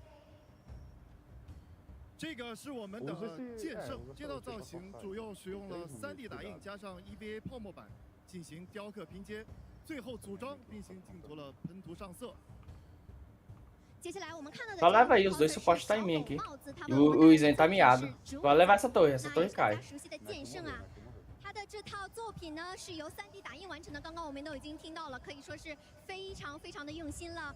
This modeling is completed by 3D printing combined with EVA form, board for curving and splicing. All right, let's move to the next one. 让我们来看一下3号作品。哦，现场的观众有认出这是谁吗 ？Can you tell who is this? Here we have Nika Lockhart as Dawnbreaker. This outfit took a whole year to make. She built 28 lights into it, which requires 20 meters of wires that are all hidden underneath the armor. This costume posed a lot of challenges, Ganhou o and Nika goldezinho. overcame them excellently.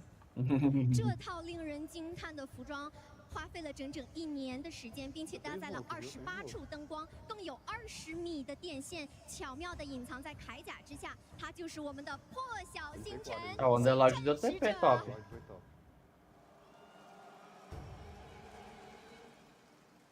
接下来让我们来看一下我们下一位。 Não, ele foi de TP, ele foi de TP. Foi de ult, foi de ult, foi de ult.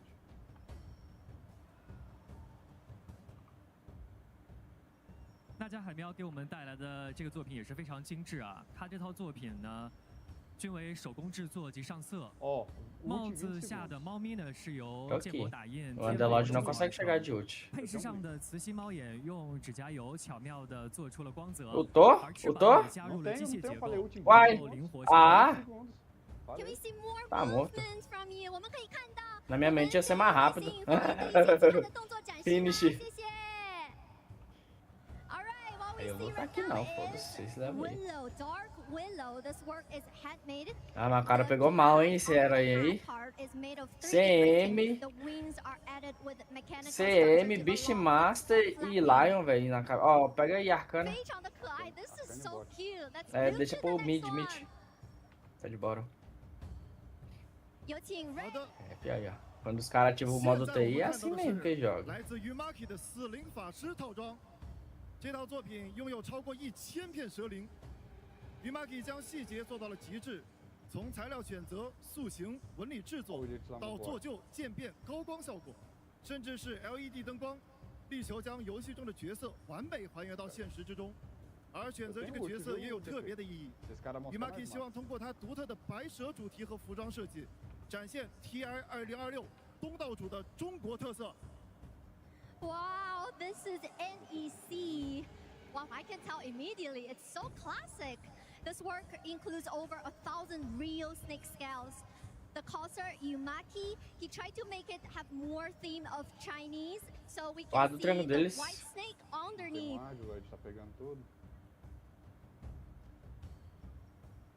好的，感谢这一位 coser， 让我们移步到下一位。Let's go to the next one. Here we have Shimbalus as Omni Knight. He completed this whole work in just 45 days. I don't know how. And the surface details of the armors, you see all the faces and figures, are all sculpted by his own hands. 接下来我们看到的这一套是全能骑士。哦，这套套装我好像没有怎么见过，真的很漂亮哎，特别是他手中的这个锤子，是不是？那么这个全能骑士呢，他仅仅使用了45天，就独自完成了整套的 cosplay， 展现出了过人的创意与创作能力。Maybe can he swing the hammer? Can you do more movements for us? 可不可以对着我们的镜头展示一下 ？Well, I like it. 谢谢。让我们接下来视线移动到下一位 coser. Let's move to the next cosplayer. Deixa o pai start, tá? Eu sei start também. 这是威人为我们带来的拉比克。那这套作品其实非常繁复，它融合了3D 打印、布料制作以及 EVA 泡沫雕刻，并且加入了 LED 灯光、烟雾效果，还有机械装置等机关。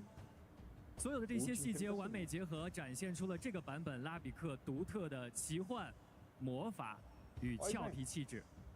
This is real big for sure. Look at the steps.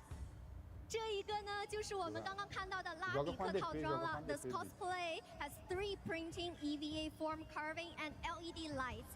Uai, Megani chegou, mano. Espera Megani chegar. Oh, I can see it. 现场的观众朋友们，你们能看到 Zeus, deixa ele dar, não. 上面的烟雾特效吗？ Não tive tempo. 非常的精美啊。All right, let's move to the next cosplayer. 现在我们看到的是来自 Goldie Moon 的军团指挥官。作为一名艺术家， Eles são separados, eles são separados. 制作技艺，包括了雕塑，将这套令人惊叹的服装呈现出来。整套作品历时6个月完成，充分展现了精湛的艺术与制作工艺。 This is Legion Commander. The entire set of works took about 6 months to complete, fully showcasing everything and his idea, the production techniques. 哇，这个军团指挥官感觉也非常的漂亮啊！现场的观众有没有喜欢玩军团指挥官的？我知道这个英雄现在不是版本热门，但是 Nossa, esse sistema foi bonito. Let's move to the next cosplayer. Fazer tudo aqui, né? And here we have Naga Siren by Grafomanka. She places great emphasis on hand coloring, on painting, on texturing her materials, including imitating forged metal textures and delicate color gradients. Demos dando na torre, dando na torre. Handmade methods, so every component of this outfit is handmade and assembled by her.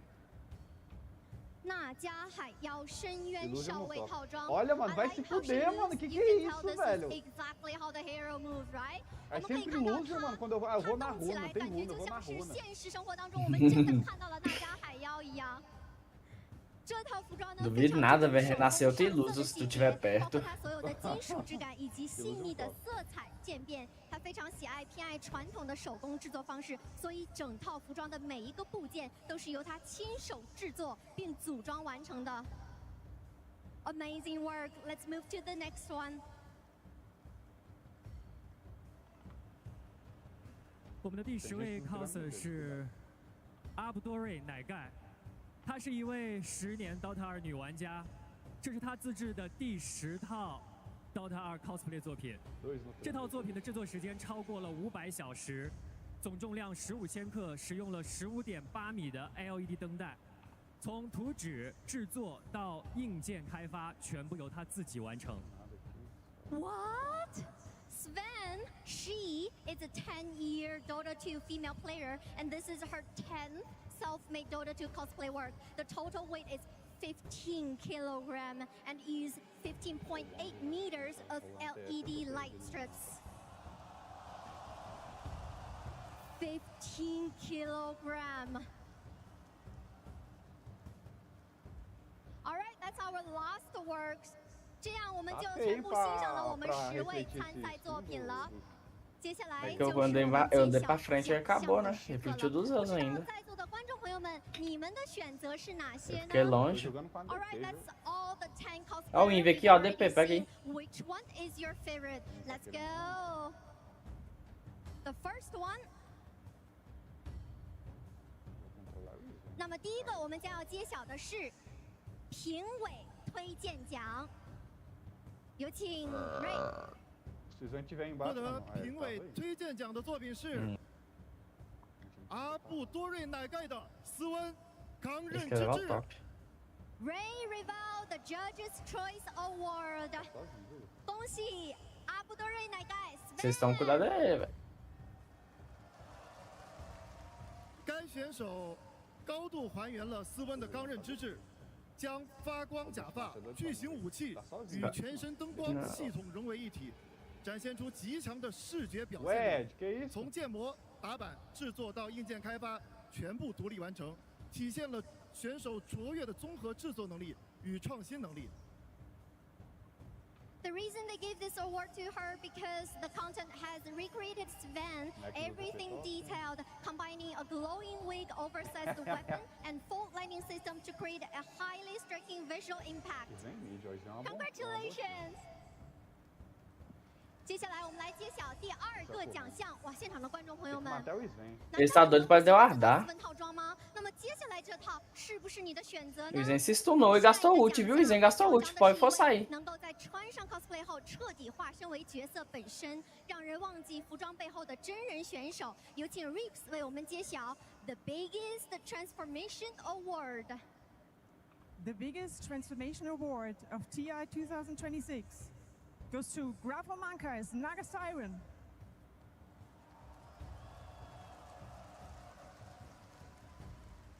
Por que o cara deu buyback?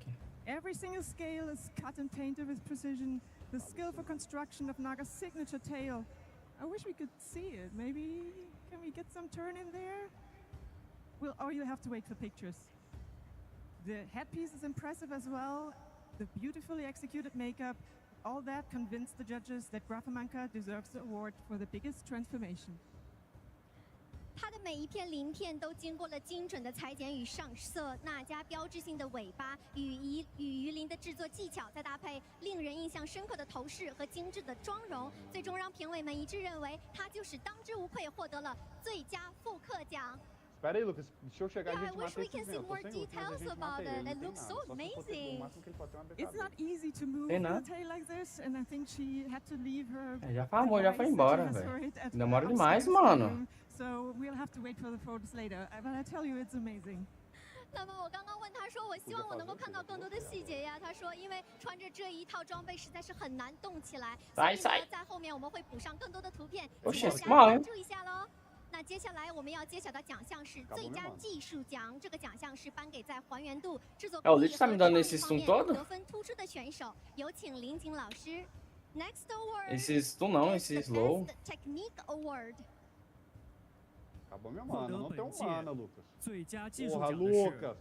Não tem mana, velho. Goldimon 军团指挥官复仇魔刃。 Nossa, o Neco chegou. Esse trem aqui dá visão. Legion Commander.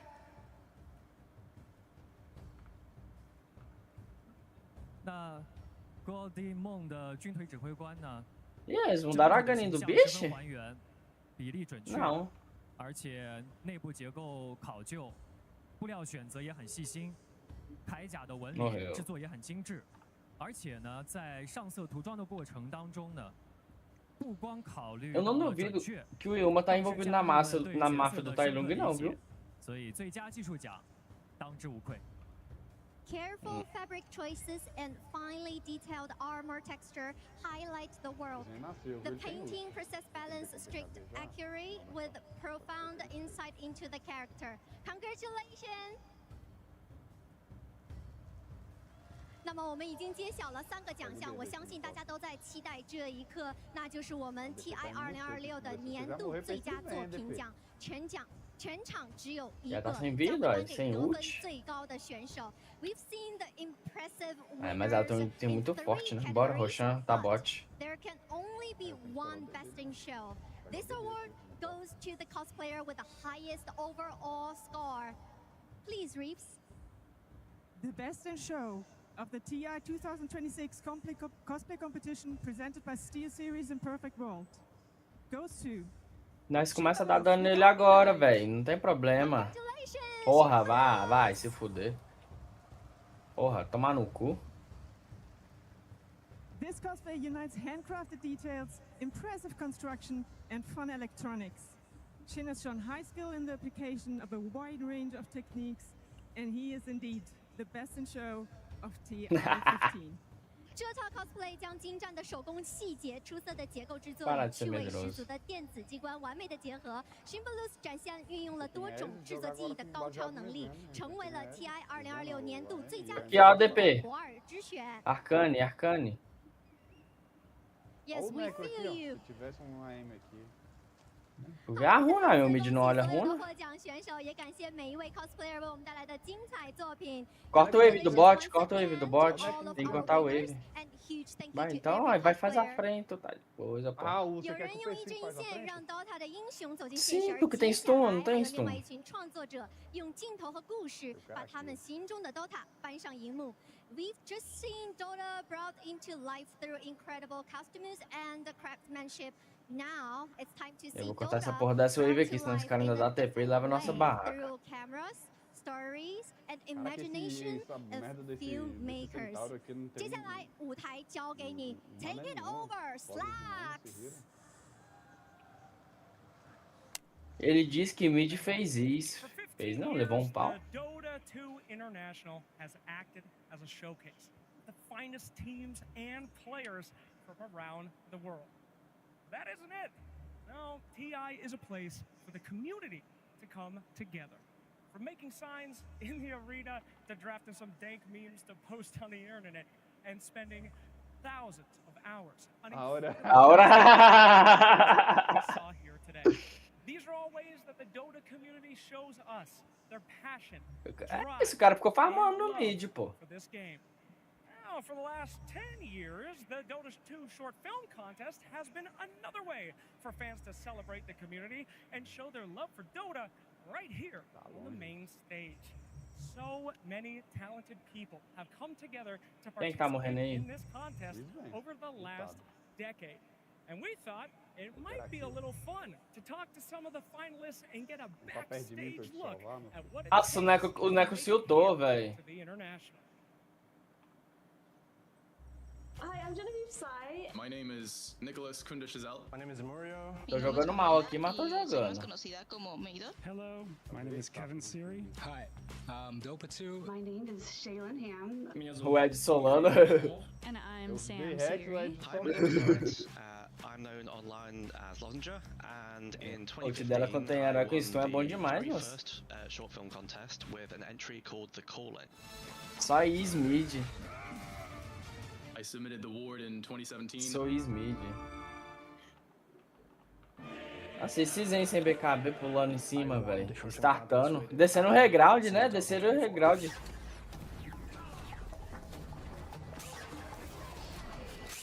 Yo participé en el 2022 con el corto de Just Hold On Here and I Wake Me. I submitted in the 2022 short film competition.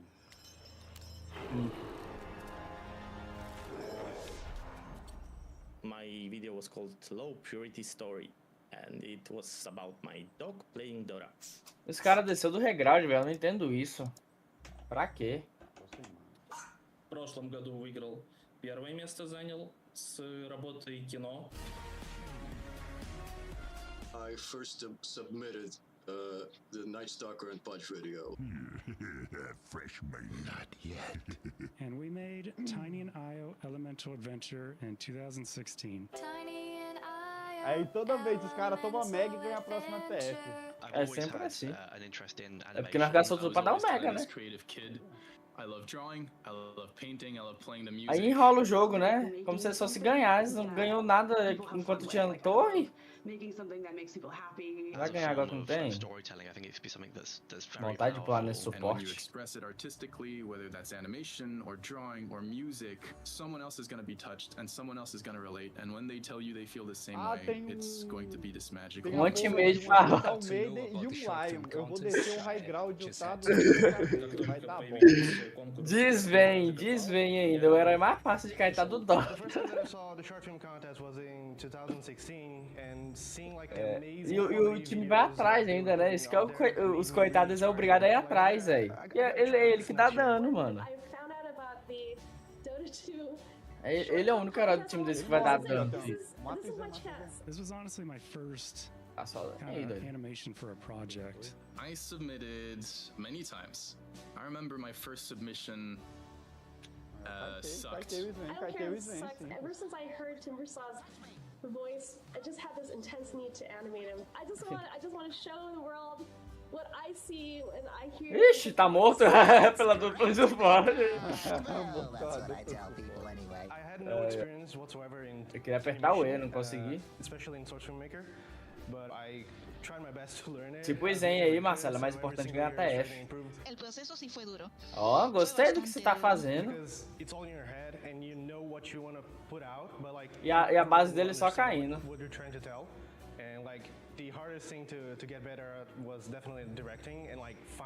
O Neco não tá aguentando, não.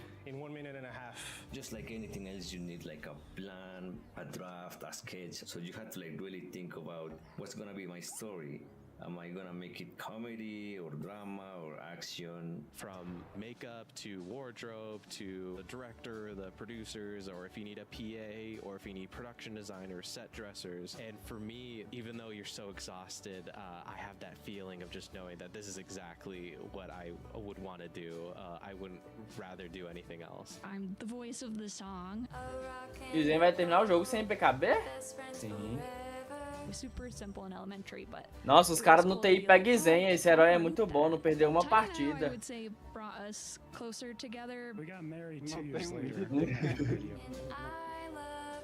40 minutos. I created several short films for the short film farmando, pô. contest, which for me was one of the biggest moments O cara ficou I puto que think o Deck falou que o in my vídeo foi entire isso. creative career, where for the first time something that I made was put on a Aí é pra big começar agora, screen né? and millions of people watched it at one point in time. Seeing your video inside the game client later, and all your friends are watching, and people are adding you to their friend list. E esse People Zen I don't ainda know. foi destaque, coitado. It was just fun. When they chose me as a finalist, I was like, ah! Oh my god, I just could not believe it. Hearing my name, like hearing like the title of the video was really something that I'll never forget really.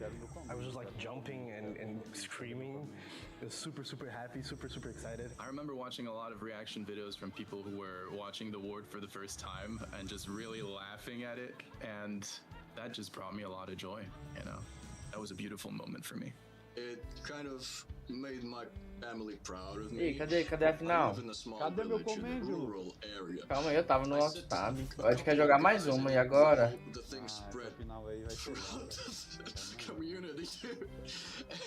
O jogo 1 provavelmente é esse, tá um pouco se fudendo, né? Now know that I have a YouTube channel. I got kind of famous in my community. I was on my bed still, like I was watching my bed. Mas vai perder, velho. Acabou de ganhar, aliás. É, só que tem que ter alguém pra causar dano. Validating moment for me as a creator, and to that I do credit a lot of my background with the short film contest. Eu achei que era Zeus, E Necro-Off, so velho. many different ways. Эти конкурсы кардинально изменили мою жизнь, и стало понятно, в какую сторону будет Ih, двигаться cadê o моя jogo, карьера velho? дальше. Сразу O после jogo já tava marcando que era первого 2 da участия в manhã. конкурсе короткометражки Agora que tá passando o работу videozinho do геймдев povo. студии. After short film, I was blessed to work with as many tournament organizers as there is in the Dota scene, so I had a chance to work with PGL, ESL, Blast. For PGL, for instance, I worked on those animations that you guys see, like the draft animations where the hero will pop up during the draft phase. Spirit tivesse Team Definitely, like, Vision. the craziest thing that I've 12 ever worked minutos pra on começar. was Pô, this é year's 12 e AI, so 15, the velho. embroidery theme, the opening ceremony that Deixa you eu guys pôr. seen. Now I've been working with animations. Ah, já tô for na 10 coisa já, ó. years, Pegaram andar, which hein? is something I never imagined I would Ah, não, actually não, não é do. não, não é não. É After recap, the recap. film contest, I Recap de outros gone times on to jogando. continue my career in character design, and previously I've worked on The Wild Robot as a story artist and a character F9, designer. F9, F9. And DreamWorks feature animation. A new movie I have been working on is coming out called The Forgotten Island. And I was a character designer and story artist on that as well. My advice for someone starting out in the creative space for something like Dota 2, just do it. Please, please, please get over your anxiety of making something that sucks, because you can rest assured that the next thing that you're going to make is going to be even better. So my best advice is just make something. Make something, make it as best as you can, put it out in the world, and then make your next thing, because the next thing is going to be better.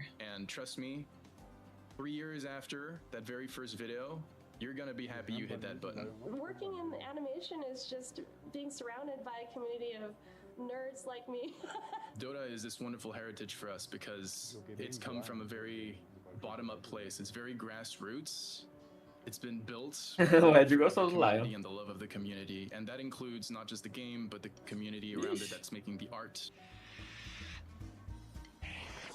So all I have to say is thank you. Tem o Dr. Maroto não? Tem For não. inspiring me and so many others over this last Tô 10 unido. years. Thank you for your support. Dota 2 wouldn't be the same without the players. Dota 2 wouldn't be the same without the creators. Ah, nossa, foi ótimo contra a Axie. Everybody else involved. Thank you very much for supporting Caralho. the game and for supporting our work. Congratulations. Congratulations. Congratulations. Congrats. Congratulations. Поздравляю, Zizi. Congratulations. Congratulations on 10 years of the short film contest.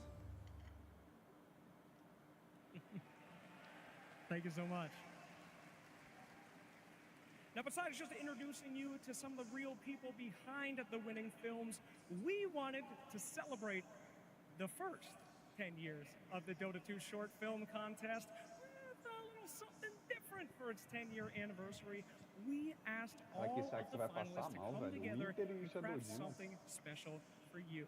We wanted to make Verdade. sure the game E ele é offlane ou é suporte? Eu tô achando que ele é suporte. memorable moments from the Não, tem ogre e coisa, é. 15 years that we all share.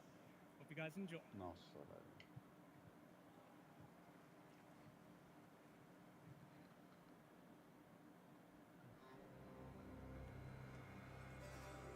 Often I am asked, what does a hero truly need? Much depends upon the hero. Would you be swift? Then for you I have speed beyond measure.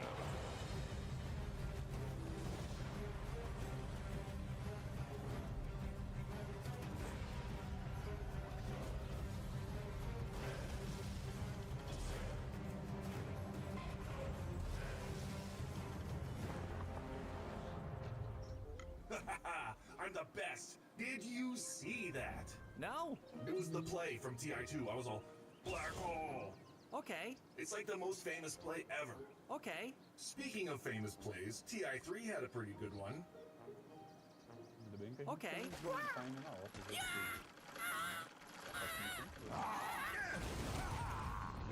Would you be strong? Then I can grant you the might to overpower any foe. Mas eu não sei nem falou com o Fabrício, porque beleza aí não vale nem a pena eu comprar bem pra fazer o último, Ah, não. No Bane, pô. A Spectre lá do Bane mata ele. A Spectre e o DK ultado. Não, a Spectre e o DK também, pô. O DK ultado, ele mata o time dele. O dragão dele, ó. Você espera ele ultar, e quando ele ficar do lado de alguém, você ulta. Mas é igual você falou, não precisa de blink inicial não. Foca na Fossa Steph, na Glimmer, na Eus às vezes. Tinha que ter uma urna, sabia, Marcelo? Tirar o regênio desses caras. Se anima a fazer? Urna é muito caro pra mim. Alright. Focus, my son. Focus! Everyone called me crazy when I said hamsters could learn Dota. But who's laughing now? You have learned all you can about being a Ele vai farmar, velho. Esse cara vai fazer time de bater. Would you be wise? Then come closer and I will unlock your inner cunning. Engaging! Open fire! Like that!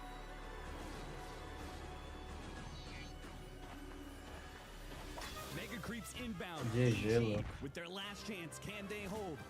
Here we go. Ice going in. Shattering move the Dagon.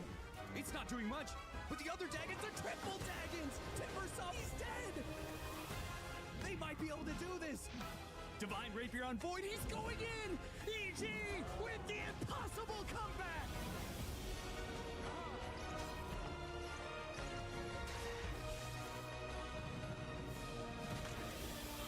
What does a hero truly need? Mais uma. That is for you to decide.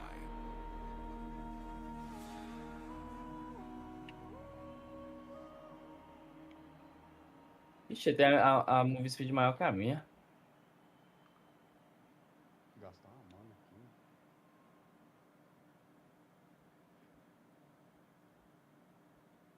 Acho que eu queria colocar essa Sentry. Agora me fala, por que essa porra desse bem tem uma move speed maior que a minha no começo do 10 jogo? years of the short film contest, 15 different internationals, one yet still to claim who will be the champion for it. And it is this one in Shanghai right now. We're looking at our grand finals. Only 2 teams stand the test of time and have the chance to be able to get up there and lift the Aegis.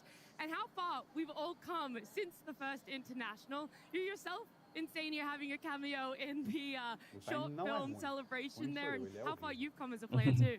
Yeah, I mean, it brings back memories of the last time I was in Shanghai for TI9 and, you know, the unfortunate moment with the gyrocopter. But, I mean, it's honestly an amazing tournament, and even that moment was life-changing in many ways. I got to see my teammates and how they truly feel in a moment where you need them more than anything. So, like, for me, that moment reminds me of very good things, very good memories. And someone that we need more than ever. Effie, you've been to so many TI finals as a panelist. How does it feel to be seeing one in Shanghai now? Ele tá de bota. Por que ele é mais rápido que eu, velho? Eu não tô entendendo, eu tô de bota. O cara anda mais rápido que eu, velho. Como assim? Faz o menor sentido, velho. And Quinn, yourself, you've played in many a TI finals too, to be exact. Yeah, it's just an incredibly special occasion. It means so much to me and to so many people. It's a celebration of the game, and that's why I love things like that piece so much, that we get to see the history of not just the players, but the people that make the game so special. When I see the Dota 2 reporter, my eyes light up. I'm watching with my brother. I remember even when he didn't play Dota, Ele vai pegar a enjoying it. So vem comigo na so Lots? special, and I just love to be a part of this community and this celebration.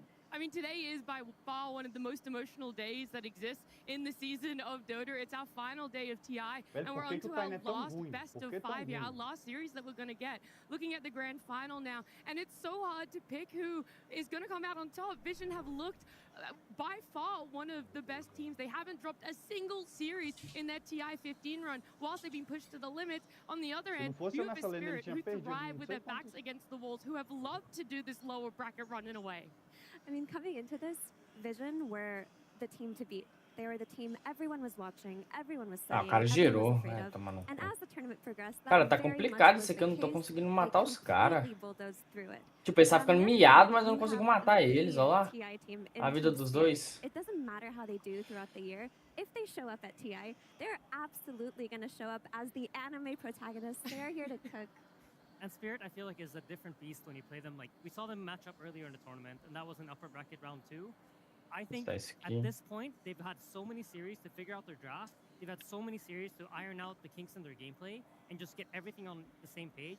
And you can tell by the fact that almost all their last series in the tournament are 2-0s.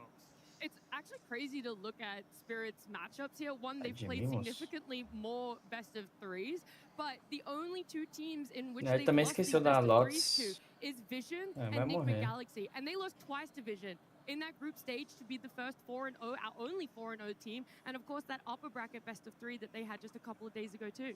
Yeah, the first one 2-0, the second one 2-1. And third, we'll have to wait and see, but I think that illustrates the arcs of these teams. Vision came in at the top, and they've stayed at the top. No one has been able to touch them, evidenced by their record. But Spirit, they started down here, and they're arcing up towards Spirit, hurtling at them like a speeding bullet that we know this terrifying Yatoro player is. And now it's the collision, right? It's the team that's been on top versus the team that's charging towards them, and what happens when they meet.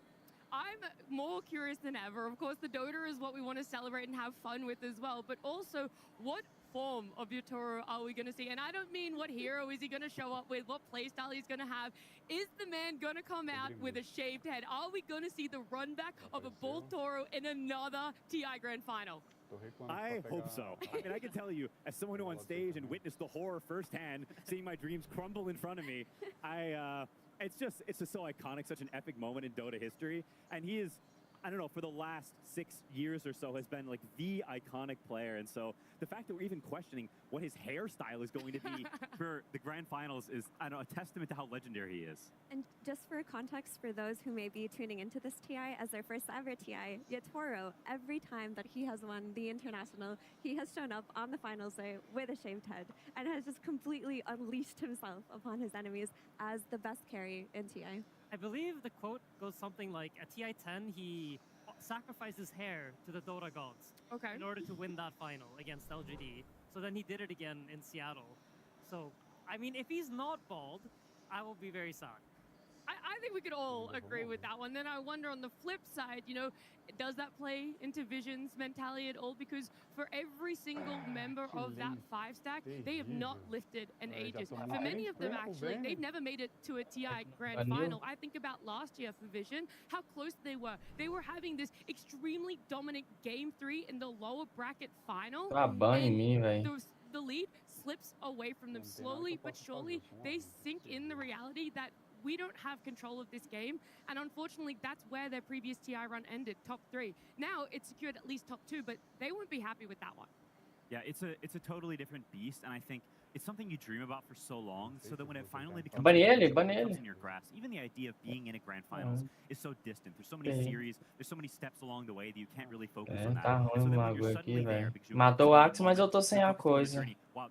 Não peguei essência, o que adianta? Quite an overwhelming feeling to go through, and so I hope for them that they're able to steel themselves and actually focus on the gameplay and not let the sort of the grandeur of the moment overwhelm them. Looking at all the TI appearances of the roster as well, we've included the coach because Puppy has a little bit of a fantasy or fairy tale for himself. Everyone talked about how he got that 4th place. He got that 3rd place at the next TI. He got 2nd place all the way back in Singapore in TI 11. And we go, okay, this is it. The next TI is Puppy's. But there was the caveat. Maybe it was the next TI Puppy attended was going to be his 1st place. I mean, yeah, that's the script, and that's what it's saying for them, right? Puppy is supposed to win this TI. That's like, if the script does exist, and many Dota tournaments has made it seem like there is a script, then it should be Puppy's. Yeah, Puppy, it's not an exaggeration to say he's one of the greatest players to ever touch Dota. He's been so consistent throughout his career. He's had so many definitive ideas as a captain. And at this stage in Dota, it feels like such a natural transition for him to come into the international as a coach. And we've already seen the results of him as a coach on Team Vision. He came in, he whipped them into shape. He took 5 of the best players in the world and turned them into the best team in the world. And it just feels like no matter what Puppy can do, he will always have a place in Dota. And look at this, the longevity of his career is ridiculous. On the other hand, you have Miposhka Quinn, who is no slouch himself. Yeah, it's two titans, really. I think the parallel of Puppy coming in, whipping him into shape, I think Miposhka is the same thing. He was not on this team for a solid chunk of time, and they did not look like themselves. They were in shambles for a big period of that. And then Miposhka joins, and you slowly see them ramp up to the form that they're in now. I think he is such an integral and core part of this team's identity and history. And honestly, I think they would not be even close to the same without him. He's definitely like made them look more like they used to, and I think we had Laurel say it, and it's so true that they are now able to play fast and slow, and this has been one of the things that's the scariest to go up against, because it's quite easy when you're only facing up against one playstyle to try to match. And it's the same thing that Vision brought up, right? When they talked about Yandex, is that Yandex are the kings of split pushing. But we can split push and team fight. Cuidado da And when TP you have aqui. multiple avenues that you can go down, it just makes the team so much scarier. And that's where I feel like both these coaches have added to their teams. Yeah, to me, Mposhka in GG, a lot of ways velho. is team Comi a spirit. porra da loja, It apertei no felt lugar like his errado. team when they won both of those Aegises. And yes, he had a star-studded roster, especially in Yatoro and Collapse being some of the greatest players ever. But he was the player who brought that energy of resilience, that heart, that ability to overcome difficult situations. And if you ever watched the way that he interacted with his team and the way that he guided them, he was the one lifting their spirits. He was the one enabling them to play the late-game comeback Dota. And we saw that in all the moments Spirit had roster changes, they brought in new players, they had to train them.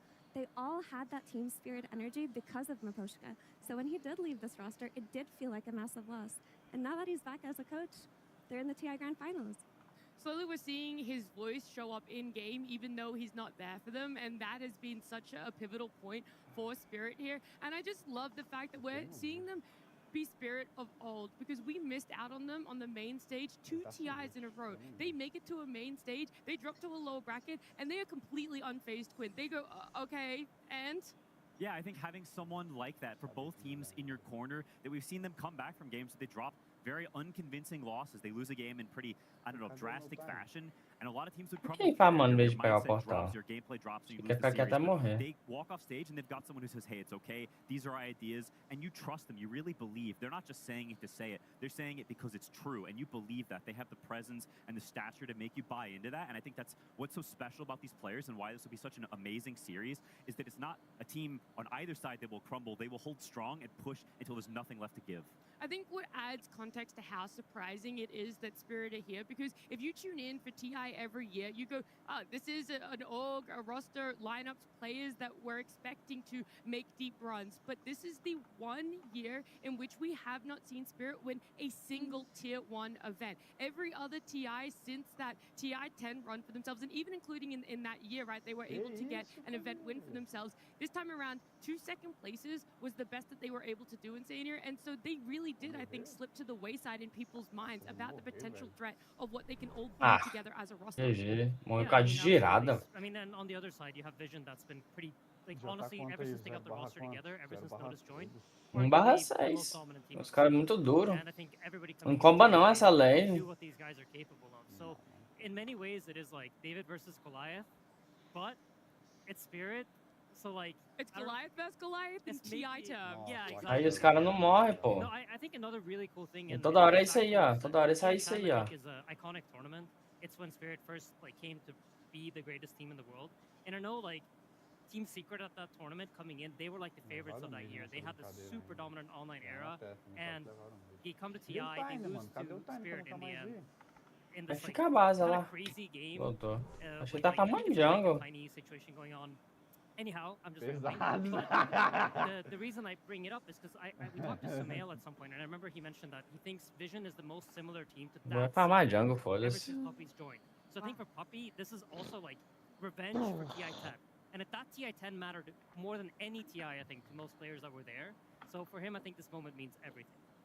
I'm intrigued to see it. Sai desse bot aí depois, pô. Vem pro top aqui. You're talking about it. The most dominant team for this year. We have never seen the most dominant team or the favorite team throughout the year go on to win TI, to lift the Aegis. They've always fallen slightly short, whether it's a second, a third, not even making it through groups. So in your eyes, if Vision were to win TI today, would it be the first time in TI history that the favorites have won it? That's a good point.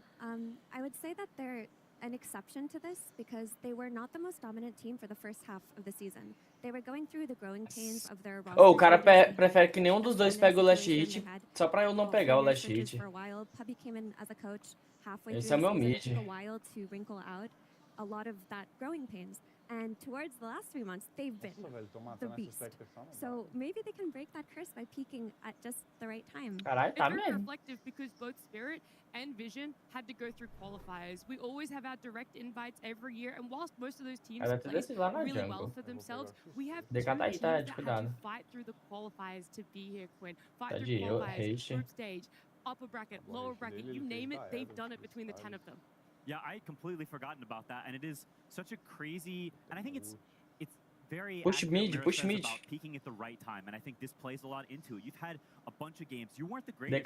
Push mid. The season was going on. That's why you weren't invited directly. You had to prove your merit in other ways, and so that you've had to grind. You go through these group stage matches, and you ramping and ramping and ramping. That's what you want. You don't want to peak too early because that's why teams that are dominant early in the year fall flat later because you can only be so good for so long. It's the nature of competition. It's so difficult to stay on top. People are gunning for you constantly, and so the fact that both teams whether through luck or through I don't know some insane pressures. That was the Maposhka. He's like, if I do this and at that time and in this month, if we just bring it up and stop playing. Yeah, they've stolen the stars aligning from another team, and now they're here and they're in. Pô, esse negócio do correr automático é bom, viu? Quando você manda ele pra loja secreta. Olha uma Spectre aqui. Tá na DP. Não, tá na DP original. Need to kind of think about how we put effort into tournaments because there's only so many events that you can actually like put in your 100% in. And for TI, you definitely want that. And you don't want to come into TI feeling like a little bit burnt out. You don't have like that fire and that passion for the game that you would have otherwise. I want to take a step back and look at the TI in which both of you two actually came up against each other in the grand finals because Aiden, you came in through the upper bracket. You guys didn't lose a single game. Quinn, you came in through the lower bracket. And so starting with you, how does potentially, because you were mentioning burnout, how does fatigue Você tem que comprar gota infundida, Marcelo. A long day play into this? Where is Spirit hoping to be able to pour energy from and ramp up and peak a second time for a finals? Yeah, it's the hardest part. Quer sair daqui e ir lá pro bot? Tentar matar a Spectre, Ed? Bora pegar o portal aqui e tentar matar ela. They played a stressful lower bracket run, and it's not also just the physical fatigue, it's the mental fatigue of all of these are elimination series, and that weighs on you. There's a stress and a pressure there. If everything is on the line, and everything can only be on the line so many times before you break. And so doing that lower bracket run and getting to the grand finals, they've done it before, but it is an incredible feat, both physically and emotionally, completely unrelated to the Dota. Yeah, absolutely. And something that is really tough and maybe hard to like relate to unless you've been there is the fact that the grand finals you're also playing a double series day. Puxa o script aqui pra mim, pra baixo. Into the last series of the day, into today again the first series of the day, and then you get to play another Chamei só series. dois. And this drain over the course of 2 days is crazy tough. Well, it's great for them then that they had so many quick 2-0s. It feels like the last 3 rounds for them have just been all right. We're essa DP é muito teimosa, Let's velho. make quick work of this and go home and sleep. Like, we even had collapse say, I had 5 hours of sleep. Aqui, ó, outra! Outra! Outra no Bane, doido. Aiden, is there anything that plays in your mind when you're coming in from the upper bracket? Because some people do talk about or allude to Spirit have now had 2 games to warm up for themselves. They're in the groove of it a little bit more, and maybe they're ready that off the rip, they're going to be playing at a tempo that you haven't yet done because you haven't walked out on that stage on the vision. I think usually when you're in the upper bracket, you have this confidence. Like, we haven't done a single game. You're coming into that series thinking like, you're going to absolutely smash. Você fez alguma coisa pra ir na lane? And I think I wouldn't say it really is a factor in that way. I don't think you really care that they're warmed up. You're thinking, if anything, like, we've beaten them twice this tournament already. We're going to beat them a 3rd time. It's no problem for us. Yeah, it's I think that's very true, and I think from the lower bracket, there's a feeling of like proving yourself. Like, you can feel, I think, them looking down on you, right? Because they are standing on the podium, and you're walking up the steps as they glare down at you, and so I think there's very much a feeling of like, we're gonna prove you wrong. We'll show you. You think you're better than us? You think you deserve to be there, and we don't? Then let's prove it in game. Oh, that talking is going to happen when we see our grand finals there, but it's just so insane to think about that no one's mentality over this last year that we're aware of, we're not sure how long that this has been a shift for him, has been so much more about the journey, and ever since then it feels like we've seen a resurgence of him. We've seen him back to the no one of old. Before we saw him do a lot of region swapping and org changing, and now it is a no one that is consistent, is willing to play whatever role it is, and I'm so intrigued as to how much progress and how much effort has gone into this, and almost this satisfaction that he must have that because of it. Nossa, ver se tá indo com essa árvore upada no nível 4 sem EcoSabre é triste. Ó, bora no Bane, não? is really interesting until you reach the end destination, right? Bem, Now, Ed, it bem. can't be all Bot? about the journey. Nada. It has to Eles be vão vir about this aqui, né? moment, and I'm very curious to see how Não, that isso aqui affects não, him. não. Because if this has been the thing that he's been relying on, like, just enjoy the road, enjoy all the steps to get there. Now that you're Tá here, perdendo aqui can you não. stay in that mindset? Can you stay in Ah, that idea of sim. like, there's always next year that this team is going to continue Pá, on, mano. and even though this moment means so much to you, to not get stuck up on it Ainda- and not think ainda like, tem blink. this is where we were meant to like end up, and this is what it's all about. Yeah, it's so true and it's so difficult. I remember the same feelings when you Pega finally Spectre get there. atrás, não? It's very easy. It happened to me to get caught up into, wow, this is what I've always dreamed of, and then suddenly you start thinking about that, and you're not thinking about the gameplay, and that slips very Eu tô quickly, sozinho and aqui. gameplay goes from 99% to 97, Ah, and mas eu suddenly salvei these are vocês, making né? Fora que mistakes and eu things crumble. So it's quis a olhar os slippery caras. slope, and I hope that he's able Ó o to ogro aqui, ó. stay in the mindset that's gotten him all the way up to this point. There's a lot playing into this, and we've mentioned the coaches, the impact that they've had on Alguém me the explica esse rosters time? that they have been helping come to this grand finals. Now we've talked about no one's journey for himself, but more importantly, something that Vision really wanted for themselves was to see this rematch with Spirit. They wanted to have Spirit in the grand finals. When they secured their spot, that's something Dakal has said. And looking at Satanic, Yutoro, there's a lot of different accolades between them. There's a big age gap between them as well. But more importantly, there's a Impostor. different Quase sort como of se eu olhei veteran Spectre when e o it comes DK to being ainda. out on a TI stage. And Satanic has been there once, and it wasn't the result he wanted. It was a top 3 finish, which is still fantastic last year, but that's still that element. Is it going to be different for him mentally stepping into a grand final? Oh, perfeito, era só isso que eu I queria. mean, we have to keep in mind that a lot of these younger players from the EU region grew up watching Team Spirit. They watched the miraculous run that they had at TI10. Cura, pai? They saw them lift the ages. Ah, nem lift precisa the não, team precisa não. story, and Sei lá. Yutoro became the carry player to watch. Satanic É, os has caras tá achando que eu absolutely tô fraquinho, shaped pô. himself as a Dota player off Os of caras tá achando Yutoro. que eu sou igual aos We've outros called him Baby jogadores. Yutoro for Eu so vou long. top. And of course, he's come into his own and stepped into his own as a player, developed his own particular playstyle. But this was his idol for so long. So going up Eu tá não quer against saber de him levar must mean torre, the né? world to him. And Cara, isn't joga it TI estranho. then if you don't beat your idol? Guys, I'm getting a little giddy in my seat because I have just gotten word that if anyone out there is, dual screening right now, watching the broadcast as well as maybe Nossa, o scrolling on DK, social DK media, fez item Team errado. Spirit, a little bit of a spoiler, have posted Oh a boy. photo. My God. Oh boy. Now, we don't know whose hair this is that has been sacrificed to the Dota Quem gods, is all I'm seria? going to say. But Ele there is levou o an Ed. inkling as to which player would love to have given that up.